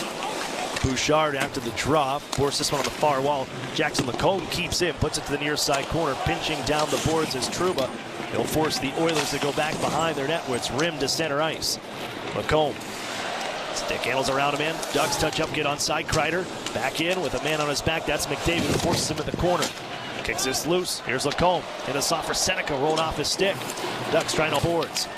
Paling down the right wall. Leaves it on a cycle play, but it's going to be picked off by Edmonton. Trouba keeps in. A hit on the near side board sent Draisaitl down to the ice from, it was Kreider that ran him over. The crowd wanted a call. They won't get one as this is lifted back to Ducks ice. Well, the thing that's kind of a head scratcher for me is Chris Kreider. That might have been a check-in from behind. Maybe he dodged a bullet there, but why stop playing, right? I mean, he just stopped. He got his head up. I mean, you couldn't look more guilty in that scenario there. You got to just continue to fight for that board battle. McTavish on the far side. He runs in on man, frees the puck up, down to the point. Mintyukov moves it across the zone. John Carlson slaps it to the net. That's scooped up by Ingram. And now traffic to the front, a big heavy battle as everybody's squared up. Ingram evacuates from the crease. A Duck went flying towards the end while McTavish, Washington, Moore all got mixed up, and the Ducks defense must stay on the outskirts while the skirmish is now being sorted out by the officials. Well, the Oilers that were on the ice did not like Tim Washi coming in and pushing one of their players into Connor Ingram. And then Tim Washi just gets absolutely pounded to the boards area. And even, I think, Billy Huso wanted in on the action. Let's take a listen to the call. Anaheim 42, Edmonton 12, 18, 2 minutes each, roughing. So a pair of roughing calls out of this. Washi and Hyman. 4-on-4 a third time here this evening. And the face-off will be inside the Edmonton zone after the stop from Ingram. But you're right, they showed a replay of the hit on Leon Draisaitl. That was right there, right at that line of hitting from behind, Emerson. You're right on it. And that's the difference, right? I mean, you just got to continue to play on. You dodged a lucky break there, and you just I don't know why you have to look up and not continue to play. So that is just part of hockey in general, but more specifically playoff hockey, fighting until you hear that whistle. Face off will be to the left side of Connor Ingram. 4-1 Edmonton here in the second period. Exactly 2 minutes to go in the middle frame. Wallman will chase this down in his own corner. And from the far side, just drops it backward for Evan Bouchard. Bouchard skates us ahead to center ice. Open lane on the left wing to be brought in by McDavid. He comes flying into the zone. Now curls in the corner, places it to the point. Bouchard out of the right wing side. Tucked into the corner by Wallman. He'll track his own play in. And now it's McDavid back up top. He'll skate it across the zone, brings it to me, left side circle, trying to feed it across for Draisaitl. It's intercepted by Leo Carlson. Ahead for Troy Terry. Stick handles into the offensive zone and pokes this into the far side corner. A lot of stick work on the play from Draisaitl in tow. That's Draisaitl ahead for the Oilers. McDavid breaks in left wing side. Off the skate of John Carlson, chopped ahead by the Ducks' Cutter Gauthier, who follows up through center. He'll bring it in right side. Ducks will join him. Cutter Gauthier drop pass right side. Big slapper from John Carlson. He missed wide. It hits off the corner. Husso has to come out and play it because McDavid's right there, and he snaps it into the benches. And I believe Tristan Jarry will get the save on that play as he shot it right into the bench. And boy, UC 97 come barreling down at you. A loose puck. Billy Husso made no hesitation. He went out to slap that one away. He, of course, wanted to move the puck up north, but, I mean, did he intentionally try to, I don't know. I just, that looked directly into the bench, potentially targeting some of the players. I don't know. It seemed like he wanted a piece of Connor Ingram during that whole melee in front of Ingram a little bit earlier, so maybe that was his signal that you boys better stand down. Into the final minute of play, second period.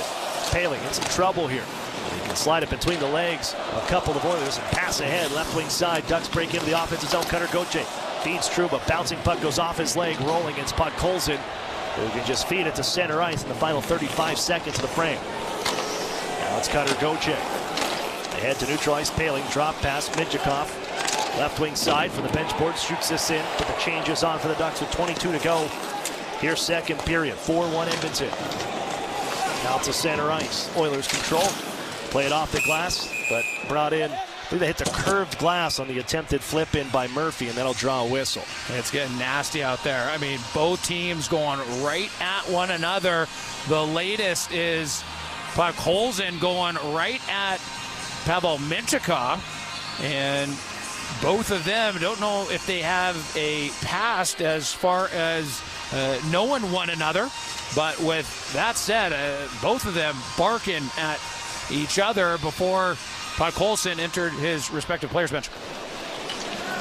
Face-off won by Edmonton. 10 seconds left in the period.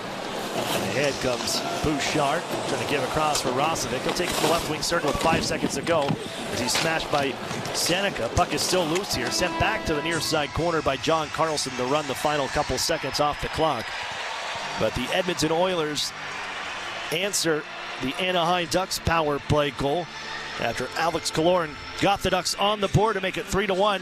Edmonton finds the back of the net on their man advantage to maintain a 3-goal lead as they did after one. So after 40 minutes, it's 4-1 Oilers. Well, of course, it almost goes without saying that had the Anaheim Ducks not allowed that fourth goal for the Edmonton Oilers, they would have been in a much better situation to claw their way back into this one, tie it up, and hopefully, obviously, get the go-ahead goal at some point. But now that 3-goal differential, it certainly is a lot more difficult to come back with or in difference to a 2-goal differential. So with that said, Aaron, I mean, if there's one team that can claw their way back, being down by 3 here, entering the third and final frame, it's the good guys. They've had some great late-game comebacks, of course, throughout the course of the regular season, and I anticipate them building on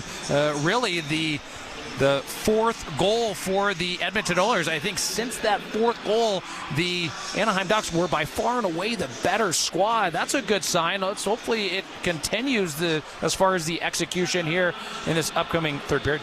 Well, they've entered in tonight's action, leading the NHL, averaging 5 goals per game in the postseason. And that's how many they'll need at least to claw back into this one with 20 minutes to play. NHL fans, don't miss the action. Get your Anaheim Ducks tickets at Ticketmaster, the official ticket marketplace of the Anaheim Ducks and the NHL. With mobile entry and easy transfer, you're in for every goal. Get tickets now at Ticketmaster.com/Anaheim Ducks. Because when they shoot, you score. Only at Ticketmaster. Intermission Report with Alexis Downey and Emerson Edom comes up next. You're listening to Duckstream, powered by TuneIn.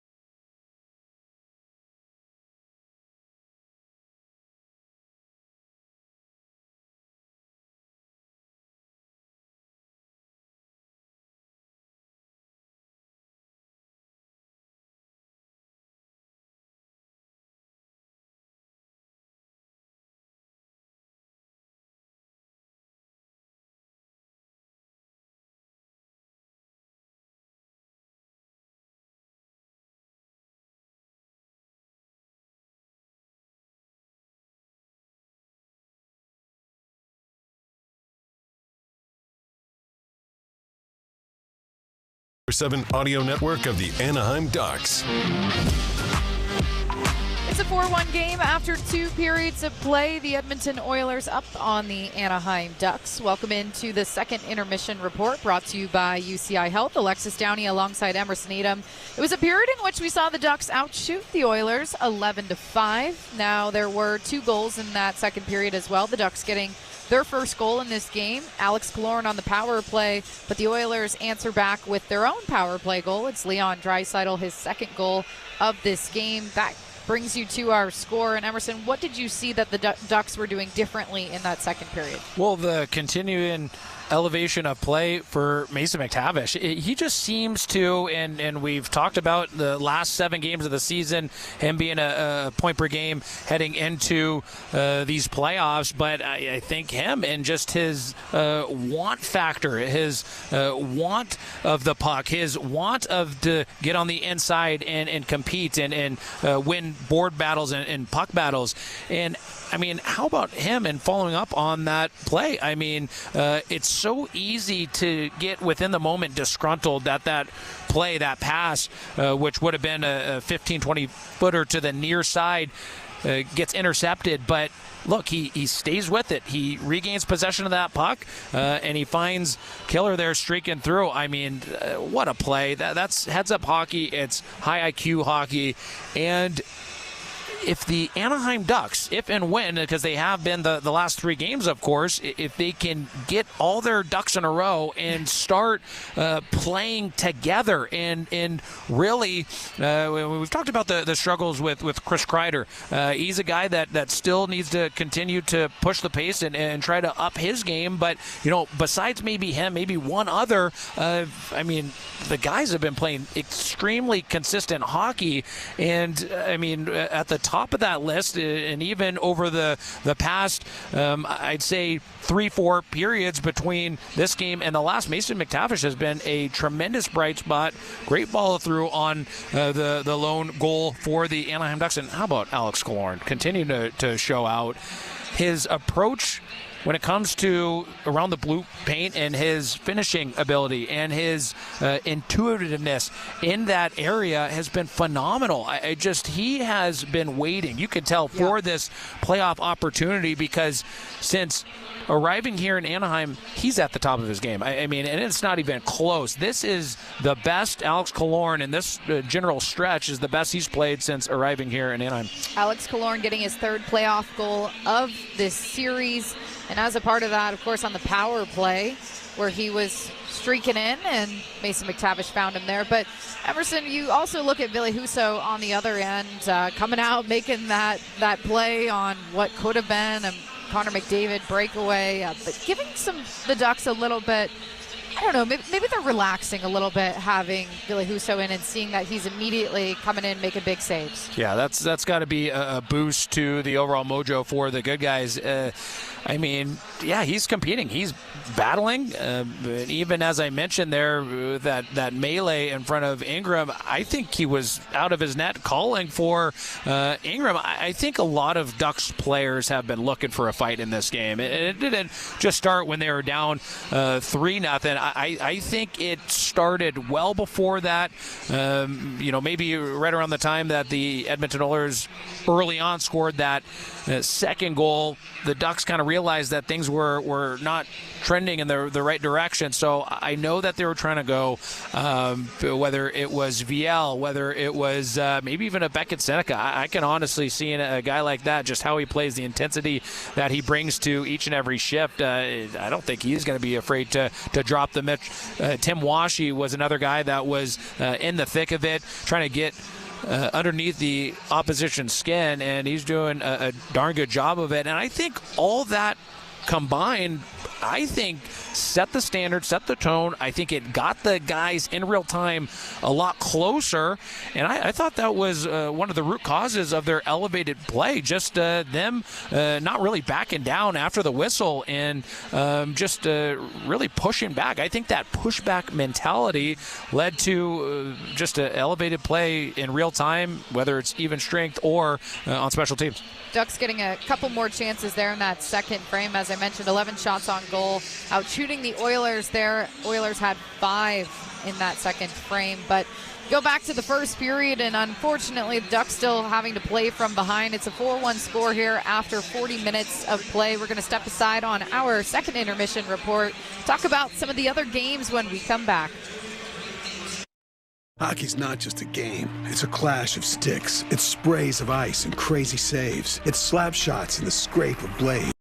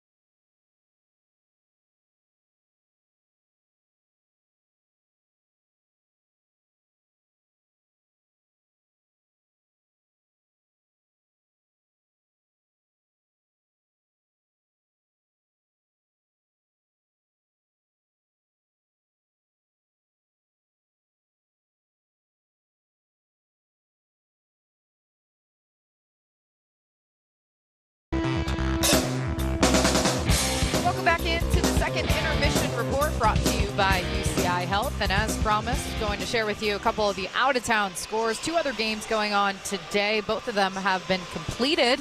The Bruins took down the Sabres in overtime. Buffalo still leading that series 3-2 as David Pastrnak, who had the game-winning goal in that game. And then Minnesota taking down the Stars in that series. 4-2 the final score in Dallas. Minnesota now leading that series 3-2. So things are close across the NHL. Yeah, and it's just similar situations, right? That the Anaheim Ducks are in, right, with the Sabres. I mean, they were ahead prior to the game today in their series 3-1. The Bruins take that one. I'm looking at that score. Boy, was that close and a low-scoring affair. Must have just been a goaltending duel at its finest. And yeah, you're just seeing these types of scenarios where, hey, look, there's a team that's in commanding position to close out, and it didn't go the way that the Sabres had hoped for, and that was at home too, right? So this is an opportunity for the Anaheim Ducks to whatever happens, whether or not they come back in this one, it would be extraordinary if they do. I mean, what a feat that would be, but they need to solidify a foundation of how they're going to play moving forward, and that's just not only in this period, but next game. If the Anaheim Ducks don't close this one out, there's still time. And look, if I'm a betting man and I have one team, and we're homers, Alexis, we cheer for the Ducks through and through, but I would still give the nod to the Anaheim Ducks for a team that I would choose in this situation to claw their way back. And I mean, it's the magic of Jay Woodcroft and company, the players that can have ice in their veins and seal the deal there late. I really look forward to this upcoming third period. Yeah, they've proven that they can get back into any game that we've seen them play this season. It's going to be a tall task, though, in the third period. Oilers up 4-1 as we head into that final frame. Thank you for tuning in to our intermission report, and make sure to join us back after this commercial break. Aaron Cooney and Emerson Needham on the call of the third period. This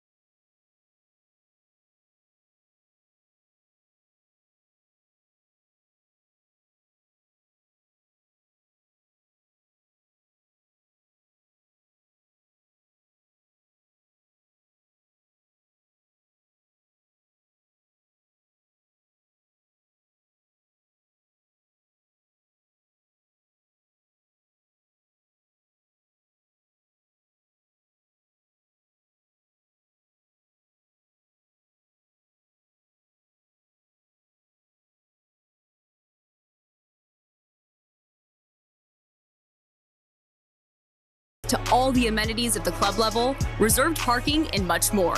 For inquiries, visit hondacenter.com/rental suites. Let James H. Brown in a... The Ducks with a 3-1 series lead, but it's a 4-1 Game 5 lead for the Edmonton Oilers, who are looking to storm back in this series. In the driver's seat right now as we enter the third period.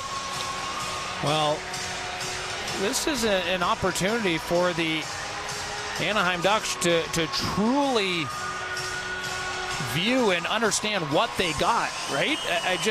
Their backs are against the wall in this one.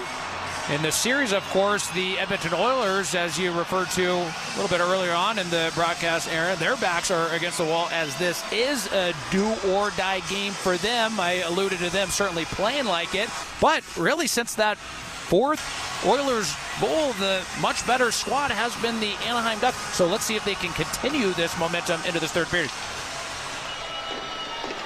Final period of play underway. Snapped into the Ducks zone. It's Tyson Hines to the near side boards. Along out to center ice on a backhand play by Jeffrey Viel. A slide down for Darnell Nurse to scoop up. To the right of his goaltender, shrugs it for his partner Connor Murphy. And out for Curtis Lazar. Got it across the blue stripe, but it's charged ahead by Drew Hellison to the offensive zone. He'll punch it behind the net. Viel will dig this one out. Sidesteps a couple of hits, but lost the handle on the puck as Hines pinches down the left wall. He'll keep in. Picked up out of the corner by Szymanski. Guides it off the bench boards, and it's one-handed into the zone by Darnell Nurse. And behind the play, some grittiness continues to transpire as both Viel and another Oilers skater in the corner going at it. Bounce back into the offensive zone by the Ducks. They'll go to the point. Here's a try, save made, rebound. Skipped loose, but Connor Ingram can reel it in and get the whistle before the Ducks could find that biscuit bouncing around about 3 to 5 feet outside the crease. So we're 59 seconds into this third and final frame, and already Anaheim gunning for this Oilers squad. They've been the sharper team through the first 59 seconds. And you could just tell, look at the communication right now. Leo Carlson is talking with Cutter Gauthier there, his right winger, just, hey, what can we cook up on this draw? They win the draw to Troy Terry, right wing side, rings it off the outside of the net. You can hear the pipe ring from up here as Draisaitl takes the handle, hands over to Jake Wallman, drops this all the way down the ice, just wide of the net. It's an icing whistle, 1 minute and 13 seconds in to the third period. Oilers with a 4-1 lead. Well, you see teams press. You see teams kind of back up and play very passive style of hockey, but do you ever see it really this early on? That's how Edmonton is playing right now with that last icing. 2 straight trips to the Stanley Cup final as Michikov from the net throws it right to the cage. Gloved by Ingram. Another face-off coming up to his right. Edmonton has not been eliminated by a Western Conference opponent since the Vegas Golden Knights in 2023, as Vegas went on to win the Stanley Cup that year. Pavel Michikov finds a window towards the net and kind of lobs it towards the net and doesn't really put a whole lot on it, which is kind of surprising. But I think the mentality here, Aaron, is you just can't leave the offensive zone without a shot. There have been rebounds out there, Emmer, like we have seen Ingram leave pucks around him that the Ducks have not been able to pounce on. And the one thing I've caught too, he's an extremely aggressive goaltender, judging by how he pushed across and nullified that Mikael Granlund shot there early on, right? He really pushed out and played extremely aggressive. So I think they could be patient at times and take advantage of that as well. It's the Ducks' turn to ice the puck, and we'll bring this back to Ville Husso. In case you're just joining us, Ducks trailed 3-0 in the first 10 minutes and 13 seconds of the first period. That was the end of the night for Lukáš Dostal, who started the contest.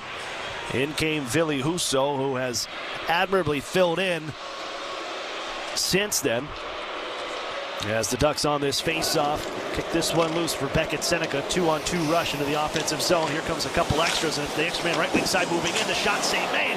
And Granlund had that kick to side. Killorn looking for that rebound again, stationed in front. Couldn't put it home. Well, you just said it, Aaron. How about that? It was not maybe the juiciest of rebound, but boy, if the Anaheim Ducks are a tad quicker, they can pounce on those. Jackson Lacombe will lift this ahead to center ice. And out to Ekholm, who settles this one. That's one other thing I've noticed, Emerson, is how Edmonton has really had two guys on Jackson Lacombe when he gets the puck. They're really trying to neutralize him and have done a good job of that so far in Game 5. Wow, that is something that I haven't caught there, Aaron. Good eye. Murphy will take this one back at his own end. Left wing side, poked out to neutralize Kreider. Trying to jump this one in to hit by Colson, who's mixed up with Kreider now as Hyman gets into the zone and takes a shove from Paling as the Ducks pick this up, move it behind the net. From the near side, it's swung on for Paling. Charges in left side, sends it across the zone. Ian Moore, one more drop pass, dragging Carlson, shoots. Save made by Connor Ingram. And back behind the play, Paling, who took a rough ride on the near boards, who started that rush in. He's slow to get to the bench. I have not seen a toe drag with that wide of range as I just saw from John Carlson. What an entry there. A little razzle-dazzle from, well, Pales made a great play there, but I mean, John Carlson, far side on the entry. He received the puck and he turned his hips around that puck and added even more range and let go a howitzer of a shot. Draw to the left of Connor Ingram.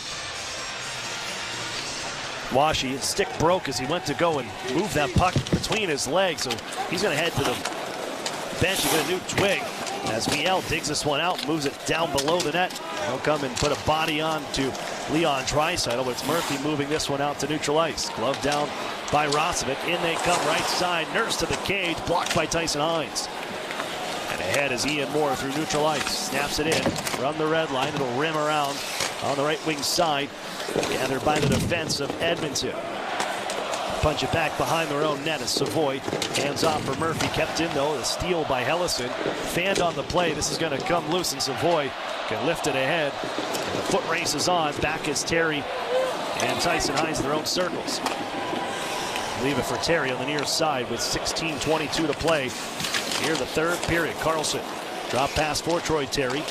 Out to the center ice logo. Colliding with him are a pair of Oilers. He'll take it away and shoot it in on Husso. That was well played by Puck Colson there. He just risked it for the biscuit and went the exact same side Troy Terry was coming out of. He set up Leo Carlson with the toe drag. Wallman stays with him and takes it off his blade. On the center, Cutter Gauthier. He'll scamper again one more time into the zone. Takes a hit, drops it off. Carlson shot wide. Hit the end wall. Leo Carlson trying to dig this out behind and then bounce it to the front, and it's smothered in the paint by Ingram. Leo Carlson pushing the pace of play. A lot like Beckett Seneca has all game long. I mean, Beckett has really took command of the puck. A lot of the puck touches he's had, but really who's starting to come on here is Leo Carlson. What a shift. What a drop pass by Cutter Gauthier, taking the hit to make the play. That was dangerous. Anytime you cut into the middle, you are potentially putting yourself at risk for a devastating hit. People are gunning for you at that point, but dropped it to Leo for a quality shot that missed near side white. Draws to the left of Connor Ingram. Won by Edmonton. Ekholm just waits and now banks it off the boards to neutral ice where it deflects off a couple of sticks and out of play. 15:45 to go, third period. Edmonton with a 4-1 lead. Join Alexis Downey and I for the postgame show. Text us your thoughts, what the good guys need to do to claw their way back, hopefully tie this one up and get the lead, or if you're already thinking about a potential next game, anything, whatever's on your mind, text 714-439-8422. Lifted in from center ice by Ekholm. Back is Jackson Lacombe. Hit by Kapanen, able to bank it along the boards. John Carlson feeds this ahead to center ice into the skates of Ekholm, but followed up by Jackson Lacombe. Bumped by a couple, but played it in deep. Swept around the wall by Ekholm. It'll bounce to the line, skip over a stick. Kapanen finds it at center. Into his own left wing side, stripped nicely. Poke check by Seneca, but he's able to keep it deep. Draisaitl looking for this. Battles with John Carlson. Attempted centering pass. Was looking for Connor McDavid. That's taken away by the Ducks, and it's Seneca. He'll skate this one ahead to center ice. Green pastures and into the open left wing side. Offensive zone. Carries to the corner. Backhand try. Trying to sneak one in on the short side. It was wide of the net. Leaves this one into the circles. Paling just on. Takes it away. On for Kreider. Battling with Szymanski. The veteran Kreider muscles through. Pokes it to the point. And it's kept in deep by the Ducks. Paling behind the net. Trying to guide it to the front. Off a stick. Fouled by Ingram. As he stretches out, he'll cover before the Ducks could find that puck sliding around in the blue paint. Good job by Ryan Paling there, just tossing it at the net from just beneath the far side goal line area. And Connor Ingram continues to be dialed in here tonight. That took a strange bounce. It deflected off a piece of his equipment and almost went in behind him. If it wasn't for a secondary desperate relief grab there on the far side, that would have gone behind him. Draw to the left of Connor Ingram. He has stopped 22 of 23 so far in this one. As Szymanski's going to ice the puck. We'll have another offensive zone face-off on the way for the Ducks. And Jacob Trouba continues to get in on the physicality, absolutely destroying Szymanski there on the far side. I mean, wow, that was a big hit there on the far side. Draw will be to the right of Ingram. Ryan Paling snaps into the face-off, kicked it into the near side wall. Kreider didn't get a stick loose, kept it along the boards for a battle, and now it's Ryan Paling working in the far side corner for East. Stripped to the puck, and ahead goes Darnell Nurse, who finds center red, dumps it in. He's run over. He paid for that. Jacob Trouba sized him up. And now Szymanski touches this one up. We have a whistle. But it was Jacob Trouba absolutely leveling Darnell Nurse on that shoot-in from center ice. That was a devastating hit there. Darnell Nurse, not small whatsoever. He's 6'4", 215. But Jacob Trouba made it seem as if Darnell Nurse was 5'9" and half the weight on that hit. Neutral zone face-off. After the whistle, Tim Washy steps in. Szymanski wins this one back. And Wallman will drill it in. Picked up on the near side off the back end of Jackson Lacombe. They can find Trouba. Rims it around to the far side wall. Poked in back deep. And it's Doc. Roughed up by Trouba, who lost the stick on the play, but can get it out to the point. Quickly swept for Emerson, right side. Slap shot coming. Saved by Husso. And this will draw a scrum in front as they were looking for any sort of rebound. Husso has the stop with 13:58 to go. Third period, 4-1 Edmonton. Well, if it weren't for the last shift and a half, maybe two shifts now, the Anaheim Ducks have been in control of just the pace of play for quite some time, but now the Edmonton Oilers starting to come on here. We'll step for a break. More coming up. You're listening to Duckstream, powered by TuneIn. This December will bring something amazing. A place where 1.2 million square feet of game-changing medicine meet 300 acres of tranquility. It's a place built for everyone in Orange County and designed just for you. Prepare to meet the new UCI Health Irvine Hospital. World-class academic healthcare right here at home.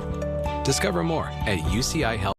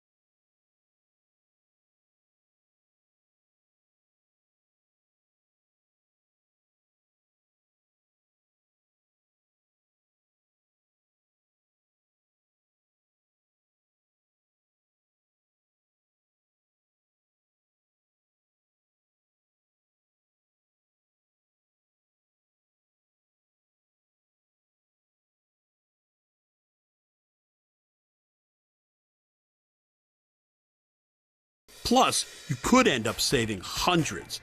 Mercury, smart insurance for smart people. 4-1 Edmonton in game number 5. Ducks lead the 7-game series 3-1. The Oilers will have to win 3 straight, something they've done only 2 times this season.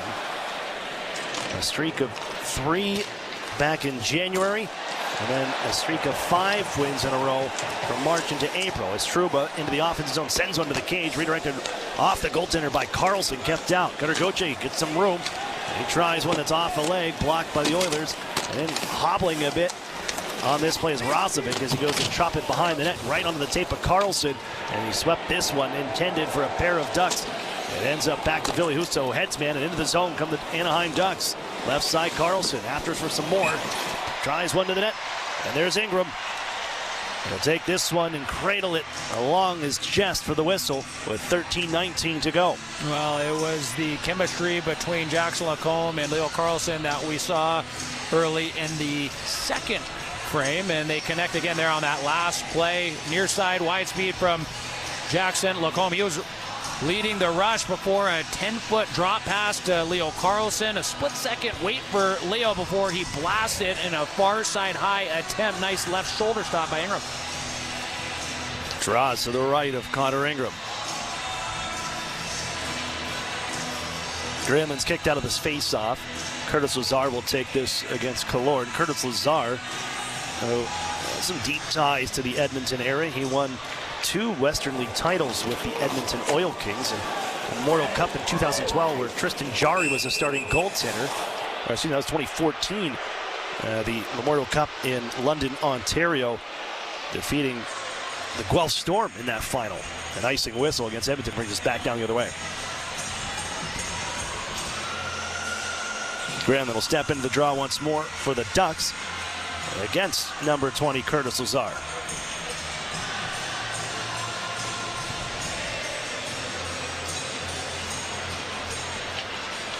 Granlund, little help from Seneca to win this draw. And it's Seneca. Stick handling, gets some room, going to feed to the right. That pass is intercepted and lifted out to center. Glove down by Jackson Lacombe. He drifts back to his own circles. D-to-D pass sets Lacombe up. He comes speeding ahead to center ice. Lacombe brings it into the zone. Run off the puck by a couple of Oilers, and it's along the blue line. Kept in by Killorn. Here's Seneca. Tries one. It's off a stick and out of play as Ty Emberson got the blade in front of the try from Seneca to send it into the netting behind goaltender Ingram. Yeah, that tough bounce for the Oilers there.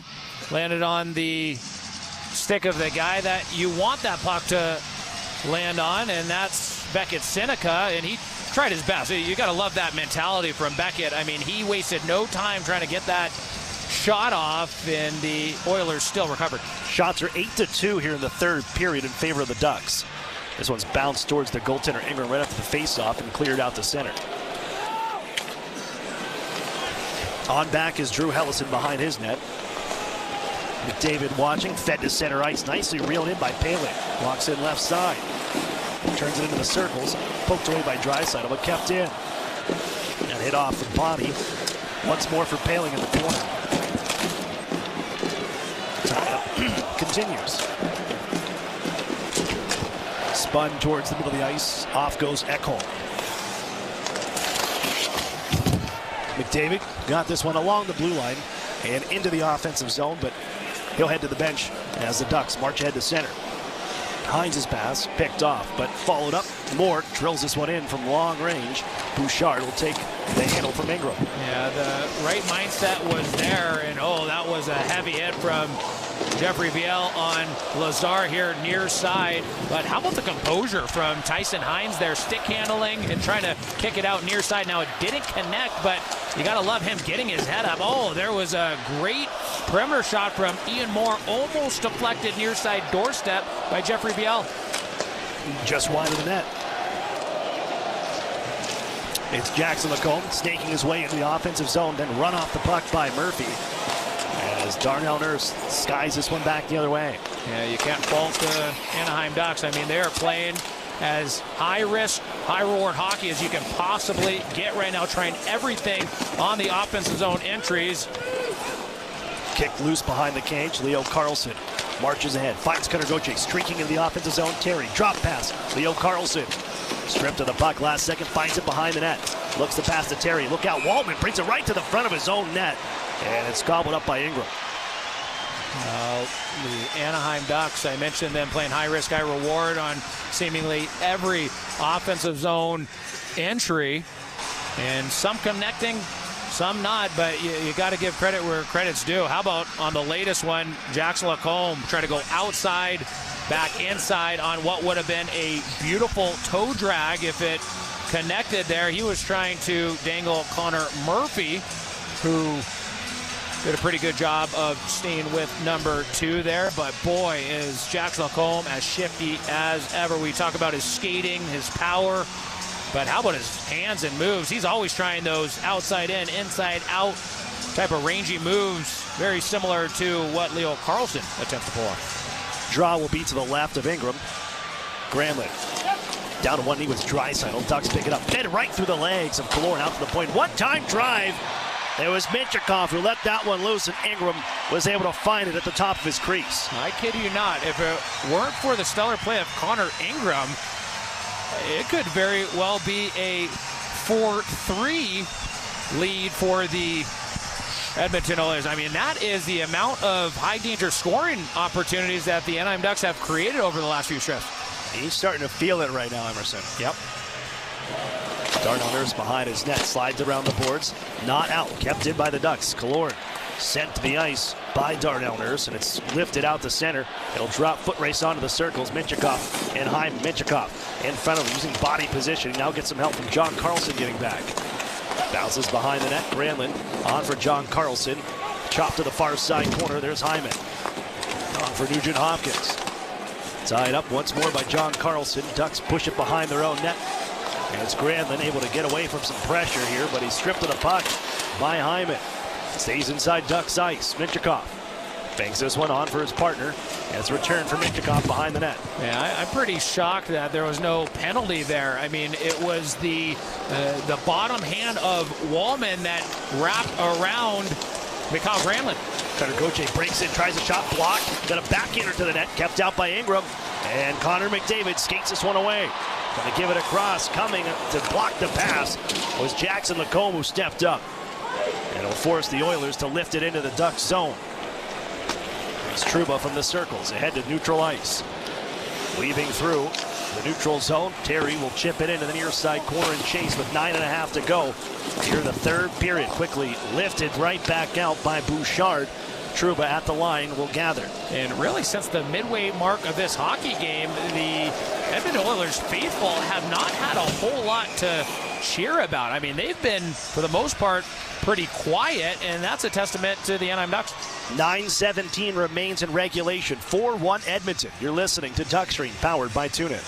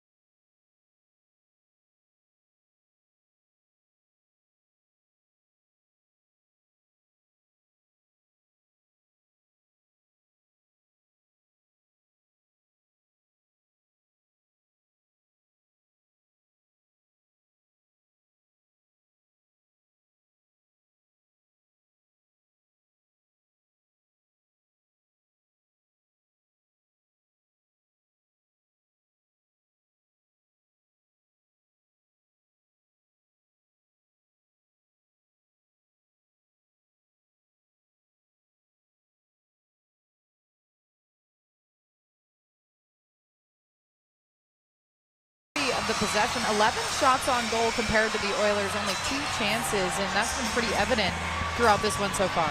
Yeah, not only are they playing high-risk, high-reward hockey, Alexis, but it's actually paying off. And the Edmonton Oilers are playing a lot like we saw the Anaheim Ducks win in prior games here. And the one that I can think of is that game 2. Oh, here comes Jack Lacombe.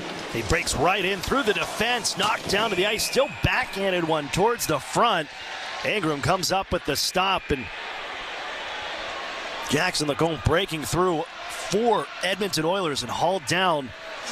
Draws a bit of a crowd, but I don't know. It's going to take a lot to get a penalty in this third period, it certainly seems like. Yeah, that's a great point. The officials are seemingly letting both teams play it out. I mean, with the last maybe 4 or 5 shifts, there could have been easily 3-4 calls there. And the one I'm thinking of is Mikael Granlund getting held back from Wallman as Wallman bear hugged him. And even to the second period, the hit from behind on Leon Draisaitl. They're letting them play here to finish out this game number 5. Draw will be to the left of Connor Ingram. McTavish on the faceoff, down to one knee, ties it up.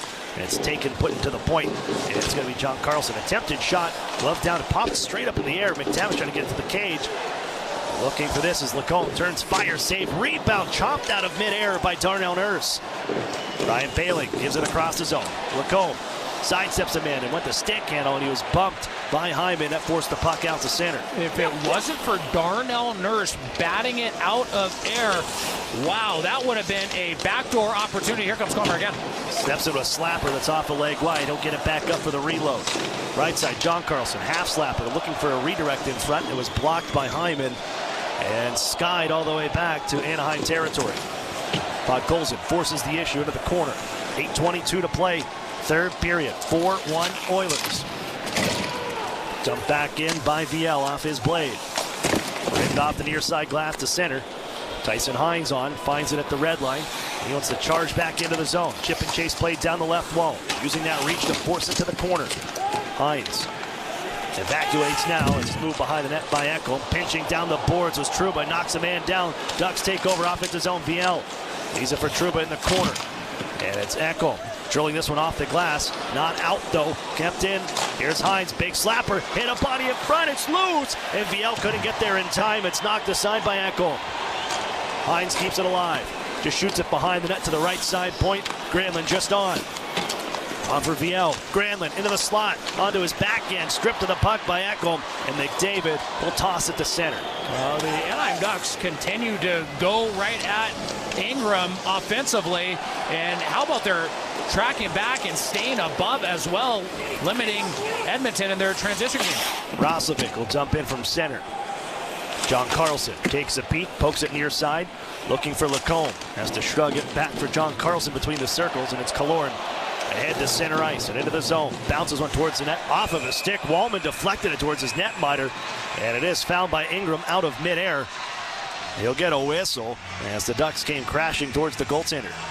Yeah, well, a little bit early on, I referred to a play, and sure enough, they're showing it on the Jumbotron. It was Jack Lacombe here, near side offensive zone dot lane, who had a bad angle shot, and that angle was terrible, and he maximized that terrible angle with a quality shot that hit the chest of Ingram.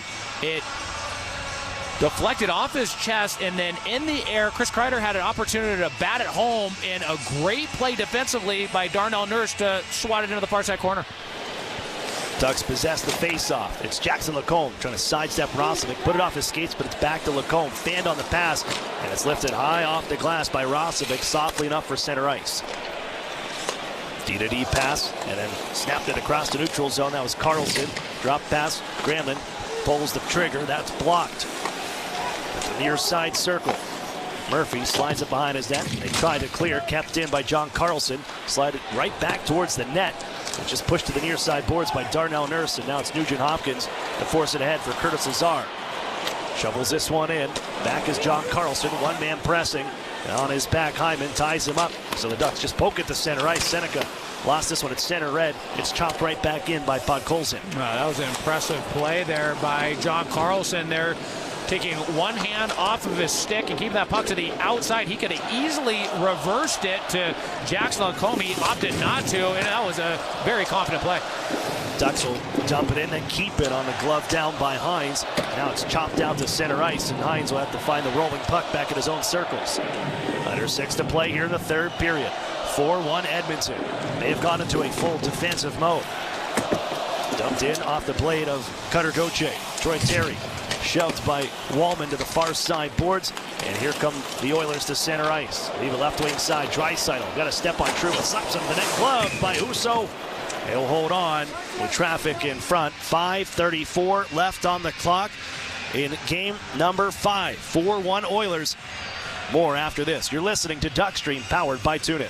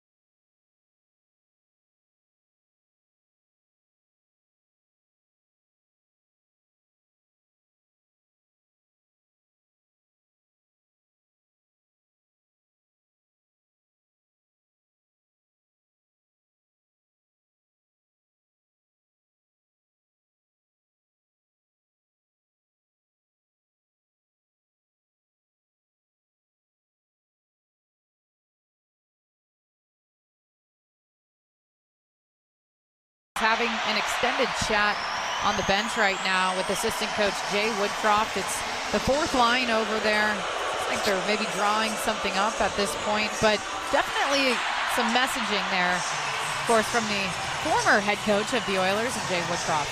Yeah, that's an interesting point, Alexis. And granted, it is we're coming fresh off of a commercial break, and that was, I guess, the line that was already pegged to be up.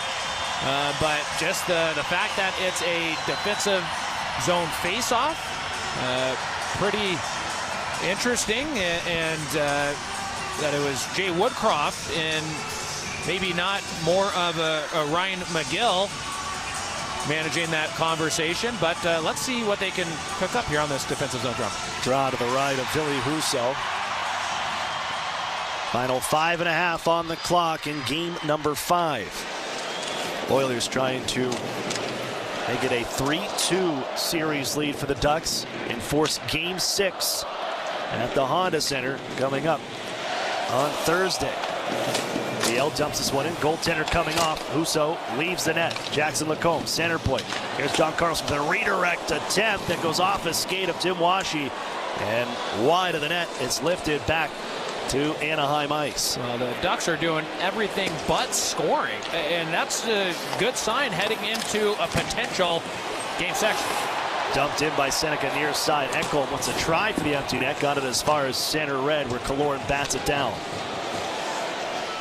It's John Carlson, Jackson Lacombe, left side, rim it in. Ekholm, far side corner, stationed there. Pestered by Killorn to the point, kept in by John Carlson. Now it's Lacombe. Near side Seneca at the faceoff circle, doesn't shoot. Goes back to Lacombe, skate the stick, now puts it to the net, blocked in front. Seneca punches it behind the net to the right point. There's John Carlson in front for a redirect attempt. That's off his stick of Killorn. Out to center ice goes Kapanen, and he's stripped to the puck at the red line. Ducks want to come back in.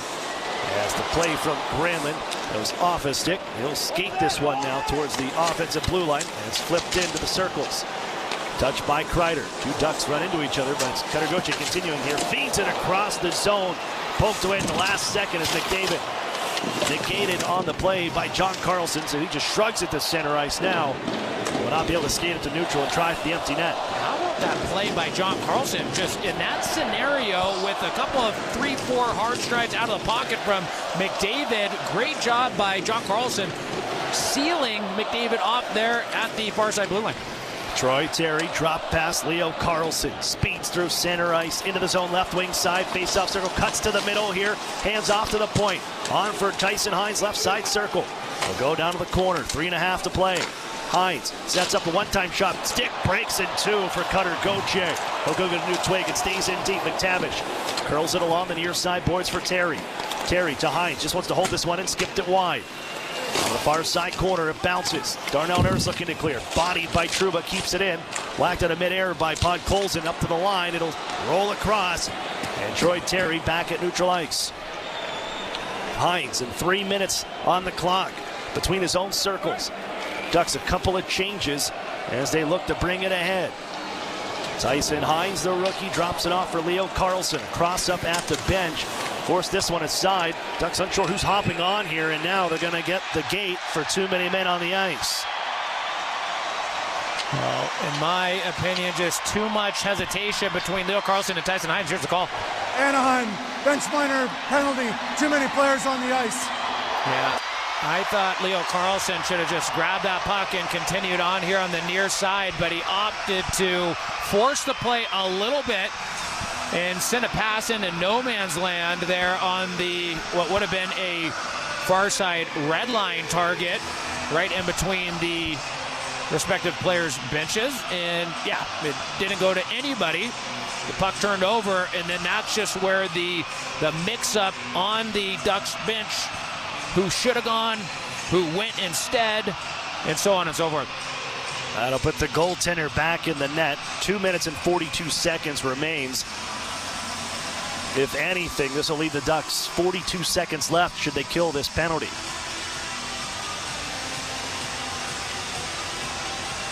Edmonton loads up the power play unit as you would expect.